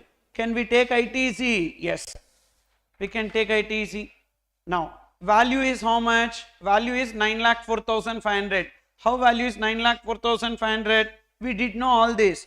4,54,500, 3,50,000 and this 1 lakh, that is 9,04,500. On that, what is the rate of GST given? Everything is interstate means 18%. So 9,04,500 into 18%, 1,62,810. Okay. Now what is the ITC available? Here which and all cases ITC available? Car no ITC, insurance no ITC, but procurement of other service 45,000 we can take ITC, sponsorship service also we can take ITC. So total 81,000. What is their gross GST payable? 1,62,810.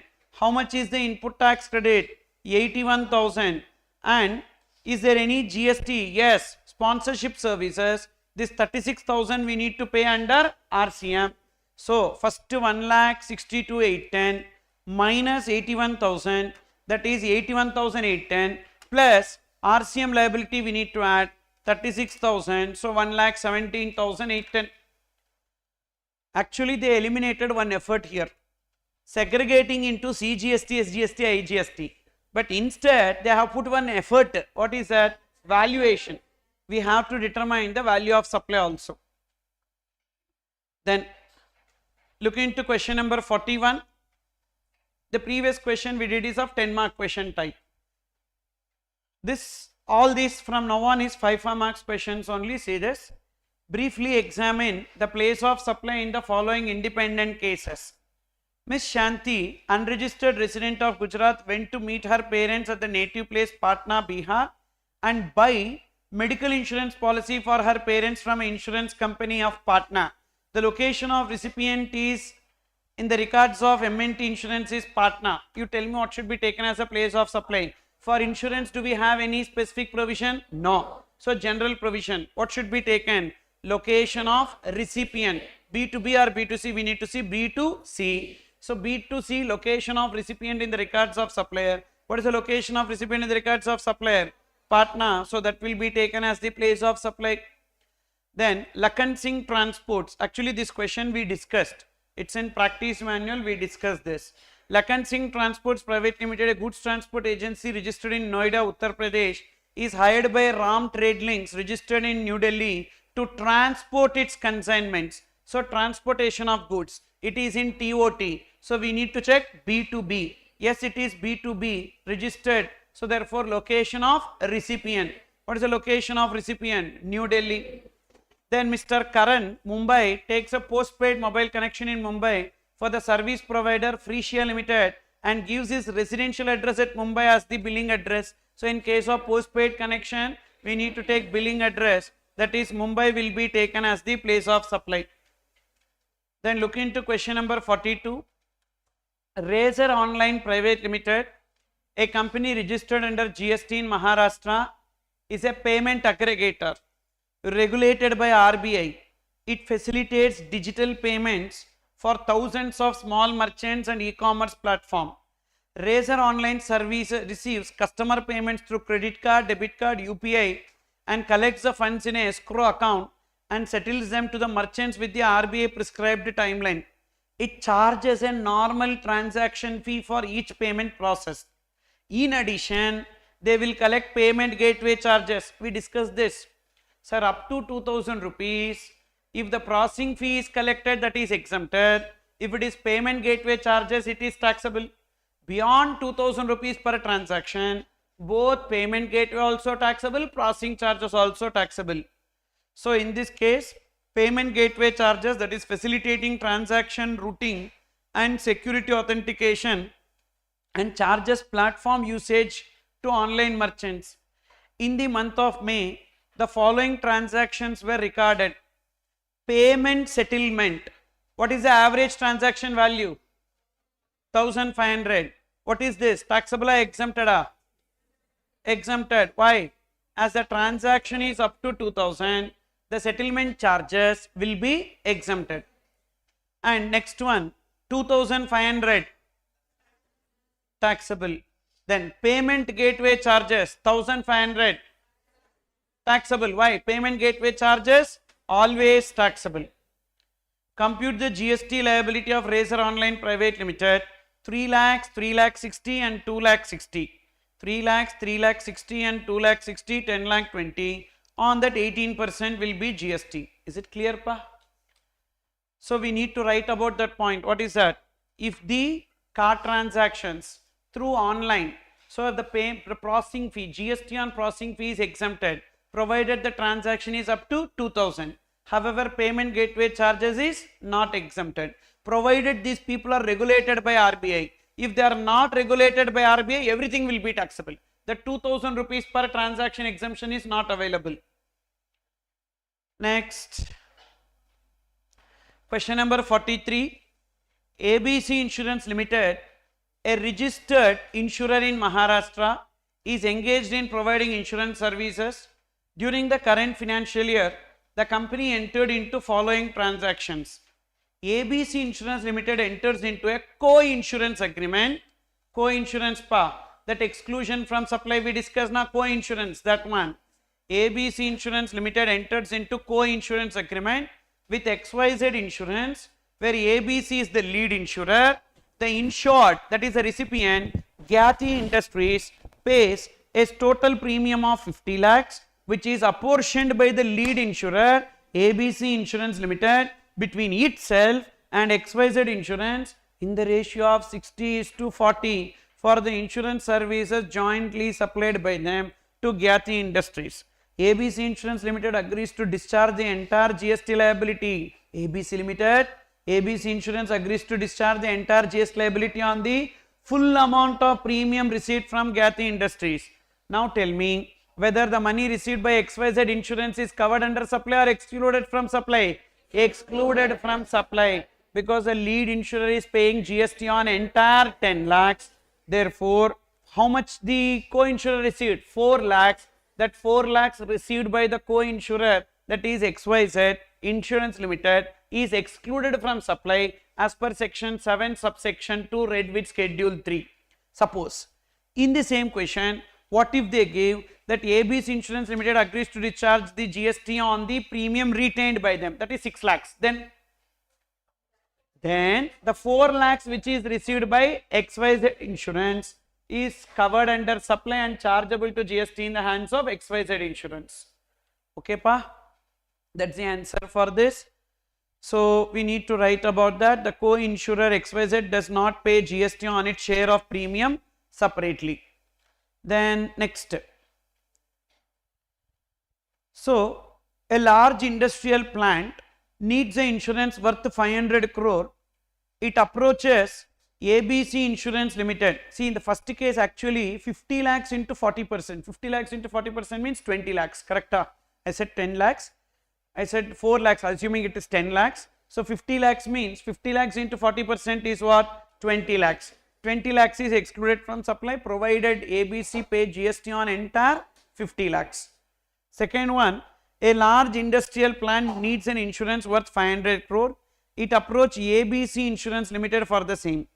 However, since ABC Insurance Limited is unable to underwrite the entire risk alone, it enters into reinsurance agreement with the reinsurer, PQR Insurance. The total premium charged is 50 lakhs. The insurer ABC pays a reinsurance premium 20 lakhs. So they are giving 20 lakhs to PQR. And this allows ABC Insurance to manage its financial exposure. While paying this amount, PQR Insurance, ABC Insurance deduct a ceding commission of 1 lakh. Means literally how much they gave? Only 19 lakhs. They gave only 19 lakhs. Okay. Which it has charged for the service. It provides PQR Insurance and PQR GST pays GST on the gross insurance premium including ceding commission. Means PQR Insurance company will pay GST on what? 19 or 20? 20. Even though they received 19, but they are paying GST on 20 lakhs. Now this 1 lakh which is received by ABC, covered under supply or excluded from supply? Excluded from supply, because on entire 20 lakhs who is paying? PQR. What if PQR pay GST on 19 lakhs? 1 lakh which is retained by ABC is covered under supply. Okay. Then question number 44. State whether GST payable in the following cases. Service received by Government of India from a pollution consultant in Mumbai. Means pollution consultant in Mumbai is providing services to government. Service pertains to management of pollution control in and around NCR. Consideration paid by Government of India is 12 lakhs. Out of which 3 lakh is reimbursed by Delhi government.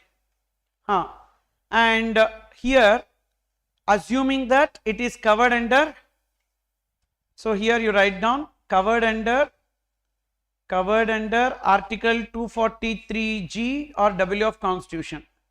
Covered under article 243W of Constitution. Now, what is your answer, pa? You are a pollution consultant.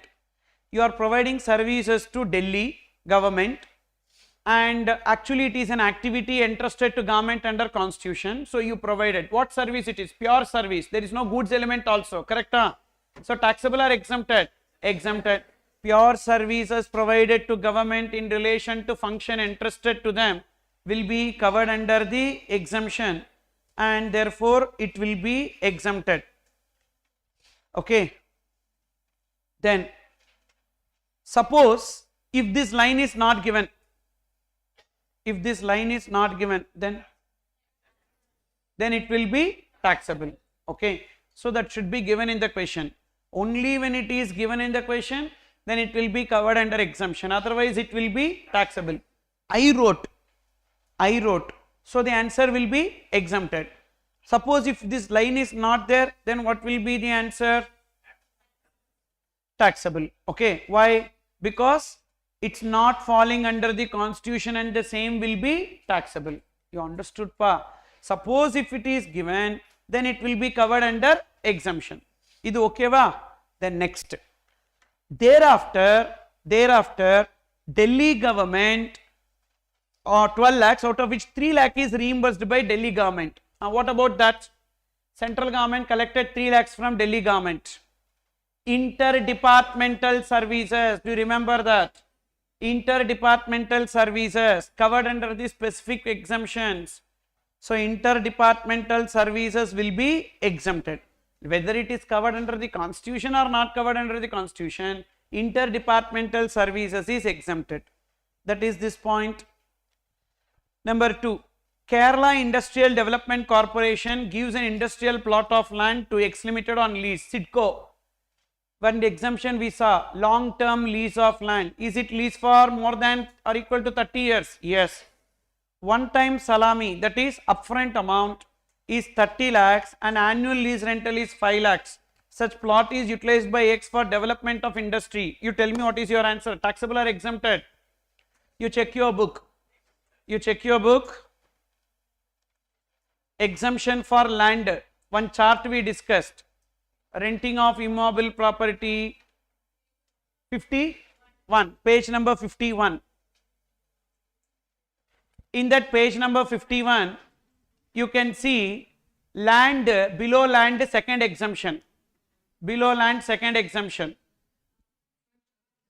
Only, very good, only upfront amount, that 30 lakhs will be exempted, but the annual lease rental 5 lakh is taxable.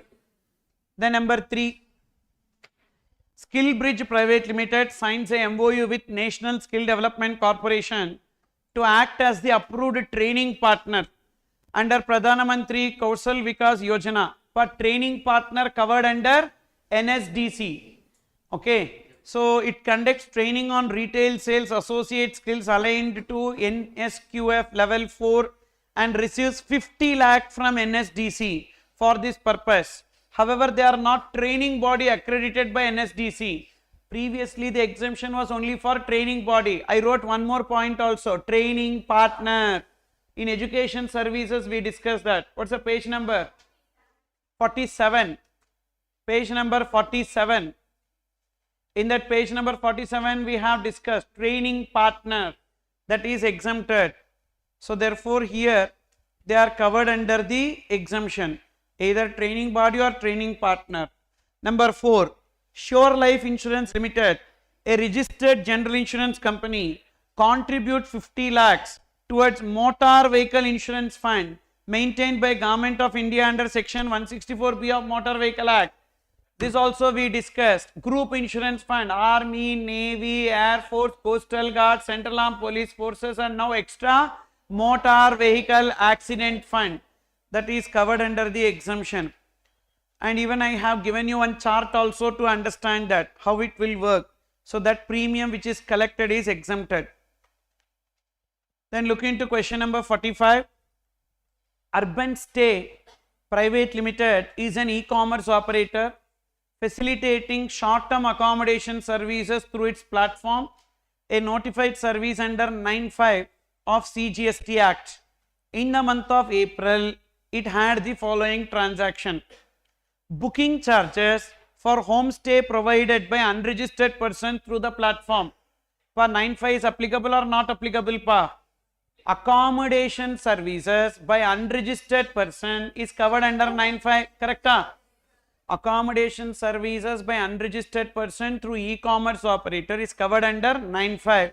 So this will be covered under 9(5). So who will pay GST on the 10 lakhs? This Urban Stay e-commerce operator will pay GST. Second, platform usage fee charged to property owners. That is regular liability, not 9(5). Regular, they are getting some commission on that regular liability. Advertising space sold on the website to brands, that is also regular liability. That is not 9(5) liability, that is regular liability. Now we discuss one point. What is that? For payment of GST under 9(5) by e-commerce operator, they have to use only cash ledger. They cannot use input tax credit for payment of that liability. However, with respect to GST payable on commission and other charges, they will pay GST by utilizing credit ledger. So they have some inward supplies. Google Ads and marketing services, we don't have any block credit, we can take. Office rent also we can take. Laptop also we can take. ITC available. ITC available. And food and beverages, ITC not available, no ITC. Cloud server subscription, ITC is available. Now, what are the transactions on which they can take ITC? 1 lakh into 18%, 18,000. Then 70,000, you take 1 lakh plus 70,000 plus 1 lakh 20 plus 60. So total how much? 3 lakh 50. 3 lakh 50 into 18%. What is the ITC available to them? 63,000. And here on this 10 lakhs they need to pay how much? 1 lakh 20. For payment of that 1 lakh 20, can they use the 63? No. However, for payment of this 3 lakhs into 18%, this 3 lakhs into 18%, can they use 63,000? Yes. So see this. First ITC 63,000, you understood now? And 9.5 liability will be 1 lakh 20,000. Tax on urban stays owned services 36,000 plus 18,000, that is 54,000. So this 54,000 they can utilize ITC and pay, correct? But this 1 lakh 20 should be paid only through cash ledger. Now what is the excess ITC they have? 63,000 minus 54,000. This 9,000 will be ITC to be carried forward. Understood? So like this they can give a question related to payment of liability through cash ledger. 9.5 liability. Now whether the turnover, taxable turnover exceeds 50 lakhs? No. The taxable turnover did not exceed 50 lakhs. That's the reason why we are not applying that rule 86B. Otherwise here definitely we need to apply rule 86B because we have lot of ITC than the liability. Question number 46. Bharuch Dahej Railway Company Limited, a special purpose vehicle, has been tasked with enhancing industrial connectivity in Gujarat by undertaking gauge conversion projects. During the month of December, the following transaction took place. Indian Railways used the converted broad gauge line for passenger and freight operations. BDRL charged Indian Railways 15 lakhs for the infrastructure use under the concession agreement. What is your answer for this 15 lakhs? There is a SPV, we discussed one chart. There is a SPV, that SPV transferred the infrastructure to the Indian Railways, for which Indian Railways paid the consideration during the concession period. Whether that money received by Indian Railways, money received by SPV will be taxable or exempted? Exempted. So this 15 lakhs will be exempted. Why it is exempted? Services provided by SPV to Indian Railways by way of allowing Indian Railways to use the infrastructure built and owned by SPVs. Then next, Indian Railway carried out maintenance services including track inspection and repair work for the converted line, and the cost of this service was 6 lakhs. This is also exempted. We discussed one more point. Services, maintenance services provided by Indian Railways to SPVs against consideration in the form of maintenance charges is exempted. Correct?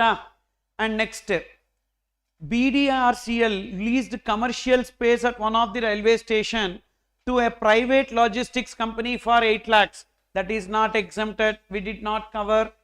Indian Railways transported construction materials for BDRCL's ongoing infrastructure project. Is construction material given in the list of notified goods? No. For Indian Railways only notified goods is exempted. So these two transactions will be taxable. Clear pa? So this is on that SPV point. Again not tested in exam. Possible. Okay.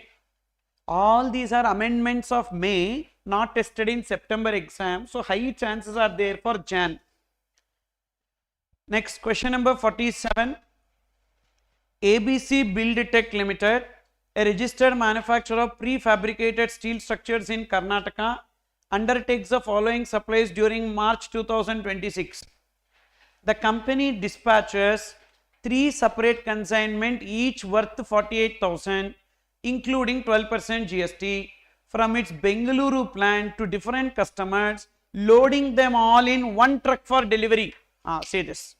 Even though each consignment value does not exceed 50,000, but cumulatively it exceeded 50,000 in one truck, which means for each consignment a separate e-waybill has to be generated by the transporter and a consolidated e-waybill also should be generated. Hope you remember we made the discussion that although each consignment is below 50, all 3 are loaded in a single truck and the transporter is required to generate consolidated e-waybill since the total consignment value exceeds 50,000. Then number 2, it sends semi-finished steel trusses worth 15,000 excluding 12% GST to an unregistered job worker in Karnataka for further fabrication. After job work, the job worker directly dispatches the finished goods to XYZ Constructions Limited, a registered customer located in Andhra Pradesh on the instruction of ABC Build Tech. So here value does not exceed 50,000. So e-waybill required or not required? Required. Why? Goods sent on job work. As the goods are sent on job work, e-waybill is mandatory for the job work movement. Now, in the case, okay, so after completion of the job work, the finished goods are sent. What about that? Further, the job work dispatches the processed goods on instruction of principal since it is a interstate movement still under job work. Correct? See, not only onward movement, return movement under job work also e-waybill is mandatory irrespective of the value. So, being principal is required to generate e-waybill. Then third, dispatched sandbags and earth filling material exempt from GST worth 2 lakh from Karnataka to Kerala. E-waybill not required. Why? The goods are exempted. So, therefore, e-waybill not required, but the goods should accompany delivery challan. Then next, that is this question number 48. Say this. Harsha Textiles Private Limited, a registered company in Tamil Nadu, is engaged in manufacture of garments. The company procured the following supplies in November 24. Legal consultancy service from Advocate V. Kumar. Identify the supply on which Harsha Textile is liable to pay under reverse charge and also determine who shall issue the tax invoice. First one, Advocate service, FCM or RCM? RCM. Who will issue invoice? Supplier or recipient? So self invoice, correct? Why pa? Because the supplier is unregistered. And service of GTA, consignment not issued, supplier is registered. Even then they are not opting na.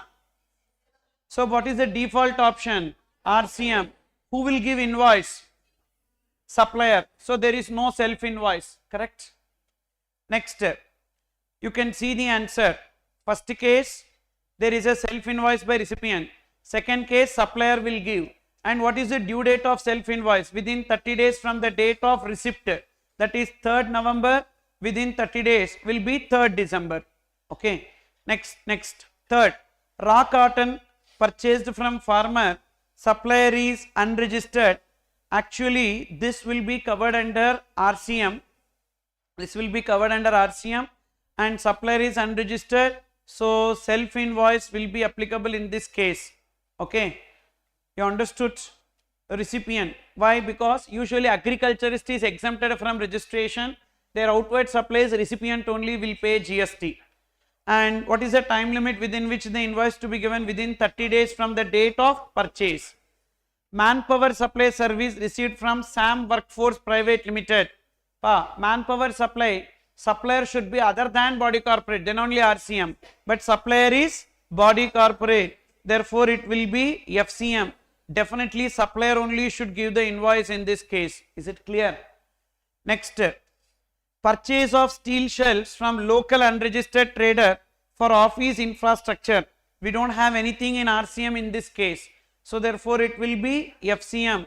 Supplier only should pay GST. So there is no need to give invoice, self invoice. Sponsorship service availed from Chennai Sports Club a registered entity, it will be RCM, but the supplier is registered, so supplier only will give the invoice. Is it clear, pa? And here, sir, sponsorship availed from Chennai Sports Club. Why it is RCM, sir? Why it is RCM? Supplier is other than body corporate and recipient is body corporate. That's why we are taking it as RCM. So who will give the invoice? Supplier only will give invoice because the supplier is registered. So based on self invoice, they can make a question like this, because this question they asked in CMA intermediate recently. For June attempt they have asked, okay, like this. Next. Messrs. Autoglide Motors Limited, an authorized dealer of motor vehicle, purchases automobile. But it's okay na, some 10 minutes extra, only 2 questions. Autoglide Motors Limited, an authorized dealer of motor vehicle, purchases automobiles from manufacturers and sell them to customers. As per the dealership norms, the company is required to maintain demo vehicles at its showroom for test drives and promotional activities. During January, Autoglide Motors purchased 10 sedans from XYZ Automobiles for 50 lakhs, including GST at 28%, for exclusive use as demo vehicle for test drive and customer demonstrations. Additionally, one of the demo vehicle was used for transporting company employees between dealership. The company has capitalized these demo vehicles in its books for 50 lakhs. Books for 50 lakhs. 50 lakhs is including GST. They capitalized it for full 50 lakhs. Full 50 lakhs, which means they cannot, even though they can take ITC, on demo vehicles, but in this case they capitalized it for full value. As they capitalized the full value of cars, they cannot avail ITC as per 16.3. Is it clear? After 1 year of use, Autoglide sold 5 demo vehicles which is used for test drives for 15 lakhs. Now, first, whether Autoglide can avail ITC? No. Compute GST payable on sale of such demo vehicles. 18.6 is not applicable because ITC is not availed.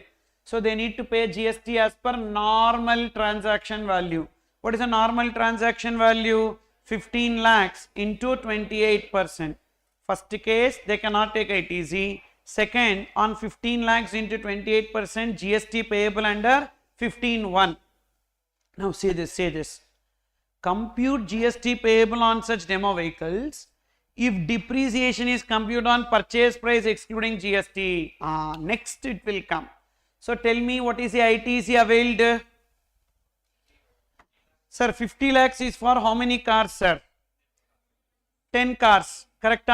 So then for 5 cars it is how much? 25 lakhs. And 25 lakhs into what is the rate of GST? 28 divided by 128. So how much is the ITC availed? 5,46,875 minus after how many years it is used? 1 year. 1 year means how many quarters? 18.6 is applicable because they are availing the ITC and they are selling it. So therefore capital goods on which ITC availed is sold, 18.6 will be applicable. So therefore ITC availed minus 5% for every quarter. How many quarters? 4 quarters. 4 quarters into 5% means 25%. 5,46,000, sorry, 20%. 5,46,875 minus 20%. 4,37,500 or GST on sale value. What is the sale value? 4,20,000, whichever is higher. 4,37,500 is the GST payable. Understood, appa? So we discussed one circular on demo vehicles. They can make a question like this for 5 marks. Then last question. Rameshwar Industries is engaged in manufacturing semiconductors in the state of Assam. It makes only intrastate outward supplies. Following data is given. Based on the above information, you need to get the effective date of registration. First, if you are doing business in Assam, that too engaged only in supply of goods, what is the applicable limit? A. MMTN 10 lakhs, U stamp 20 lakhs. In that A is what? Arunachal Pradesh, not Assam. So for Assam, what is the limit? 40 lakhs. See the date on which they exceeded the turnover 40 lakhs. Super, no, they gave all limits 10, 20, 40. So when they cross the threshold limit 40 lakhs, April 28. Now, whether they made application for registration within 30 days? Yes, they made application for registration within 30 days. So what will be taken as the effective date of registration? April 28. So first we need to write what is the applicable threshold limit, and they made application within 30 days. So therefore April 28 will be taken as the effective date of registration. What is the period for which revised tax invoice can be issued? From which date to which date?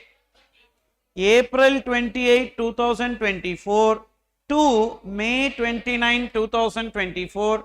They can give revised tax invoice for the outward supplies. Am I right? So for the outward supplies made between April 15, 2024 to May 29, 2024, they need to give revised tax invoice. And what is the time limit for issuance of revised tax invoice? Within 1 month from the date of certificate of registration. What is date of certificate of registration? May 29, 1 month. When it is 1 month, don't add days, month only you add. That is June 29. June 29, June 29. It is not June 28, it is June 29. Because whenever the data is in month, we need to add only month, don't add the days. So therefore, they have to issue revised tax invoice by June 29, 2024. Got it? Yes, with this we completed successfully. Thank you. And so we completed revised book, Mighty 50. My job is done. And now hereafter, your work will start. What you should do? First, you take practice manual.